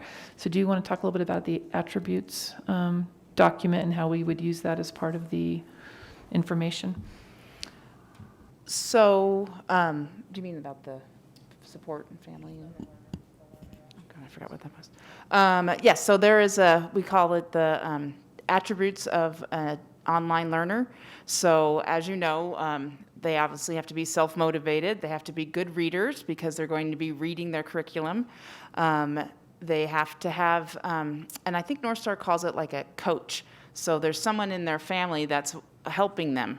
So, and that's really a critical piece. So if families aren't able to assist their student, especially the younger ones, that's something that they're going to have to think about because it is important. And I think, what did I miss on that one? I think I got that. You caught it. Yeah. Yeah. And then I think spending time, and we don't want these attributes to be a barrier for enrollment. Because it's incumbent on us to support students that want to come into the program and make sure that we can provide the services that they need.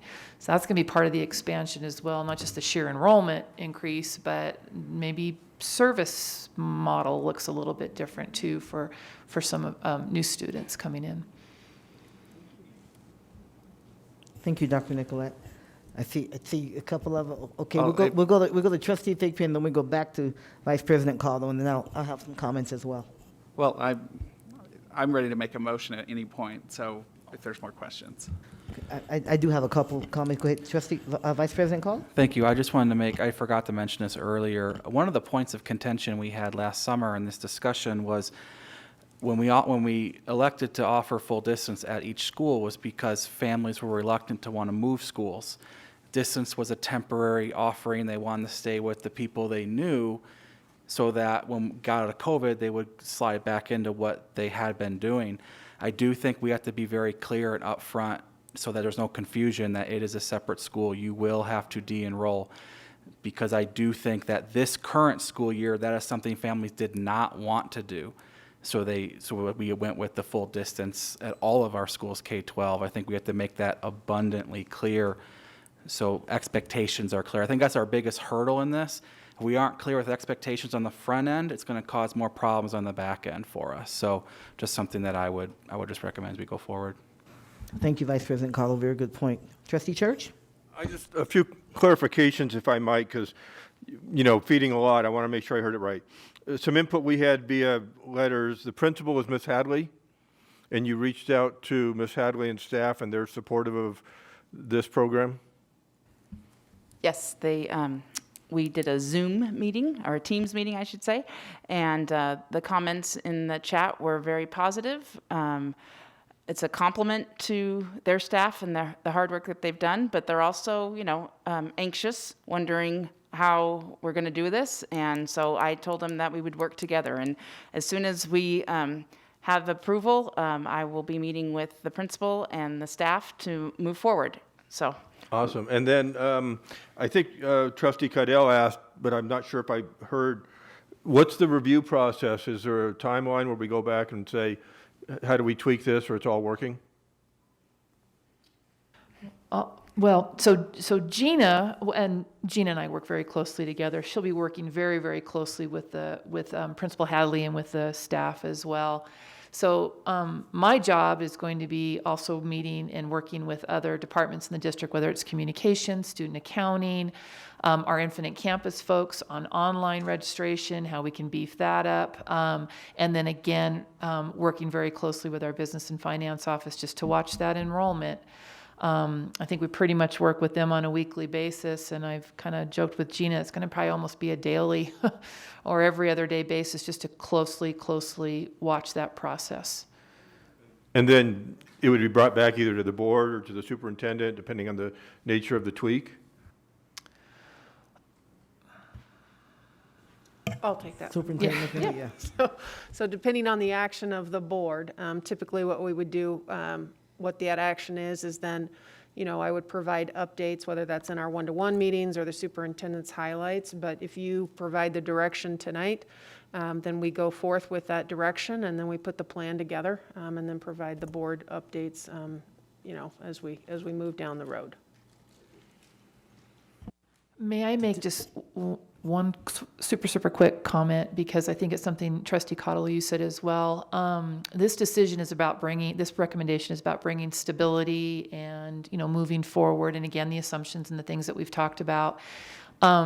This is not about anything of the hard work of our schools in figuring out what distance learning is. And we let our schools, based on the staffing they had, the programs they had in place at their sites, build up their distance learning. And again, they've done, it's overwhelming to think about it. And they're the ones that have been doing all the work. So this is not what, I just want to say that we are so thankful for, and I know we all are very thankful for everything our schools have done. So. Thank you. Okay, my only comments to not repeat anything is that I really want to first of all applaud you for the work, because we know that moving forward there are going to be people that want to continue in distance learning, but we can't keep up the model that we have. But we certainly know that it's an unrealistic expectation on our schools, quite frankly. But if there are families that say that model worked for them for whatever the reason may be, it's great to provide that opportunity for them if they want to go that way. I'll go one question. One question is, I was a little confused in that if a student, right now, a student goes to North Star, they can still compete, for an example, on the debate team or whatever for their home school. Is that correct? I'll talk to athletics. So they can compete in athletics. I mean, they Okay. have to try out for the team and, you know, go the through same that thing. process of their zoned, so I'm talking high school athletics for their zoned high school. North Star, correct me if I'm wrong, North Star has built up a lot of activities, small group activities, clubs. The kids are doing them online right now. Lots of different things for the students to engage in with their teachers and their peers at North Star. So I think the activity piece would be if they wanted to attend the prom. They could go to their home school, ask for a guest pass, but they're still, you know, in the zone and could attend. So that's the type of activity. The clubs and organizations are specific to the student who's enrolled at the home zone school. Okay, so it really comes down to not athletics and so on, because they would actually have to de-enroll from Worcester High School, Right. right? And then they're fully a student at North Star, and therefore they could not compete in the Worcester for a Worcester High School team. No, they No. can. They are able to compete in their zoned high school. Okay. Yeah, it's forget the name of that particular form. I should Oh, no, remember that's that. o- oh, no, that's But they okay. I are just- able to do that. Yeah, I just want to be clear because we're saying you have to de-enroll from Worcester, Yes. you know, but you can still run out there and cheer. Yes, for because the, if you're North in Star does cheerleading not or have you're any, whatever. because North Star does not have any athletic Okay, teams. so really Sorry, that's yeah. one of those things Yeah. that goes with, if there's a school, one of our, that is not a comprehensive high school, and therefore they don't have that program for a student, that would be, they could participate at their zone school. Correct. For example, TMCC High School Right, students are right. able I'm to, thinking yes. it's a high school that we have that is not comprehensive, although they would still be a graduate of TMCC High School, even though they're zoned for the Monty Ranch and so on. Okay. I was a little fuzzy on that. I'm a little less fuzzy now. Let's see. I think I got it. Then the other thing I just want to do is thank you for being responsive. As you saw, questions came in to us and so on, and we reached out, and then you're reaching out and having the teams meeting with them and answering those questions. And absolutely, there's apprehension because it's so different than North Star is a great school. Right? I look forward to their open house every year. I mean, it's just really such a great school. And so it changes things quite a bit there. So, of course, there's some apprehension. So I appreciate that you've taken the step to say, let me get everyone together, have some conversations. It may take, hey, we have to walk through this thing together, because that's part of what happens. And then particularly that you're also, interested in feedback and how's it going and how do we lend the support and how are the regional hubs working? Because I think that'll be very important if the numbers blow up. Right, how that's working, and that may require more resources and so on, and to have that open so they know you will not be left out there by yourselves. This is not that. This semester is not what happened last year, because we're going about it a little differently. I guess that's what I'm hearing. Am I kind of coining that correctly? Correct. Okay, great, fantastic. Okay, Superintendent McNeil. Well, just, I want to, thanks, obviously, all of our staff, and importantly, we do this as a team. We bring these decisions and these recommendations. It was a decision from the leadership team's perspective that this was the right thing to do. And so you had asked Trustee Nicolette, is this going to be the only distance learning school? And that is the proposal. But we feel that it's better than having over 100 distance learning schools, which our schools have done a yeoman's job during this time. And to the Deputy Superintendent's point, this is nothing about what our schools haven't done. This is in order to make better for our students and our families and having that option available. So I appreciate that point. And then also, when we reorganized the district, it was really important that we brought the option schools under one umbrella. And, North Star has historically been in the option area. And so bringing them under one area so that an area superintendent supervises all of our schools, because we are all, and my team knows that we say this all the time, It's not the district and schools. We are all one district. The same person that signs my paycheck is the same person that signs Gina's and our teacher's paycheck. So we are all one district. And, you know, I feel really strongly that this is the right thing to do for our students and our families and our staff, because this is something that the Washoe County School District will continue to be competitive as far as having options and good options for students and their families. So just thank you for that. Thank you, Superintendent McNeil. Now we'll go to you, Trustee Thigpen. Well, before I make my motion, I just want to thank you all for the work done on this, for meeting with North Star and we're working to hammer out these details, and I feel very reassured, and I appreciate that. So I move that the Board of Trustees approves the expansion of North Star Online School as the district's only distance learning school, serving students in grades K through 12, starting with the 2021-2022 school year. Thank you, Trustee Thigpen. Is there a second? All right, before we move further on this motion, there are some, there's public comment. I know we had some emailed in, and there may be some here, so JJ? Jeremy Murray. Mr. Murray, thank you for your patience. You've been here a while, sir. We appreciate it. The board also received an email from Stephanie Vega. Thank you so much. Thank you. I actually hadn't intended to speak about this tonight, but I have some concerns. I signed up to talk. North Star is the only online remote learning option. North Star's model is not the same as our current remotes, right? Like people that are at home, we got kids at home. That's not how we're teaching them right now. And I think the model of where the schools are currently doing, we kind of threw that on the teachers and on the principals to figure it out. I know that's been hard this year.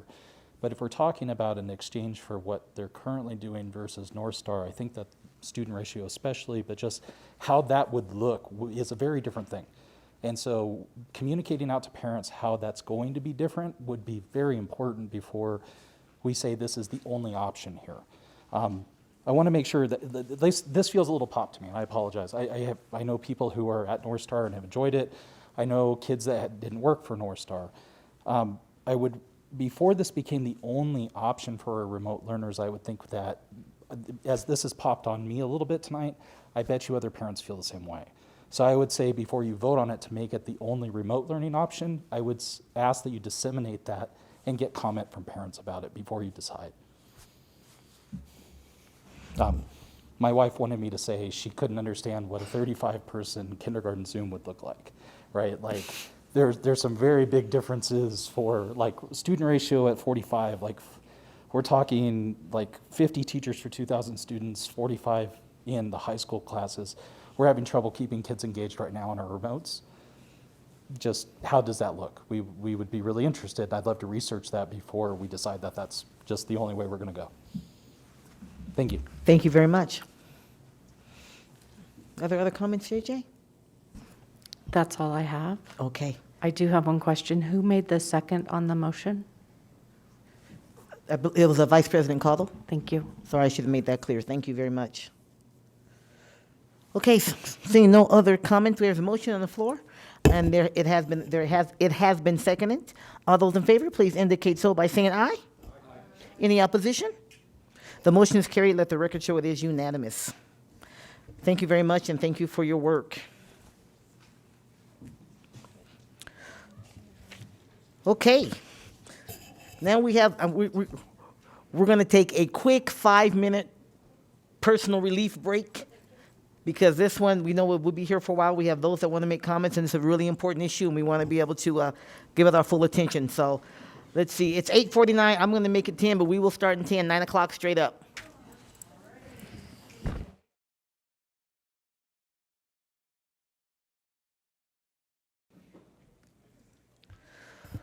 All right, thank you, everyone. We can have a little relieve ourselves break so we can pay close attention. We know many of you have waited for quite a while to make public comment and share your views and perspectives on this very important, not that all the agenda items aren't important, but this one we know is of particular interest.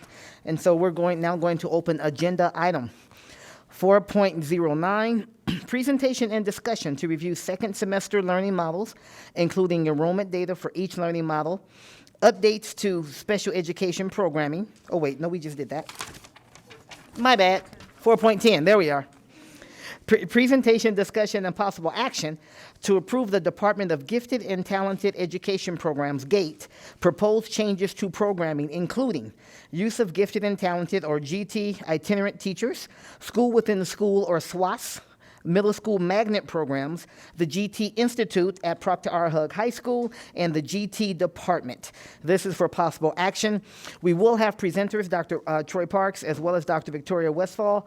But before we do, because there have been so many who've waited for so long to share their public comments, and some are students, we're going to have our public comment period first, and then we're going to have the presentation, and then we'll have deliberation here and take any action if the board so desires to do so. Okay, JJ, please, public comment. Aliana Murray, Karen Surink, then Jeremy Murray. In addition, JJ, in between, as people are adjusting and as Jen is doing the great job she's doing to keep us safe, you can read names of those who have submitted public comments along the way so we can make sure those names are on the record as well. Thank you. Okay. All right, good evening. I've you. been here since the start. I'm Aliana Murray. I am a freshman at Proctor R. Huggs High School and part of the GATE Institute. I am here to talk about my experience with Gifted and Talented and how it's beneficial to me and people like me. So my career began in around second grade when I was told to be pulled out of school, or out of class for that matter, for 2 hours-ish to do pull-out learning for GATE. And this continued until about 5th grade. However, outside of that, I wasn't really learning much in my classes. In 3rd grade, I was spending about 3 hours of my time reading in the back because the teacher didn't really want to deal with me. So in 5th grade, that transitioned to the SWAS program.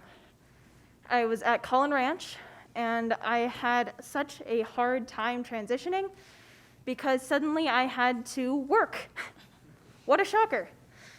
But because of that, I had a really hard time actually figuring out how to fail, and especially how to, well, learn.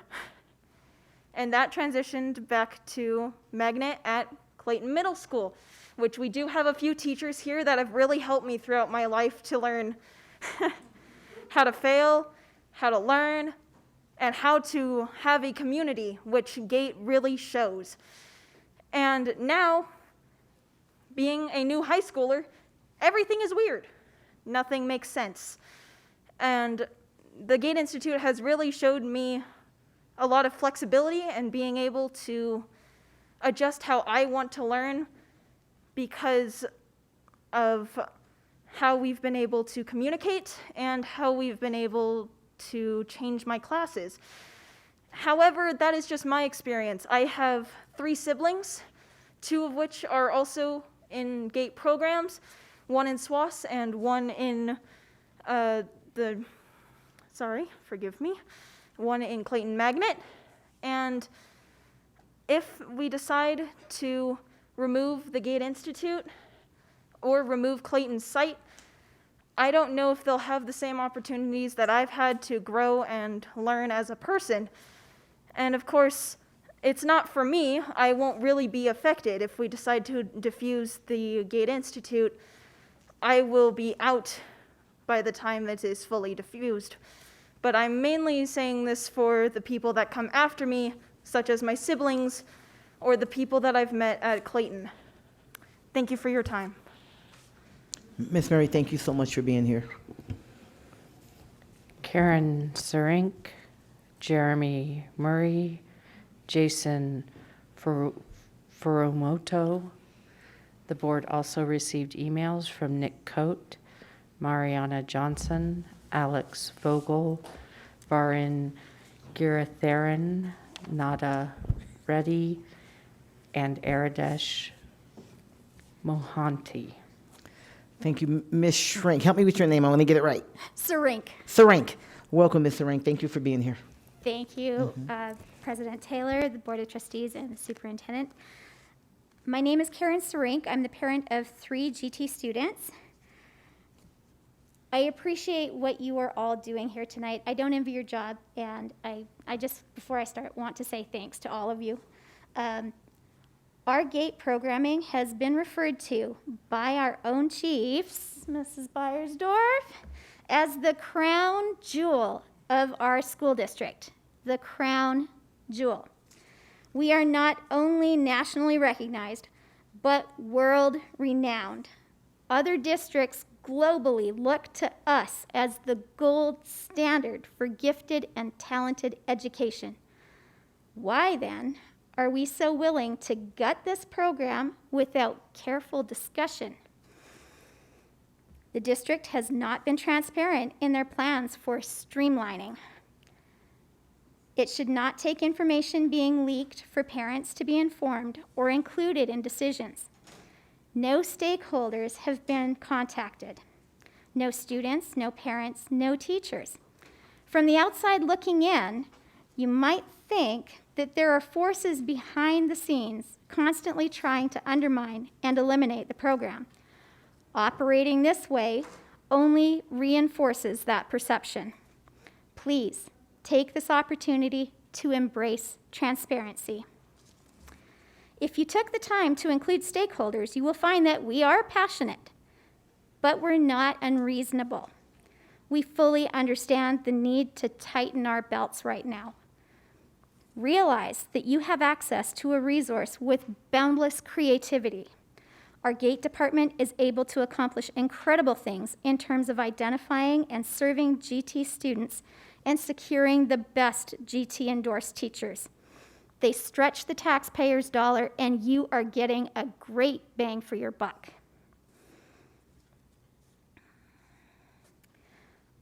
You also have at your disposal a group of people who are willing to go to battle for state funding for education. And you will see that you will want these students at your side in Carson City. I caution you against defunding GT. If we follow the New York example of dumping GT students into general ed in the name of desegregation or with the intent of saving a buck, we can expect the same result. The families with resources will abandon the district and figure out a way to get their kids what they need. They will bail on public education. That leaves the marginalized groups who don't have the tools or resources to advocate for their children to navigate the system. We know that the dropout rate is higher for GT students when they are not in classrooms. Can I have 1 second? Ms. Sarenka, if you can just wrap it I urge up. you to capitalize on the creativity and passion of the GT stakeholders. Thank you. Thank you for being here, Ms. Sarenka. We appreciate it. JJ? Jeremy Murray, Jason Furumoto, Elizabeth Bedard. The board also received emails from Rosa Lester, Bergen Smith, Catherine Cook, Kai Purin, William Cook, Lorna Denton, Jeff and Darcy Anderson. Thank you, JJ. Thank you, Mr. Murray. Thank you. Hello, my name is Jeremy Murray, and I'm reading off my notes, sorry. I'm here to ask you not to cut the GT programs under consideration tonight. Reading the agenda, it was like a laundry list of programs that our kids have been through and we consider to be essential to their success. I'm a parent of 4 kids in WCSD, one at Gate Institute, who you might have just heard, she's good, one at Clayton Magnet, one at Collin Ranch Swass, plus a remote Peavine kindergartner who's also looking to head that direction. GT students are a special education student in every sense of the term. They learn fast, but not evenly in all subjects. They're emotional, they can be loud and argumentative, or even possibly silent and disengaged, and they come from households that may or may not support them. They can be disruptive because they're often bored, socially awkward, and isolated both inside and outside of school. Skipping grades can give them harder work, but it's still too slow for these kids in the subjects they're strong in. It might be too advanced in other subjects, and socially, it's usually not appropriate for most students. It takes a special teacher to handle even one of these GT students in their class. My oldest daughter had several teachers at Peavine who helped her to learn at her ability or used her to help teach their other students. But that was followed by a school year where she sat in a self-reading corner for half of every day while the rest of the class did their work. Her experience is not uncommon. GT students are hard. Many of our teachers are overwhelmed even without them. Moving our daughter to full-time GT made her successful.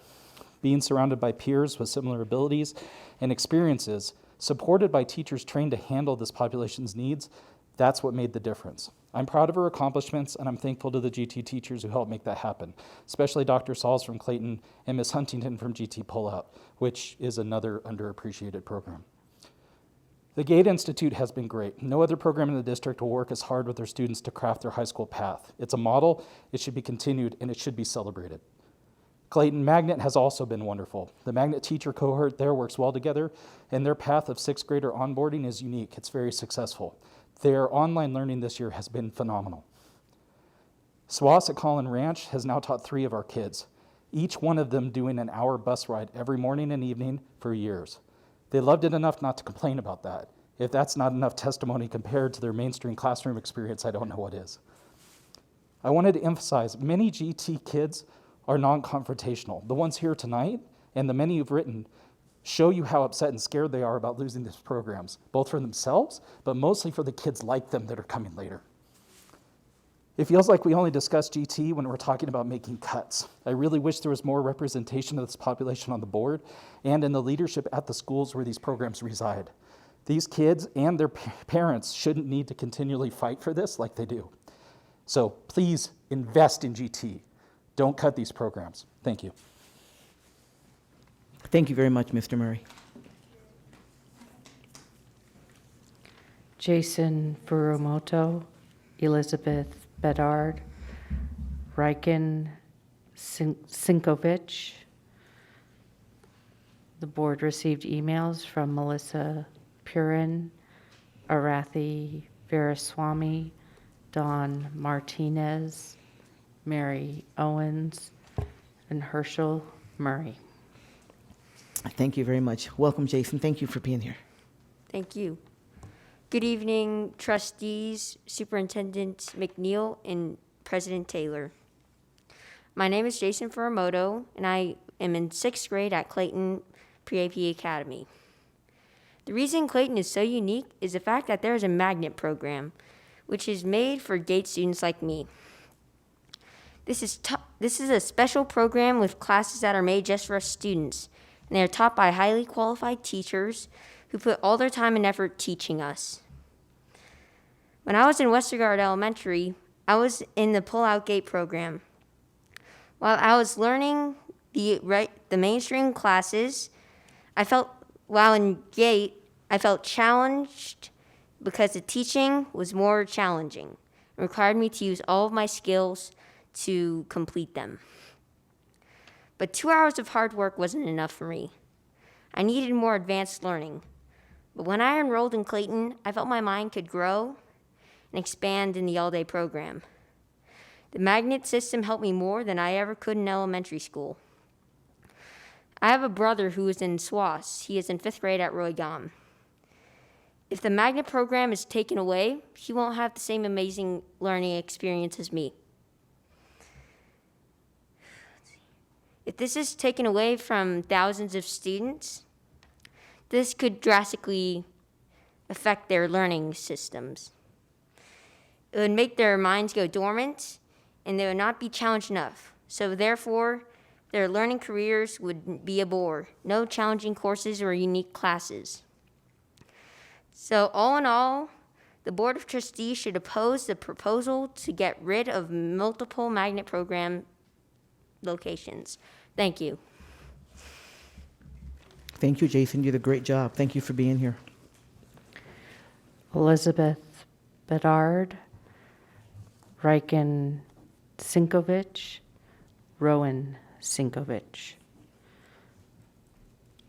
The board also received emails from Ariana Soretta, Eli Vogel, George Delgadillo, Andrew Quispy, George Delgadillo Jr., Riley Gillis. Thank you, JJ. Thank you, Elizabeth. Will you remind me, what's your last name? Bedard. Badari. Welcome, Ms. Badari. Thank you for being here. Thank you. I'm a 7th grader in the GT program at Clayton Middle School. As gifted students, we are considered special education. We need to be taught in a different way or we do not learn.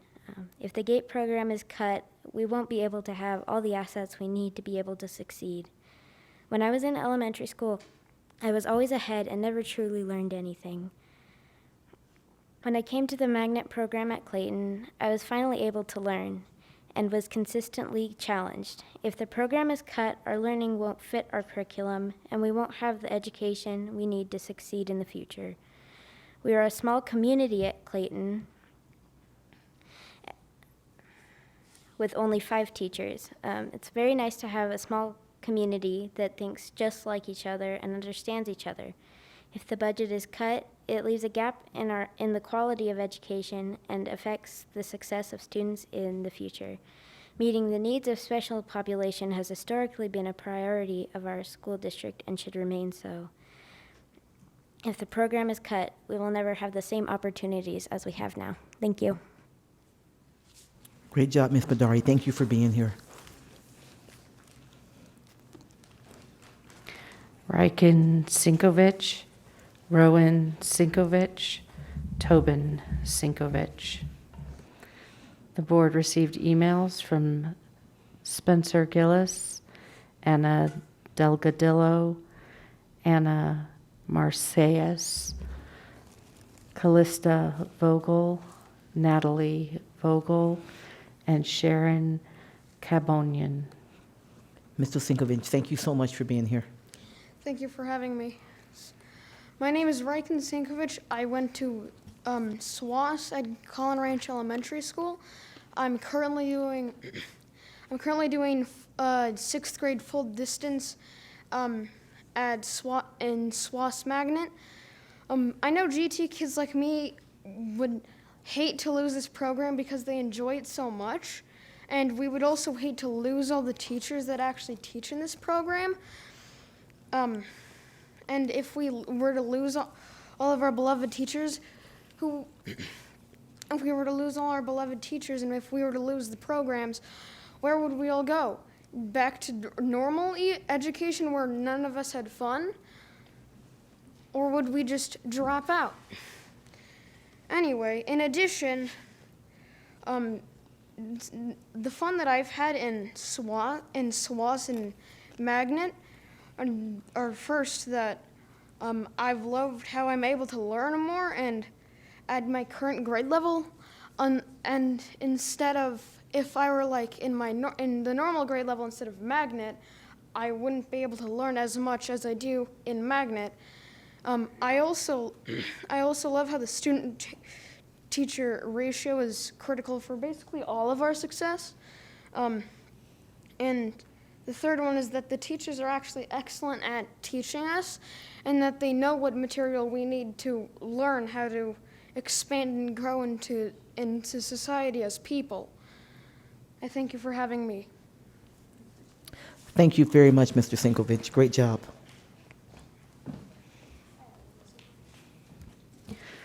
Rowan Sinkovich, Tobin Sinkovich, Amy DeWitt Smith. The board also received emails from Kathy Holoman, Kelly Lee, Melanie Lauren, Stephanie Lee, Rebecca Main, Casey Reskinger, and Holly Perocho. Thank you, Jay. You're welcome, Mr. Sinkovich. Thank you for being here. All right. My name is Rowan Sinkovich, and I'm currently a sophomore at Reno High School. I have partaken in the SWAS programs at Collin Ranch Elementary School and the Magnet programs at Swope Middle School.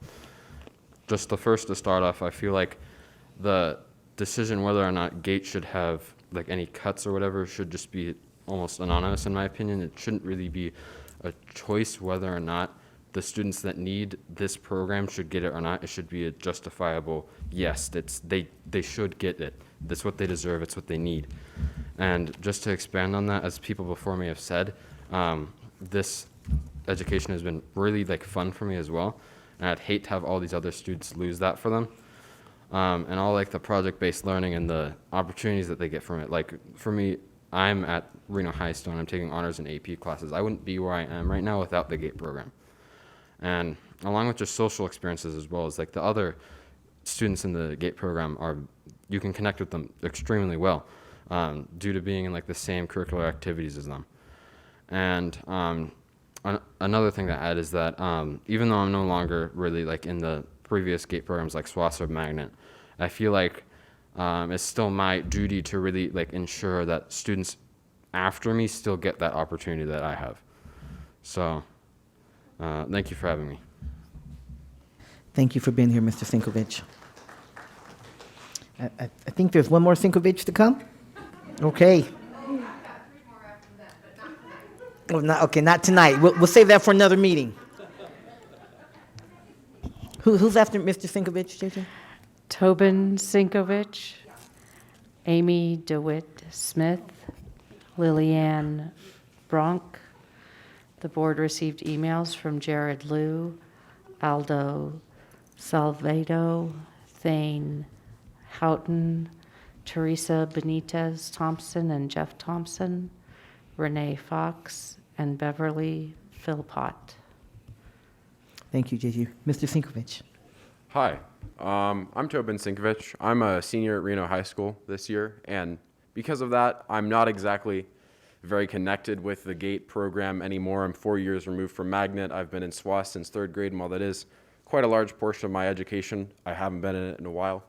So I think I can provide a fairly unbiased opinion on the goings-on within that program, and I think that it's an extremely important thing to have in our education system in Washoe County. Nevada is historically just really quite terrible with educating young people. We're right next to California. That's quite a large resource state, and we are completely dominated by their ability to push out universities like, Berkeley, UCLA. All of their public schooling is just so much better, and I think it's important that we prioritize that as a state. The Gifted and Talented program was a great step for that. It sets people up through college, really, because you're starting people on an education path at 3rd grade all the way through 8th even for just full-time stuff, and it can also start at 2nd for part-time things, and that's just a really good opportunity. You don't see people outside of Gifted and Talented getting in a lot of these ultra high-level classes without it. When I took calculus in junior year, everybody in there was in Magnet at one middle school or another, because it's just kind of impossible to get in it without there.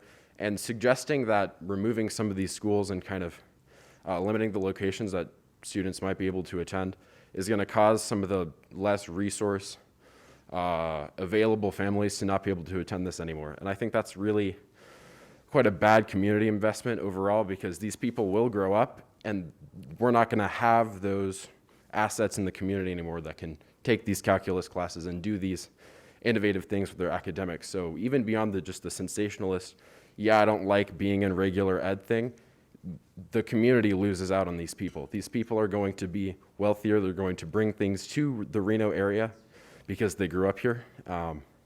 And it's just really quite unfortunate that people would even consider pushing out such a quick budget cut consideration.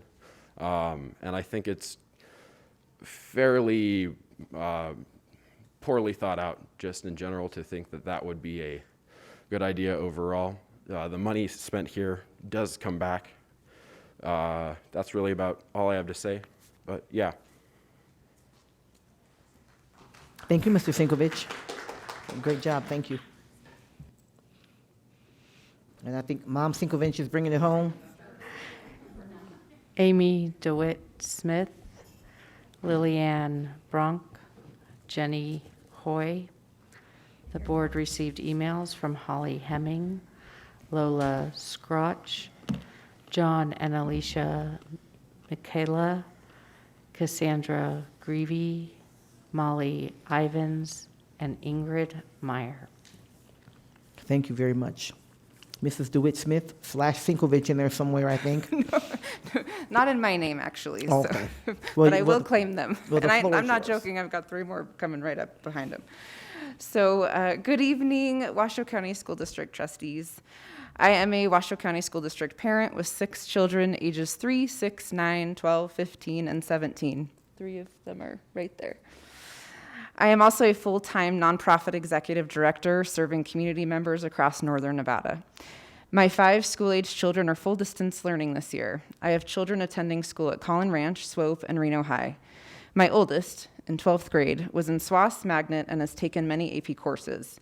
This year, he is taking 4 online courses at TMCC and 2 at BYU, in addition to 2 courses in Edgenuity. My sophomore was also in SWAS Magnet and is taking AP courses in Edgenuity and 1 TMCC course this year. My 6th grader was in SWAS. He is currently doing full distance learning in the Magnet program and doing very well. GATE has been exemplary for developing and implementing a solid distance learning plan for the Magnet program. GATE programs have been absolutely vital for our twice exceptional kids with ADHD. My children simply need to have rigor and an accelerated project-based learning format to stay engaged. If they are not interested or get bored, they fall drastically behind and it wreaks havoc on their mental health. This is the first time I've ever truly been concerned that kids in our district won't be able to receive the GATE support they need. What happened during the special legislative session last year made it very clear that at least some of the decision makers do not understand the effects of their decisions. Sorry, my glasses are fogging, so we'll see how I do with the rest of this. I know the WCSD GATE office will cut everything else they possibly can before having to turn students away. However, there will be significant underlying or unseen barriers that aren't always evidenced within budget reports. Transportation is likely the most significant social determinant of equity in GATE programming. But I know there are many more social aspects affecting families. Parents are already struggling to work, get their kids to school, help with on, off, distance learning, and even losing family members to COVID, many of whom provided support in multi-generational households. This pandemic is already disproportionately affecting families of color and families living in poverty. I would like to suggest that a decision on this agenda item is not made this evening. My overarching fear is that there will not be enough proactive research and advocacy while we wait to know what the final state budget will look like. Hopefully, instead of waiting to find out what the end result is with the budget, someone can identify what the main scenarios are. Option A could be best case scenario, includes XYZ funding. Option B, moderate cuts using X and Y funding. And then the worst case scenario, option C, with significant cuts and maybe only X funding. Is that my thing? Oh, sorry. That is. Okay. You can get a brief second to wrap up. Okay, sorry, because I can't see. I need an accommodation for my vision here. So the district can make separate plans for each. Okay, So that doesn't sound like a wrap-up Okay, statement, okay, Mrs. sorry. Whit-Smith. So- Bring me home. Yeah. Well, the other thing is I did bring a stack of some funding opportunities that I just like to provide to you all. I did a little bit of homework, so. If you wouldn't mind giving that to Yeah. Jennifer right there, she'll make sure that we get it. Okay. She certainly will. And thank you so much for being here and bringing your family right there. Yes. Thank you. Thank you so much. Lillian Bronk, Jenny Hoy, Owen Peroshi. The board also received emails from Lori Birch, Ellie Meyer, Maureen Jackson, Nancy Talano, Josh Meyer, and Charles and Melanie Bullen. Is it Ms. Grunt? Lillian Bronk. Bronk. Thank you so much for being here. Thank you. I am from Clayton Middle School in the Magnet program there, and I wanted to speak against GT budget cutting and program downsizing. I understand that it seems easy to cut from GT because we are an extremely small student body, but isn't the district motto every name and face until graduation? Does that mean anything, or are GT Magnet students being represented as numbers to the district? Are our names and faces being supported until graduation? The GT programs have impacted so many lives in amazing ways. Granted, at times it can be stressful, but GT students are being prepared for the real world through the special education that we are being provided. Without GT, many gifted students would be placed in general ed classes and not be getting challenged by the work. I was in general ed for elementary school and found myself bored and zoned out on most days until I was accepted into Clayton Magnet. It was so relieving to finally be in classes that went at a more challenging pace, and I no longer found myself staring at a wall after finishing worksheets early.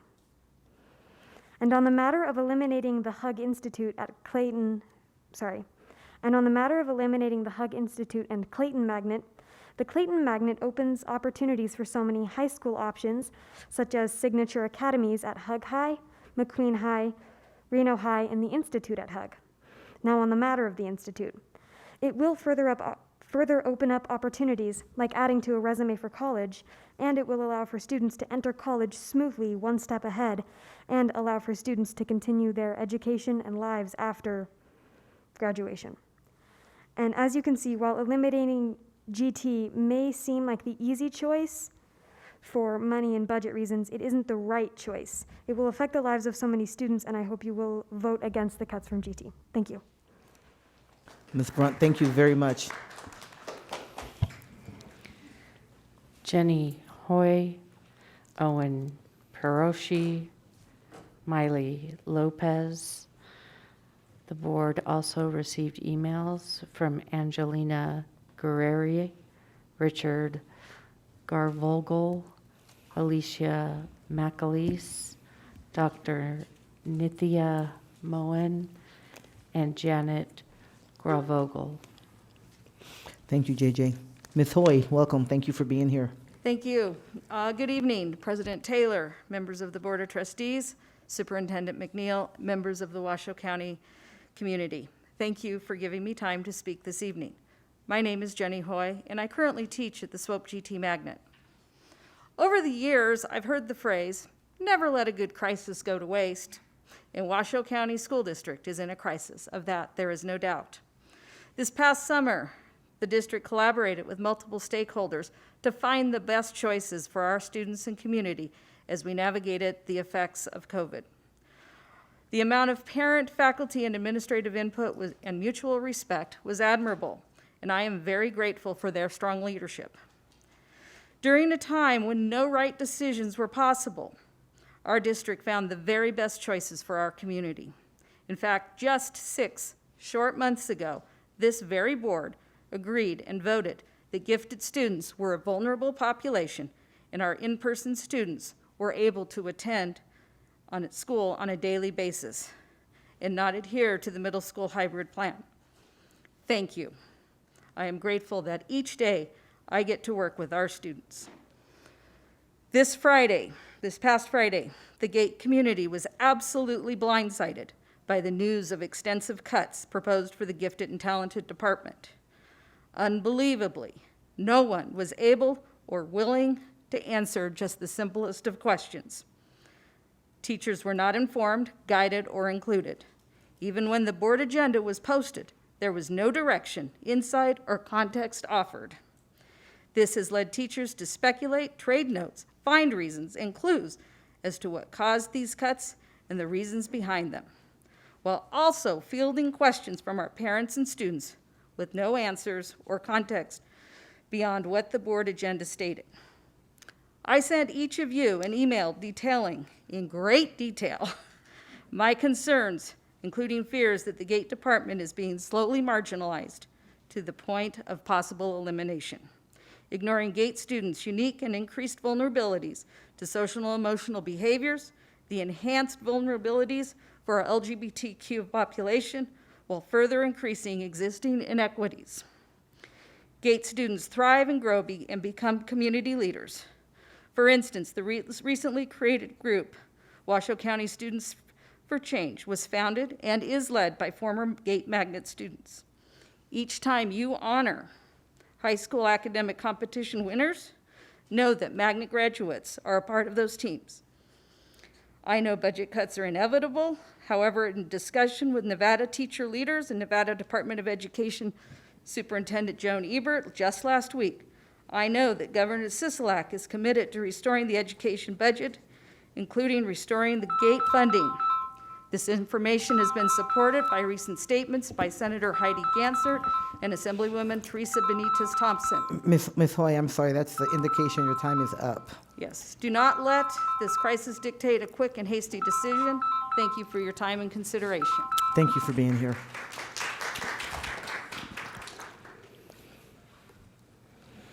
Owen Peroshi, Miley Lopez, Sandra Lopez, The board also received emails from Sarah Taller, Deanna Logoteta, Emma Dixon, Heather O'Grady, and Ramona Toby.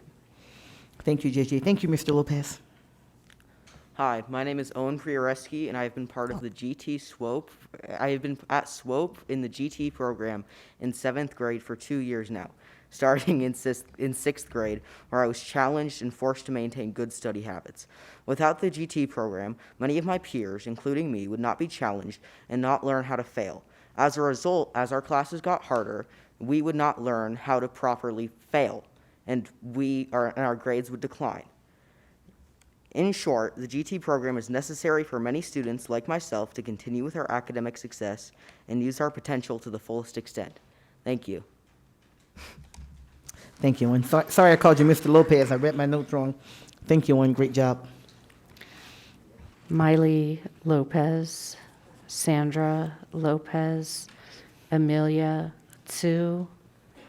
The board received emails from David O'Grady, Jennifer Lang, Sosea Talano, Ken McAleese, Clayton graduates, and Chris and Julie Tsu. Thank you, JJ. Thank you, Ms. Lopez.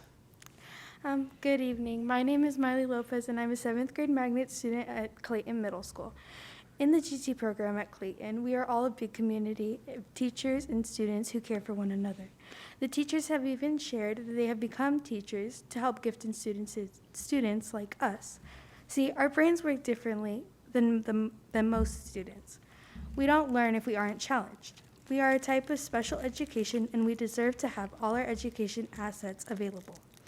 If our funding is cut, we won't have a program that is fit for our curriculum. Therefore, we will not be able to have the best possible future. If it is decided that you cut our funding, our magnet program will cease to exist, and students like us will not excel in school. Our magnet programs give children more opportunities for things like high schools and colleges that will later lead to great jobs.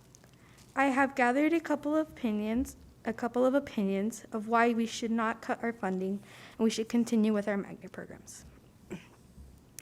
Any form of cutting our school's program funding will leave a gap in quality of education and will affect the success of the students in the future. This may also put a lot of stress on teachers by putting them out of jobs and getting more students in each classroom. Class sizes will get larger, and many teachers can be cut, and they won't have for not having enough experience of how to deal with larger classes. It is also very upsetting for teachers to have to see their students not be successful. That was by Sophia Blair, our Clayton leadership teacher, and we shouldn't cut the funding, because if we cut the funding, then every magnet student will be forced into normal classes, and our learning may begin to decrease because we are not being challenged enough. And this was from an anonymous GT Clayton student. So if you do decide to cut our GATE funding, then several children's chances of excelling and having the best possible future may not happen. Thank you. Thank you, Ms. Lopez, and thank you for being here. Great job by our students tonight. Sandra Lopez, Amelia Tsu, Melissa Prine. The board also received emails from Bonnie Pilaro, Lisa Cornyn, Tara Sala, Kristen Harris, and Jessie Dean. Welcome, Ms. Lopez. Thank you for being here. Thank you. When I found out the funding was to be cut to the GATE program, I was astonished and frustrated. My daughter is a GATE student at the SWAS Clayton location. While my daughter's been a magnet student, she has excelled in her curriculum. I've watched her thrive and grow under the instruction of some of the best teachers in Washoe County. The magnet program has taken my daughter from being a bored and frustrated student to a young lady who's engaged and fascinated with the things she learns. To take learning away from these special education students doesn't not make any sense. If you think about the word special education, most people think of children who are having difficulties mentally or physically. But handicapped children are not the only ones that need special education. Our magnet students are in need of special education. They have mental and emotional capacity of an adult trapped in a child's body. Since COVID restrictions began, our special needs kids have been able to attend school daily, and I thank you for that. Recently, our kids had to stay home and do full distance learning. The social isolation that Miley had to experience from her teachers and her peers, not being able to engage with children of her intellectual and social capacity, was incredibly trying on her mental health. I work in pediatrics and can tell you that depression, and because of social isolation, has killed more of our children than COVID has. Depression, anxiety, drug overdose, and suicide rates among our children have skyrocketed astronomically. The isolation is even harder on our special needs kids due to their heightened emotional and intellectual needs, and it puts them at a greater risk for the aforementioned problems. GT kids have a hard enough time fitting in because their thought process is so advanced. What they find amusing, fun, or entertaining, most children their age do not comprehend. Getting down to the academic perspective of it, my daughter has always been a straight A student up until last year when she received her first B. She was utterly devastated. I was heartbroken because I was not able to console her. She never received a B. She thought she was not smart, that she did something wrong, and I told her that that's not the case. The educational system set her up for that. The teachers she had were not able to properly teach her the way the magnet program can. The educators she has are phenomenal. They have the education, training, and experience our children need to help them grow, learn, and understand their mental and emotional capacity. Once she gets past her frustration now and figures out the very, very complex problems she has in the GATE program, you can see her beaming with joy and pride because she's figured out something so complex and that's difficult for her. And she knows it's difficult, so she knows she's learning. Miley always said she wants to be a doctor, and she has every intention of going to medical school. This is her career path that she's wanted from the start. You guys are the ones who are going to make that decision if you cut the GATE funding. Thank you, Ms. Lopez. We appreciate you being here. Emilia Tsu, Melissa Prine, Controllo Furata. The board also received emails from Addison Willite, Gus, Annalise Ransom, Emily Garrich, Wendy Beadle, and Adele Hu. Welcome, Ms. Tu. Thank you for being here. Thank you. My name is Amelia Shu, and I recently joined the 7th grade GATE program at Pine Middle School. Education is important to everyone, but to me it is especially important. I consider myself fortunate. My family has access to many different types of education, whether it's going to a public or private school. Many children do not have these possibilities. For them, often going to a public school is the only option. I have always seen individuality as a very important part of my life, and at the Gifted and Talented program, our individuality is embraced. The kids who aren't as fortunate as I am can find an environment where they are free to learn in the GT program. I have only been in the Gifted and Talented program for 3 weeks, and I already fit in. The students here immediately accepted me as one of their own, and now I feel like I am one of the kids who is lucky enough to be in this program. Being in the GT program has many perks for those of us who learn differently. It can often be challenging in a classroom where you have to wait for those who don't think as fast as you do. Being in the Gifted and Talented changes that. Here, we can learn at the pace that we want, be introduced to others that are like us, and learn more than we would in a normal school environment. The Gifted and Talented program also has social emotional benefits. Everyone has their skills and weaknesses. Of course, one of the skills of the Gifted and Talented kids is their academic capabilities. But one thing they struggle with is often social interaction and mental well-being. I myself often find myself stressed due to my perfectionism. I have to admit that I'm quite the perfectionist, and am never proud of myself unless I do perfect work, which is practically impossible. This stress often plagues me late into the night when I can't get a homework assignment done perfectly, or I think I've done something wrong, but just can't figure out what. The Gifted and Talented program has helped me with so much and makes me feel like I'm finally truly part of the class. It would be a shame if this program were cut. Thank you. Thank you, Ms. Shu. Thank you so much for being here. Melissa Prine, Control Furata, Kelly Nichols. The board also received emails from John and Sarah DeLuna, Lee Martinez, Arun, Chad Walter, and Jennifer Shukla. Thank you, JJ. Welcome, Ms. Prine. Thank you for being here. Thank you. I'm Melissa Prine. I am a GATE parent, and I am the ELA teacher at Clayton Magnet School. I'm not here to speak for myself tonight. I've posted my comments. I'm here to speak for one of my previous students. We believe at Clayton Magnet it takes a village, and I'm here to represent Canela Ferruta, who is currently a sophomore here at Worcester. So these words are her words, and they're written in first person.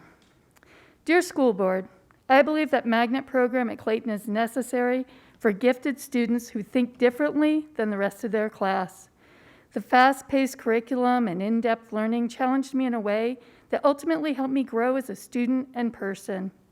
Each subject we studied was engaging, which I feel contrasts greatly from my experience in general education. We were never repeating the same subjects. We constantly moved to new topics of discussion, and I was never bored from learning. Being surrounded by gifted peers similar to myself helped me feel not so alone. The entire program itself creates consistency for gifted students. Even when we did have to deal with change, the teachers all made sure it was as seamless as possible.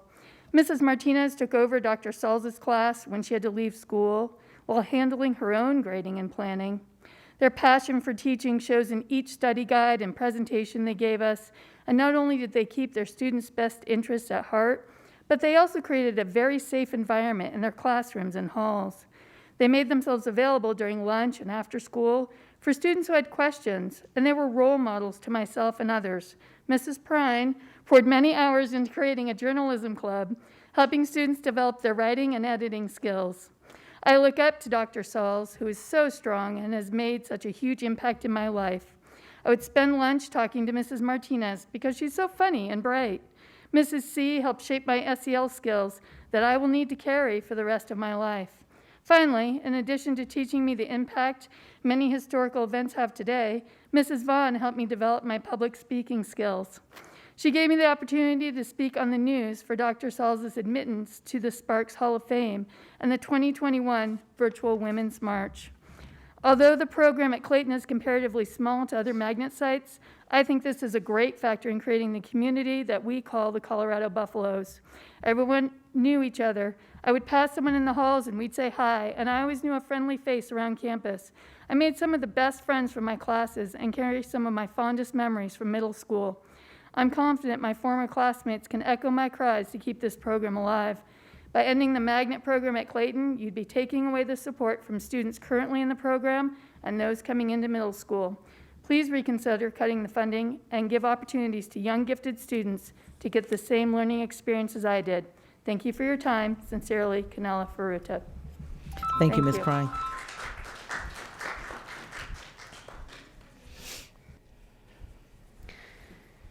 Quintero Furata, Kelly Nichols, Janet Roberts.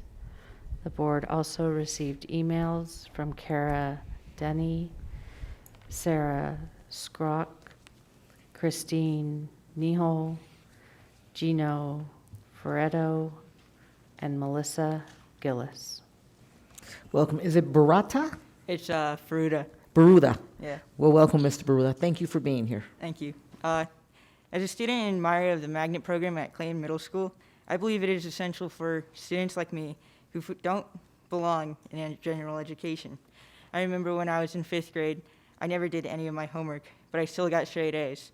I wasn't challenged, and I wasn't doing my best. But that all changed when I arrived at Clayton. Next thing I knew, I was doing Socratic seminars and social studies projects every week. And although the stress was very stressful, I knew if I did my best, I wouldn't have to fear failure. Not only is the magnet program at Clayton teaching students how to simplify expressions and the causes of World War II, but it is also a place where we learn to love and relate to each other. We can find other students who have the same interests as us, or those who don't, but understand that nobody is the same. Whether it be English, social studies, or enrichment, we all have a place we can fairly debate and make us feel safe. Taking that away will be taking that safe place where we feel safe away. Nobody at school makes me feel any safer than the teachers. I feel like I have a different and unique relationship with each one, and I'm sure all my peers would tell you the same thing. My sister, who left Clayton almost 3 years ago, still talks and loves some of the teachers that still teach me. I can talk to them about issues at school or home. I can ask them questions and jokes. But with the new budget codes, not only will students experience a great loss, but so will my teachers. I learned earlier that every teacher has a different reasons for why they teach. The good ones love the subject they're teaching, but the great ones love the subject and their students. And that's how I would describe my teachers. And no matter how many bad grades I got on tests or how many times I wrote a bad essay, the Clayton Magnet program has taught me more than I could ever learn in a general education class. It is the reason I can stand up here and speak. It is the reason I enjoy going to school. And it's the reason a child with a single mom in a small apartment can grow up and out and go to the school of their dreams. This is just my story. Think about all the other students that will miss their chance for a great education in a home if this program is canceled. And yes, we might have less students at our school than others, but my English teacher earlier today told me it's not supposed to be about numbers or statistics. It's supposed to be every child by name or face to graduation. Thank you. Thank you, Mr. Barula. Kelly Nichols, Janet Roberts. The board also received emails from Danielle McIntosh, Scott Hernandez, Allison Platts, Lana Robinson, Miley Greavy, Stuart Davis, and Eleanor Davis. Welcome, Ms. Nichols. Thank you for being here tonight. Hello, good evening, and thank you for having us. I've worked in the Washoe County School District for 6 years. I was a Kinder Amiga for 3 years at a Title I school. I was at another Title I school as a parent involvement facilitator for 2 years. I was also a 6th grade aide. I worked for the Nevada Department of Education for 2.5 years in Carson City as the assistant to the public information officer and as the department's receptionist. I share all of this because I was in the school district. I got to hear all the issues that happened. First, when I was at the first 3 schools, I got to hear the issues in the schools. Then when I went to the Department of Ed in Carson, I got to hear the issues all over the state. We have 17 counties. Every county portrays their own issues. When I heard about this, the magnet being cut 3 days ago, I was in shock. Out of all the programs that we have, I don't know why someone would want to try to cut the funding for the magnet program or the GT program. When I was at the Department of Ed in Carson and saw that the GATE program is under special ed, I was confused. But I educated myself, and it's because it's a different type of thinking. The last boy who spoke was my son, and Mrs. Prine read my daughter's letter. So I'll share my personal experience. When making the decision of whether to keep my kids at Mount Rose or try Clayton or another magnet school, we chose Clayton because a dear friend, high school friend of mine, and his wife highly recommended their program since their daughter had gone through it. I work for the College of Engineering now at UNR, and last week, while mailing out the letters to our fall 2021 National Merit Scholars, I saw a letter come through to my friend's daughter. This made me full of joy and confidence and affirmed my own beliefs in the studies and guidance that Clayton's students receive. My own daughter is now here at Worcester in the IB program, and her dream is to go to Berkeley. Due to COVID and the online classes and all the craziness that has happened, it has been a challenge to keep her engaged at home. In high school, I noticed the big change of ways in teaching and how it's much more independent. Of course, this was expected, but it was still a tough transition. However, I remind my daughter to think of what she learned at Clayton from her special, hardworking, dedicated teachers and use those skills to apply in her high school classes. Talking about COVID and transitions, I can attest that Clayton's GT teachers kept the ball rolling during all of the craziness when COVID hit last March. My son was still learning and having expectations from each of his teachers. I hope you really think about cutting the funds because I think it'd be a mistake. Thank you. Thank you, Ms. Nichols. Thank you for being here. Janet Roberts. The board also received emails from Laura Duffrin, Clint Toledo, Vanina Corette, Aaron Gooms, Meredith Whalen, Dallas Halsey, and Karina Grassi. Thank you, JJ. Welcome, Ms. Roberts. Thank you for being here. Thank you, Madam President, Board, and Superintendent McNeil. My name is Janet Roberts. Most of my students call me Mrs., though, because my husband teaches at the Gate Institute and call him Mr. I am a GT mom. I've taught GT AP US History at the Hug Institute, and I'm currently teaching 6th grade at Clayton's Magnet program. The first part of my career was spent serving at-risk students, and that was incredibly rewarding. In fact, this board even gave me an award for it. Thank you. It's on the wall, and it looks very nice. So it was with great trepidation that I moved to teaching to GT full-time. I wondered if they even needed my skills, making the assumption that because they were educationally successful, they weren't at risk of having their needs met. But this is not true. All students are at risk if they aren't in the least restrictive environment. All students are at risk of not meeting their full potential if their educational needs aren't met. I have seen students drop out of school because they were not engaged and they didn't have programs to support them. And I have seen students being found by my colleagues because their scores were not recognized. Please support them.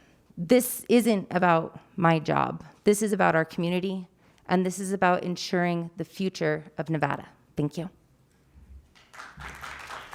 Thank you, Ms. Nichols. I'm sorry, Ms. Roberts. I was thrown by, that was my own alarm. That wasn't yours. I hope you were finished. Okay, good. All right, thank you. Any more public comment, JJ, that was emailed in that you need to share for the record? Those were all the cards I have. The board also received emails from Molly Rezak, Michelle Taylor, Hayden Fox Howells, Evan Humphreys, Brendan Casey, Kelly Humphreys, Erica Stancliffe, Hunter Fox Howells, Jamie Vaughn, Craig Brookhouse, Dr. Jenny Sauls, Dr. Gretchen Crover, Kelly Karpchuk, Jackie Wiebe, Kimberly Lack, Anna Herrera, Courtney Hamilton, Anna Sanchez, Deborah Rowland, Robert Shader, Rick Meyer, Jonathan Chatham, Arisha Mohinden, Karen Ilg, Tamara Wall, Miranda Wall, Casey Anisted, Una Zing, McKenna Miller, Andrea Hughes Baird, Samantha Kerwashik, Alex Ryan, Jenna Ryan, Kerman Tsung, and Dr. Fran Ryan. Thank you, JJ. So we'll now officially close the public comment period for that agenda item, and we'll go on to the presentation. So, Dr. Parks?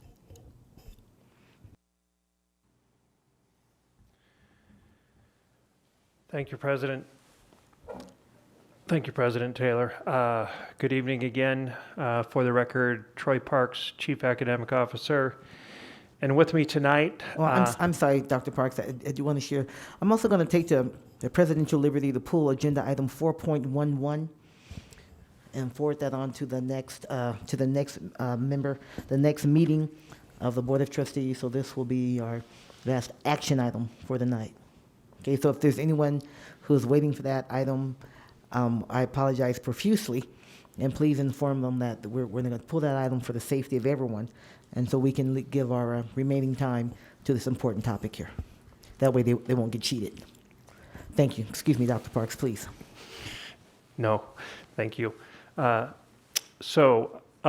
me tonight, I have our new Director of Gifted and Talented, Dr. Westfall. As we get started into this presentation, which includes our proposal for GATE, it's important to go back to July, and Dr. Westfall was newly in the position of Director of GATE, and I was the new Chief Academic Officer, and one of the first things we got to deal with was the special session where funds were cut for Gifted and Talented. And for the record, our district was so committed to our GATE students that we immediately came in with ESSER's funds to support that and make sure that we kept the program whole. Dr. Westfall and I both appreciate all the parents, students, and teachers coming out tonight to advocate for the GATE programs. Really important that we hear from them and hear the impact that these programs have made on their lives. A lot of our presentation tonight is going to be focused on being more efficient and equitable with our resources. You heard earlier in the budget meeting talk of this pupil-centered funding plan, and with it comes a weighted funding formula.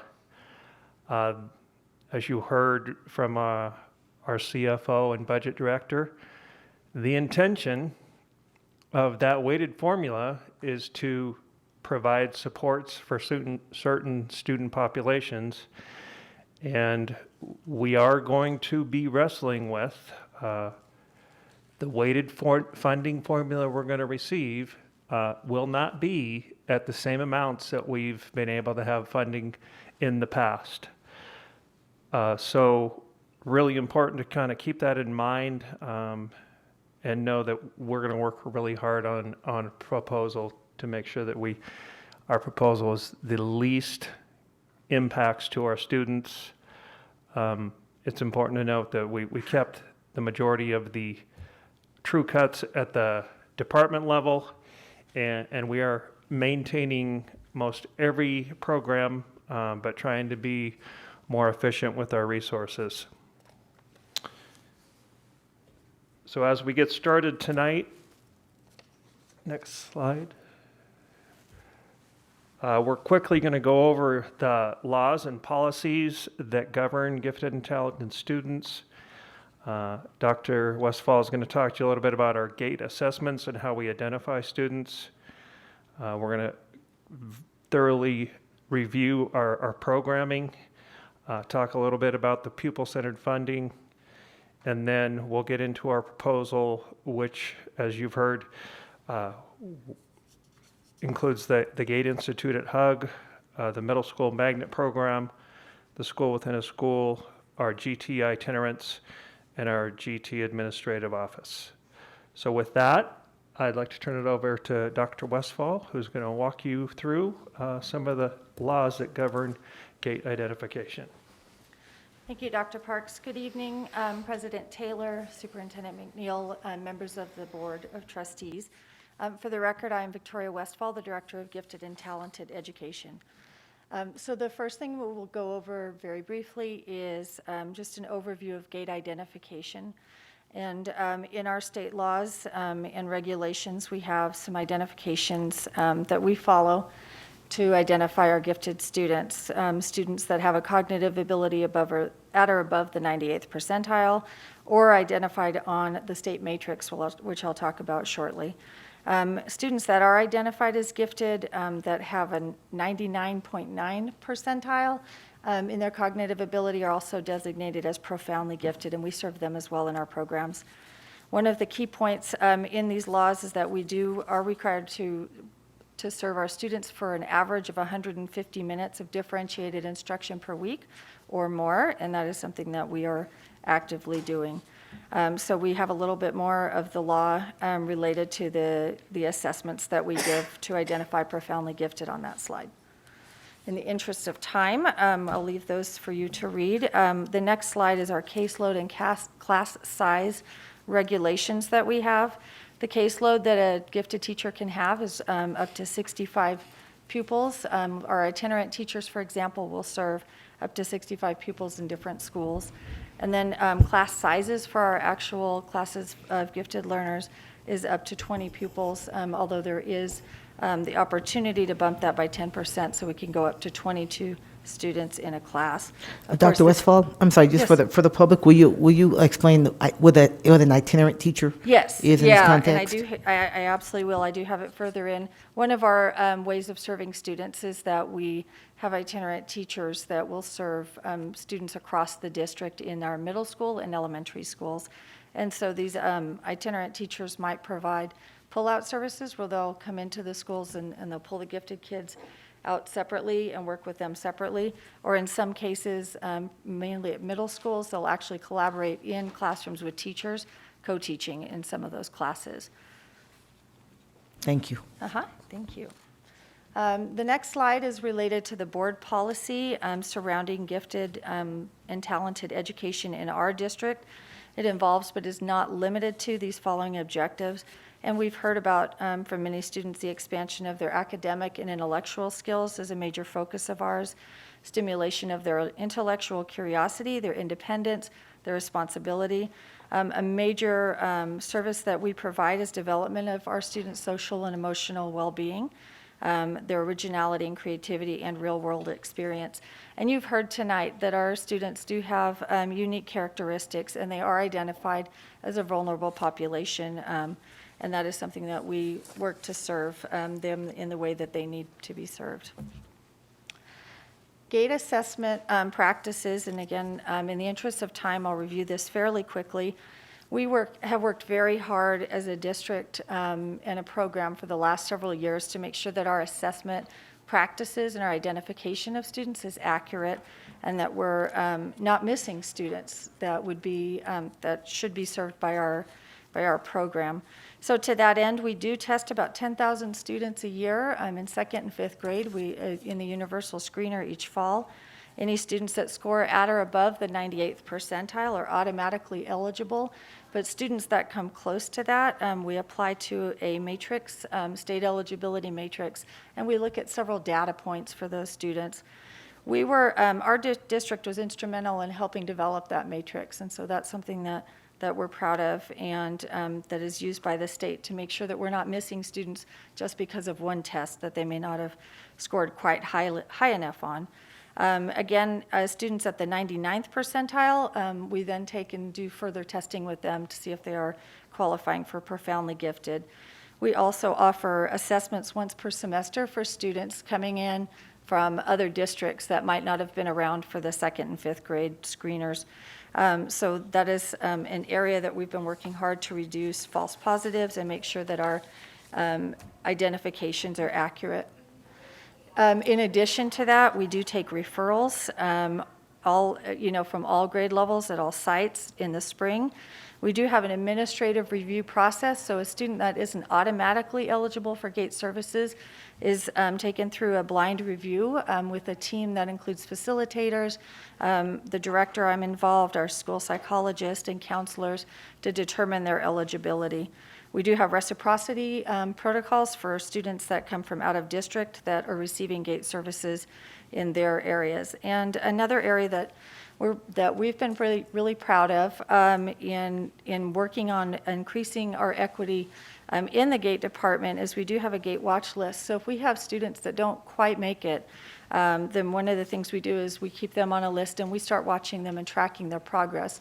And as we look at that, we have been able to identify more students to be able to receive our services.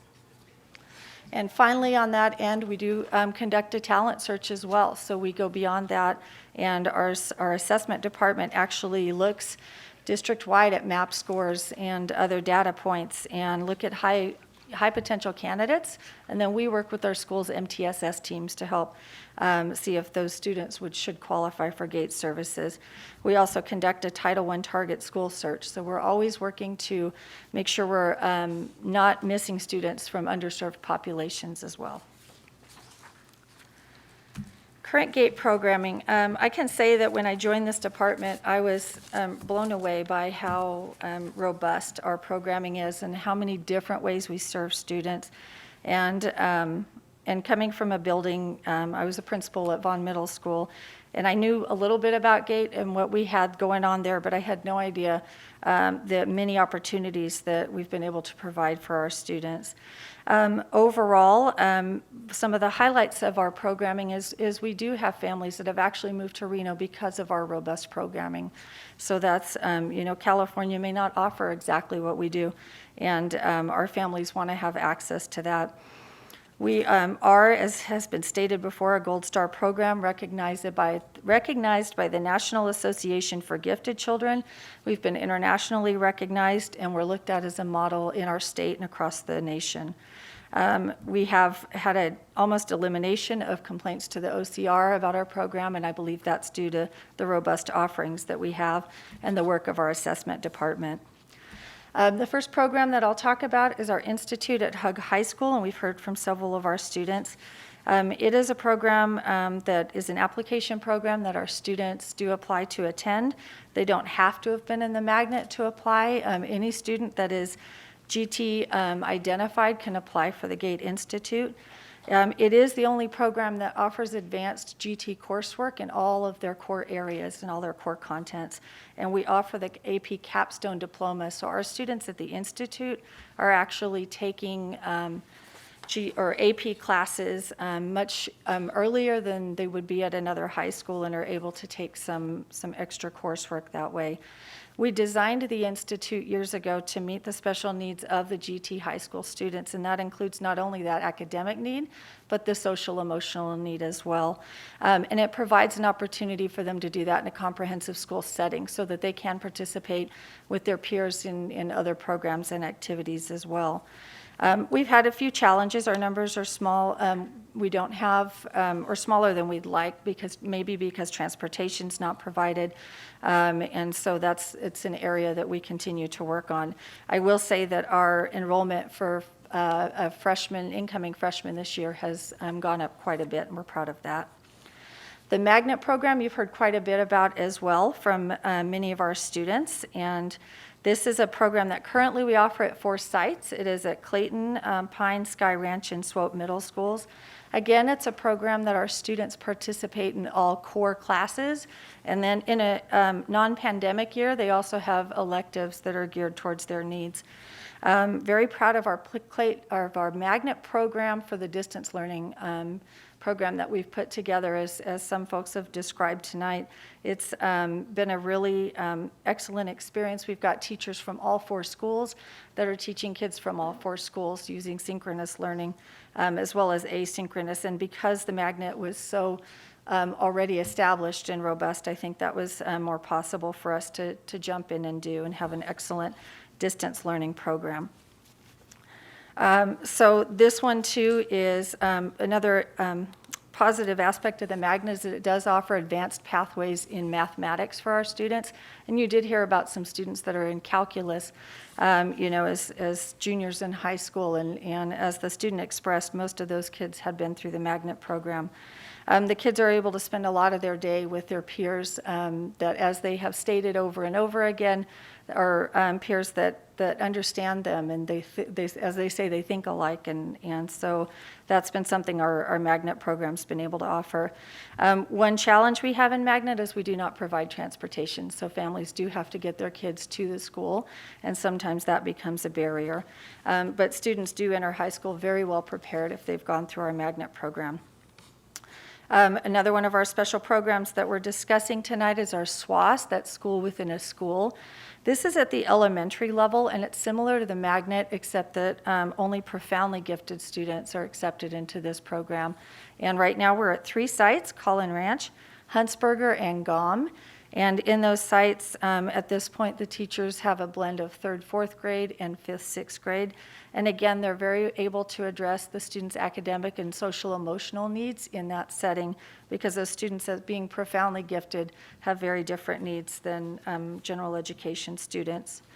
And we talked a little bit already about the itinerant model, serving students in elementary and middle school, either via a pullout, where they pull out students for at least 150 minutes a week from their gen ed classes and work with them in small groups, or in a collaboration, which would be a co-teaching model in which our teacher, our GT teacher, will help provide differentiation and extra supports for our students.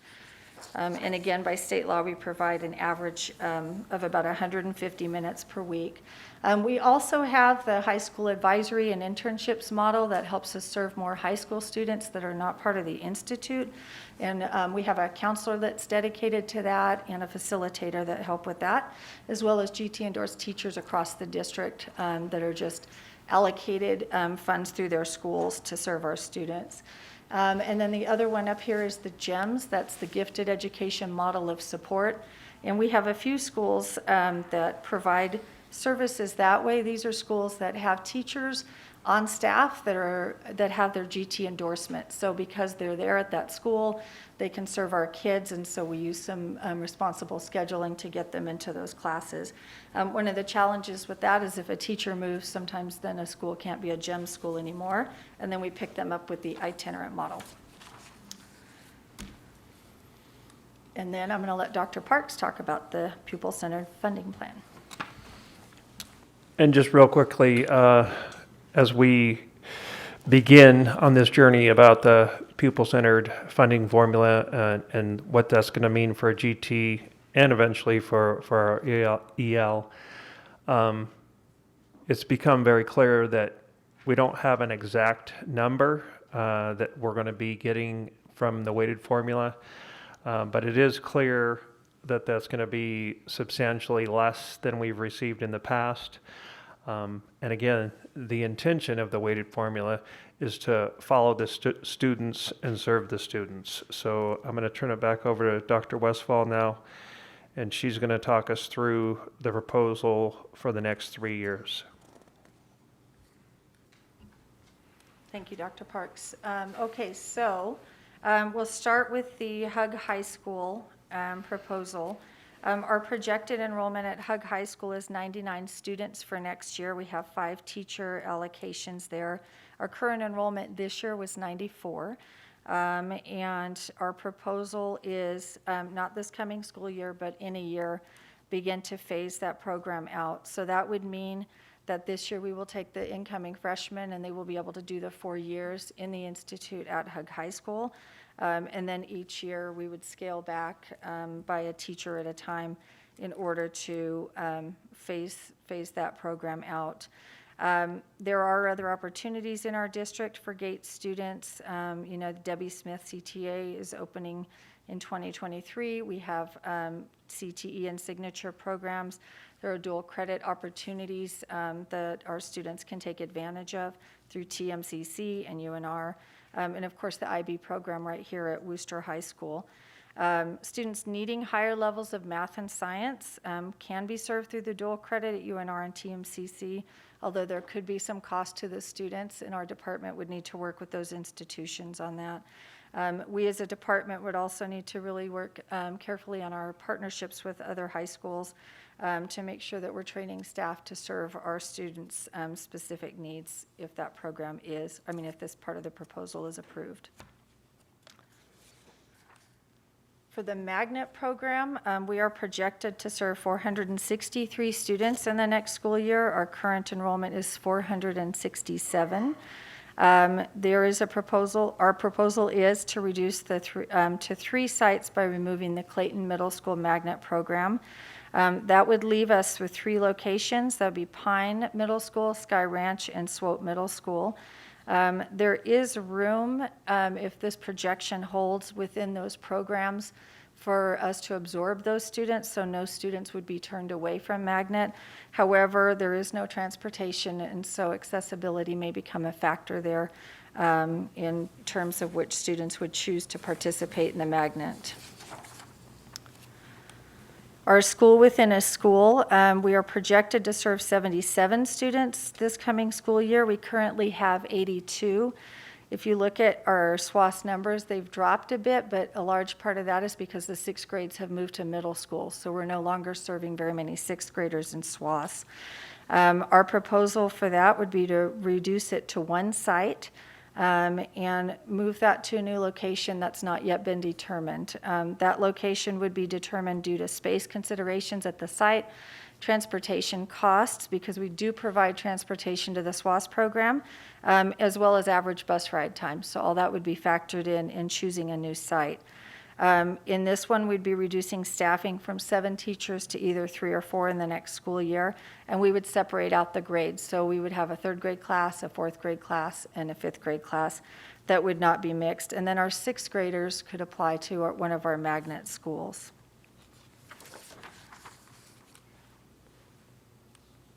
Oops, I went too far. There we go. Okay, so our elementary and middle school itinerant program. So we are projected to serve 485 students through this part of our program before the universal assessment in the fall. And that's really important because we identified this year about 99 kids at that assessment. So that number is before that screener takes place. This year we are serving 536 students through the itinerant program. Our proposal on this one would be to reduce staffing from, we have 14 teachers right now serving those kids. We would reduce that to 12 in the next school year and then potentially to 10 the following year. Right now we're projecting that we can serve our students and meet our 65-to-1 ratio with that number of itinerant teachers, especially as we move towards working to get more teachers endorsed with their GT endorsement. However, we still need to serve those students, so that number could change depending on the students that qualify for that program. Again, those teachers serve all elementary and middle schools, so in the district. And then the rest of the proposed cuts would come from our administrative staff and office. So our first one would be proposing to eliminate the GT coordinator position. That is the other administrator position. At this point, that person really helps oversee all the itinerants, working very closely with our itinerant teachers, evaluating them. So those duties would be absorbed by the GT director. The assessment department is made up of, we have 1.4 FTE of school psychologists, and we would propose reducing that to 1. Our assessment team does provide comprehensive school psychological services to GT students in the form of social emotional support and consultation with teams and linkages to outside services, in addition to the work that they do on identification of students. So we would propose that we scale that back a little bit for that part of our proposal. Again, the school psychologist is an important component for our student social emotional learning, and they are trained in working with gifted students, so they're an important part of our department. We propose eliminating our GT clerical aid job. That job has recently been vacated, so we have just chosen not to fill it. We do have a good amount of inventory. We are a 1-to-1 ratio of devices to students, so we have that inventory in addition to teaching materials, novels, et cetera. So the secretary would absorb the position of the aide and take care of the inventory so that we can maintain that. We also have 4 facilitators in our department right now, and our facilitators play a really critical role in supporting our schools. They support the teachers, providing them with strategies, trainings, professional development. They really work hard on recruitment of students, identifying students for each program and making sure that they are appropriately placed. They're very much a close liaison with our families and work very closely in helping support students. They will set up parent conferences and work very closely to make sure our students are successful. We are proposing at this point that we would reduce from 4 facilitators down to 2, and we would at that point reconfigure their job duties a little bit to make sure that they were able to serve all of our programs. We also have 3 counselors in our department, and they, again, serve a very critical role. While we realize all the schools have counselors, they're not all trained in working with gifted learners and with their unique characteristics. So at this point, we have a counselor serving each level, 1 elementary, 1 middle, 1 high school. Our proposal is that we would reduce that to 2 counselors for the upcoming school year 21-22, and then down to 1 for the following school year. The final proposal we have is we do have a half-time music teacher that serves our SWAS program, and we would propose to eliminate that position. And now we're ready for questions.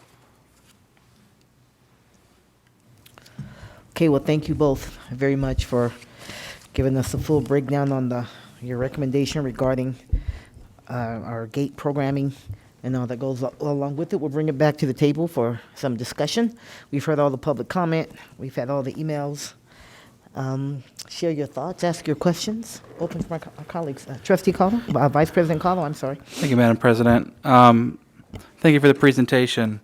I know we've all received a lot of feedback on this. I'll start my comments by saying I don't think as a board we should feel the need and the pressure to make a decision tonight. I do think that if we want to give our thoughts, maybe the staff can come back to with more information. But I think in the important decision like this in January for next school year, I just don't think we should feel the need that we got to make a decision right now, because it could force us in making a decision that maybe ultimately we are not all that comfortable with. So I just want to kind of run through where I am. Based on the feedback I've received, it's mostly going to be around representing my district. One thing that I see and one of our challenges, especially people I represent, is most of these programs are in one part of the county. There isn't a whole lot of diversity in where these programs are offered. If we didn't have Sky Ranch, I mean, it would be really centered in one part of the county. At the high school level, because it's the only offering, I'm a little uncomfortable with it. I do think it's important for the board to receive some information on where are our magnet students going, because they're not all going to Hug. They're going other places. So where are they going and why? And why are the students choosing Hug? I think that's important to just not assume that they could do other things. While that's true, I've heard feedback that that is already an option, but these 99 students have chosen Hug, and there's a reason for that. I think it's important for us to understand that. For the magnet, considering where the schools are located, I'm against removing Clayton. The North Valleys community has told me pretty clear that use this program. They go to Clayton. Without Clayton, Pine, Swope, and Sky Ranch are not feasible locations. They can't, the drive is too long. They're never going to be able to do it.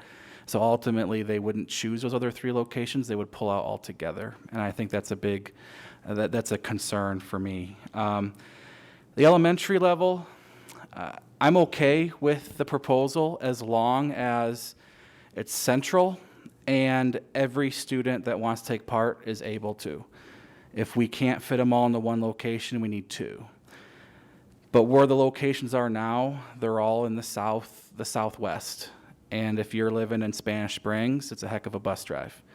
And so I do think a more centralized location is great. So if we can do that one location and still service everyone that wants to do it, I think that's okay. And then I'm okay with the itinerant change as long as we're servicing our students appropriately. And then I'm okay with the administrative change. So for me, it's a hybrid on what I'm okay with. I'm firmly against magnet just because it doesn't serve my constituents well at all. High school level, I think I need to learn more about it because I do think that the assumption that students have other options, I think there's more to that story I think we just need to learn about. So that's where I am right now in our discussion. Thank you, Madam President. Thank you, Vice President Cottle. Trustee Thigpen? Thank you, Madam President. I kind of follow similarly to Vice President Cottle in that I don't think I'm ready to make a decision affirmatively on some of these tonight. I think we have heard and absorbed a lot of information from community members, both tonight and emails leading up to tonight's meeting. And I think this has blindsided a lot of folks, and I think we need to give this more weight. But I will go into, similar to the way that Vice President Cottle went through things, I'll just go through it item by item and kind of convey where I'm at. I agree with Hug High. I think because that's the only offering for that, and from the services that were mentioned and the success stories that we've heard from that, I'm against eliminating that, and I would like to look into ways that we can hopefully promote the utilization of this institute more rather than eliminating it altogether. And it sounds like when students are finished maybe in middle school, they move on to other programs like IB and all of that, which is great, and it's great to have options. And I think keeping this as an option is important. Let's see, the magnet, I think we need to keep it because having that location, having these sites, I think promotes a lot of equity. As you mentioned, for the people in your area, they rely on that. For the SWAS, this directly affects some of my constituency with the schools that I have, and I think in terms of equity, I think having more than one location is more equitable than reducing it to one site. So I would be interested in seeing if we can keep more than one, and maybe even identifying if we can make that more equitable in terms of the location of those sites. Like you said, some of them are a little more arranged in my area than, people in Spanish Springs and other areas of our district. The itinerant, I'm okay with the proposal. Administration, I'm okay with the proposal as well. So you and I are kind of similar. So that's kind of where I'm at for right now. I just really want to find the most equitable solution for our students, and I understand that we have to make cuts, and they're not easy. But this is I consider it to be a vulnerable population of our students, and I just want to do the best we can for them. Thank you, Trustee Thigpen. Trustee Nicolette, and then Yes, we'll thank go. you. Then we'll go to Clerk Minetto. Thank you for the presentation. I know this is hard, and I can only imagine the tough conversations that you've had. This is deep soul searching, and I appreciate your looking into this. I'm going to stay at the 30,000-foot view, other than to say I think we need to do more work on this. It's really very clear to me that there are components of these programs that are very strong and work. And what I would like to see us do is see why they're working and do more of that in other classrooms and other schools, and not just GT, but things are working, and I think we need to do some replication there. Several times you mentioned the critical nature of some of these positions, and I trust that you know that. And then when I hear the critical nature of these positions and then we cut them, that doesn't jive with me. We got to figure out a little more about that. And I would like to see Your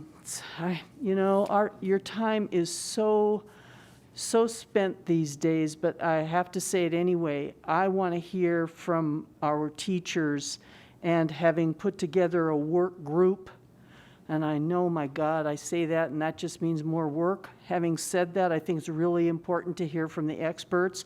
Students are experts, parents are experts, teachers.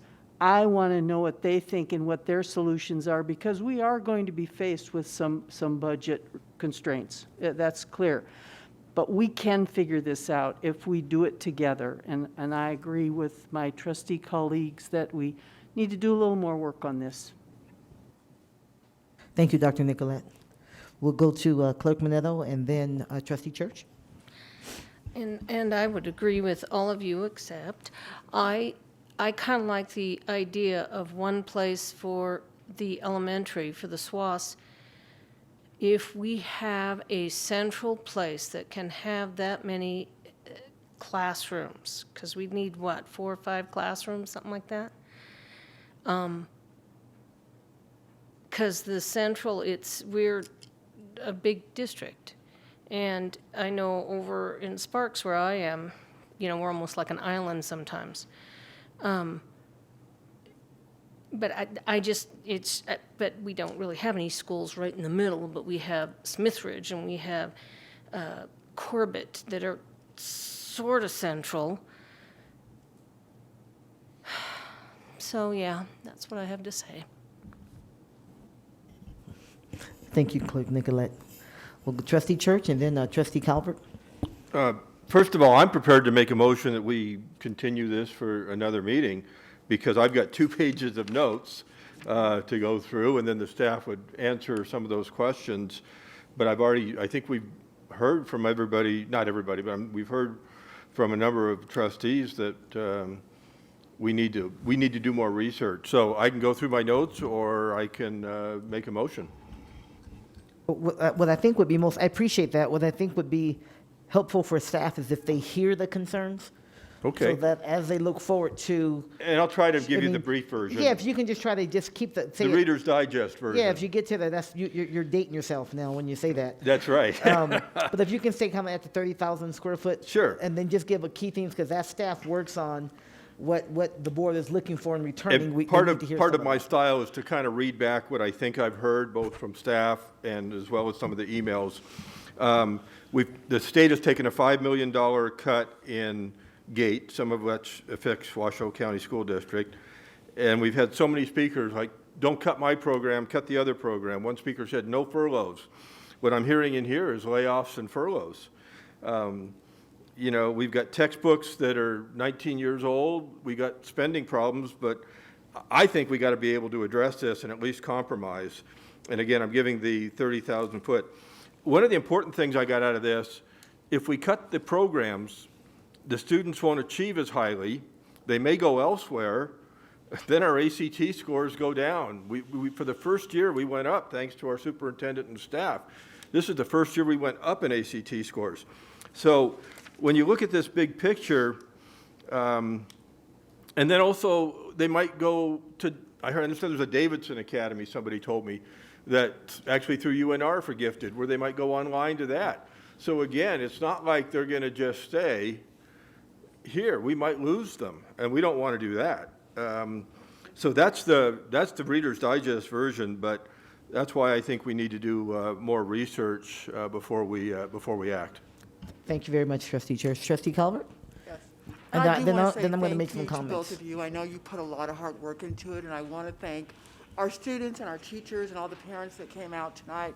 Because hearing a lot of that really made me want to change my mind and say that I believe there's not enough equity for a lot of our students, and I believe that we hear about diversity within the Washoe County School District, but we very rarely see it represented in our forums or anything else. So I believe that we really need to reach out to our community to find out where they're at with this as well. But I just don't believe that we're ready to really address this, and we need to give it more attention, especially for our students, because they're our future. And if these kids are talented, who knows where they might be Miss McNeil.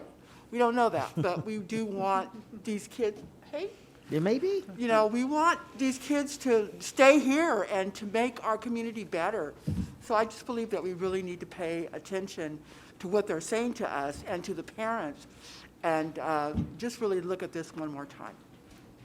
Thank you, Trustee Colwood. I'm going to just share a few thoughts, and then we can certainly go back if there's something in addition you'd like to share, Trustee Thigpen.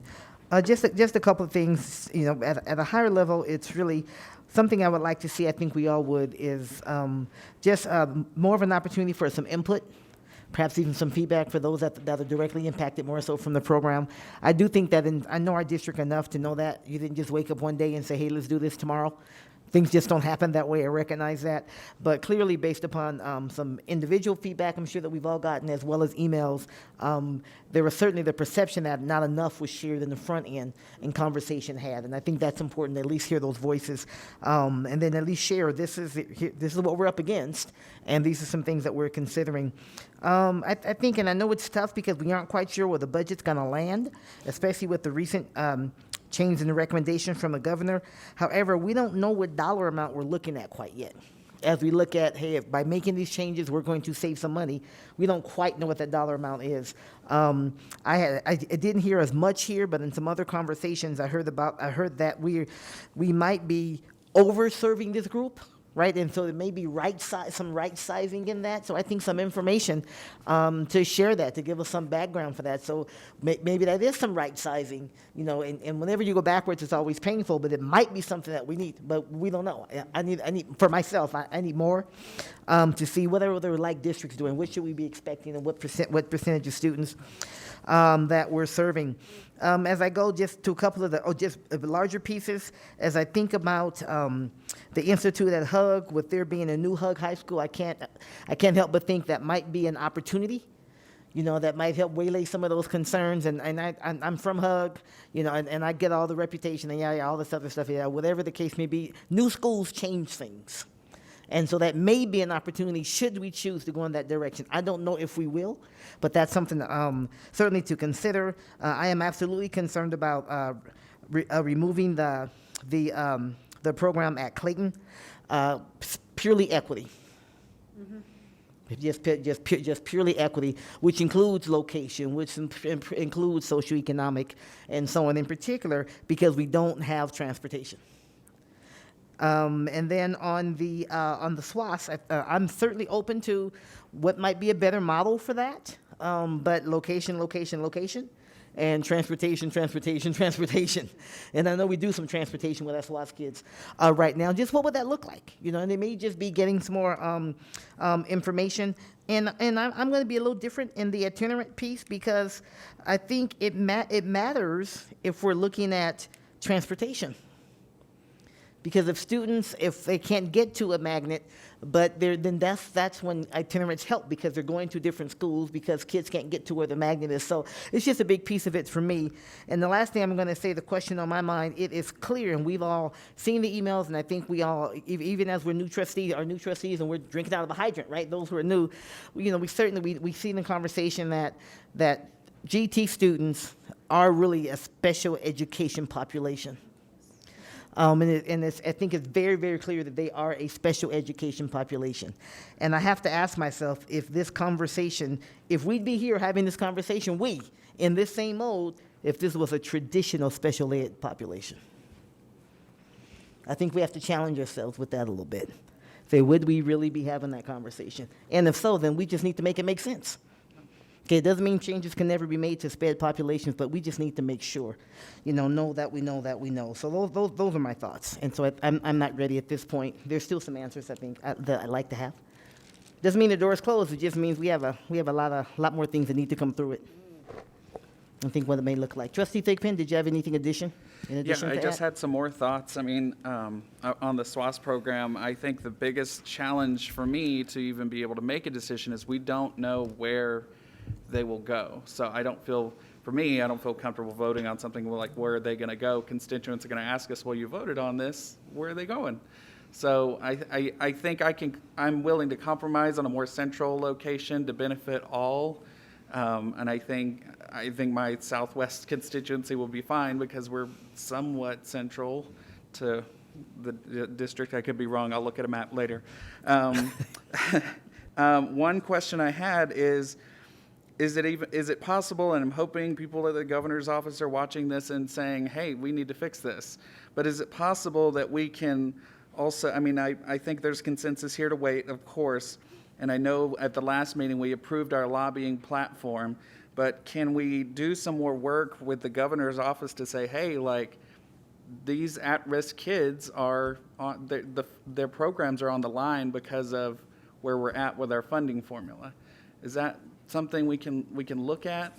I mean, I would say, I would jump in, and you may add, Dr. McNeil, we can certainly look at whatever, but our budget's going to be due before our budget's going to be due. Unfortunately, decisions like this have to be made before our budget is due, which is even before the legislature is done, quite frankly. So it's difficult to say where that's going to land until it actually lands. So I don't know if we could have a don't do anything posture. But this one, we have to look at everything. Just like anytime cuts are on the table, it's important for us to look at everything. Right. But it's difficult to say, well, let's just not do anything until we may not know until July or August if they go into special session. And that we know we can't do. So. And then, you know, looking at some of the numbers of the utilization of Hook High School, for example, I mean, kind of my marketing and brain goes into drive and thinks, well, what if we could bridge these programs, you know, we had our budget, or not our, was it budget? Work session. Work Yes. session earlier, and we talked about possible funds, and I know from a good housekeeping standpoint, financially, it may not be most prudent, but I think, and a lot of parents mentioned this tonight, if we maybe invest in the promotion of these programs in a better way to then make them more utilized, that might help maybe. I mean, I know that there's so many options that we have, but that's just kind of where my mind's going right now, is how can we utilize these programs more, fill them up, and better justify their existence, if that makes sense. Okay, appreciate that. Thank you, Trustee Thigpen. Trustee Church? I just wanted, this actually plays right into what Trustee Thigpen said. I want to read into the record one paragraph sent by a citizen who happens to be in a leadership position in the legislature. So I think it's very important. We understand the budget constraints are forcing this conversation to occur. However, we ask the trustees to delay this item until the upcoming legislative session ends. The governor recommended budget restores the funding for gifted and talented students that was cut during the 31st special session. Delaying that decision until the summer of 2021 will allow the board to work with actual versus projected figures. So I guess my point is it's so much easier if we can keep this if we make cuts. How do you get people back? And if we lay them off for 6 months, they might not be there to bring them back. Thank you. Certainly. Again, but the challenge is, you know, how do you tell somebody, we're going to tell you in July if your kid's going to school at a certain place next month? I mean, that's a challenge in that. And certainly, and we all read the email, right? And we certainly don't want to get in the habit of reading people's emails into public record, right? It's okay, I gave you a pass, you're new. But we're not going to get in the habit of that. But we all did read the email, and certainly, but there are a lot of other things that go along with that. So, but it's something to think about, but I'm not sure how much that's feasible in terms of our turning in the budget and going from there. It's a difficult situation. I think it's a very difficult situation. It doesn't look like anyone's ready to take any action on this, and that's okay, because we don't have to have a motion. And then, I guess what we could do is have a motion to delay it to a future meeting. I don't want to say it till the next meeting, because that's only a couple of weeks, and staff may need a little more time. Trustee Thigpen, did you have another comment? Just one thing I forgot to mention, I wanted it just out there in the public that the positions that are mentioned here that are people think they're going to be eliminated, but there is potential that they'll just be allocated elsewhere. No decisions have been made. Right, but the district will always find a way to allocate them elsewhere, is what I'm saying, correct? The district will always try to do it. You never Right. make that commitment, because you just don't, every situation is a little unique, but the district has done a really good job whenever there's been some changes and giving people opportunities. Plus, that's part of the bargaining units and those kinds of things that go along with it as well, so. I just wanted that out there. Thank you. Yes, certainly, but no decisions have been made in terms of that. But if it is the pleasure of the board, it seems as though Vice President Calder was ready to make a motion. Sir? Okay. I move that the Board of Trustees directs the superintendent to bring back the Gifted and Talented program review to a future meeting of the Board of Trustees. Diane Nicolette, second. Thank you very much. It's been moved and seconded. We've already heard public comment. We've already had discussion. All those in favor, please signify by saying aye. Opposition? All right, the motion is carried. Let the record show it is unanimous. It is unanimous. And what we will, just as a reminder, first of all, thank you, staff, because this is a heavy lift.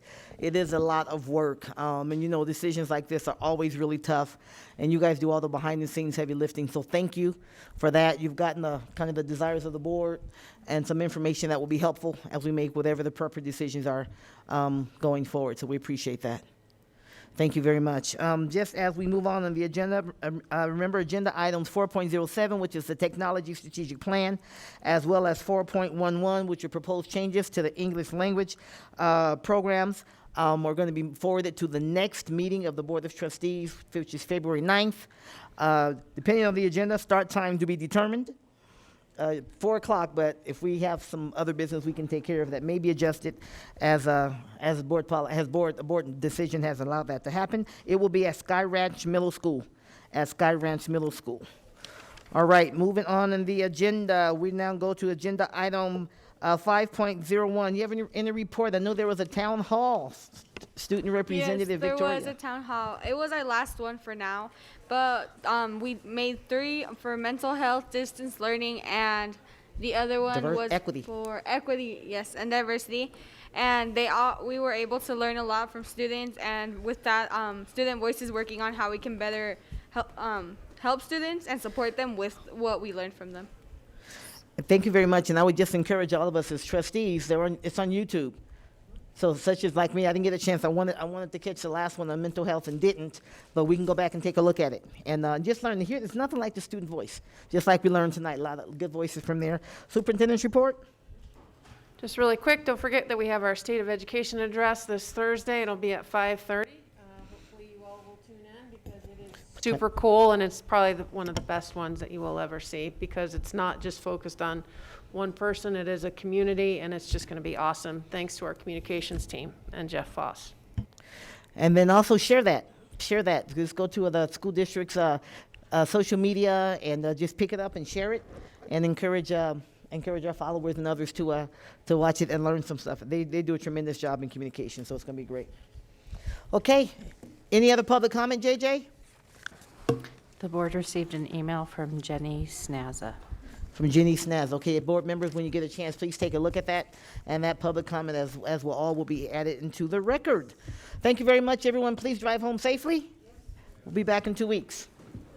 Meeting's adjourned.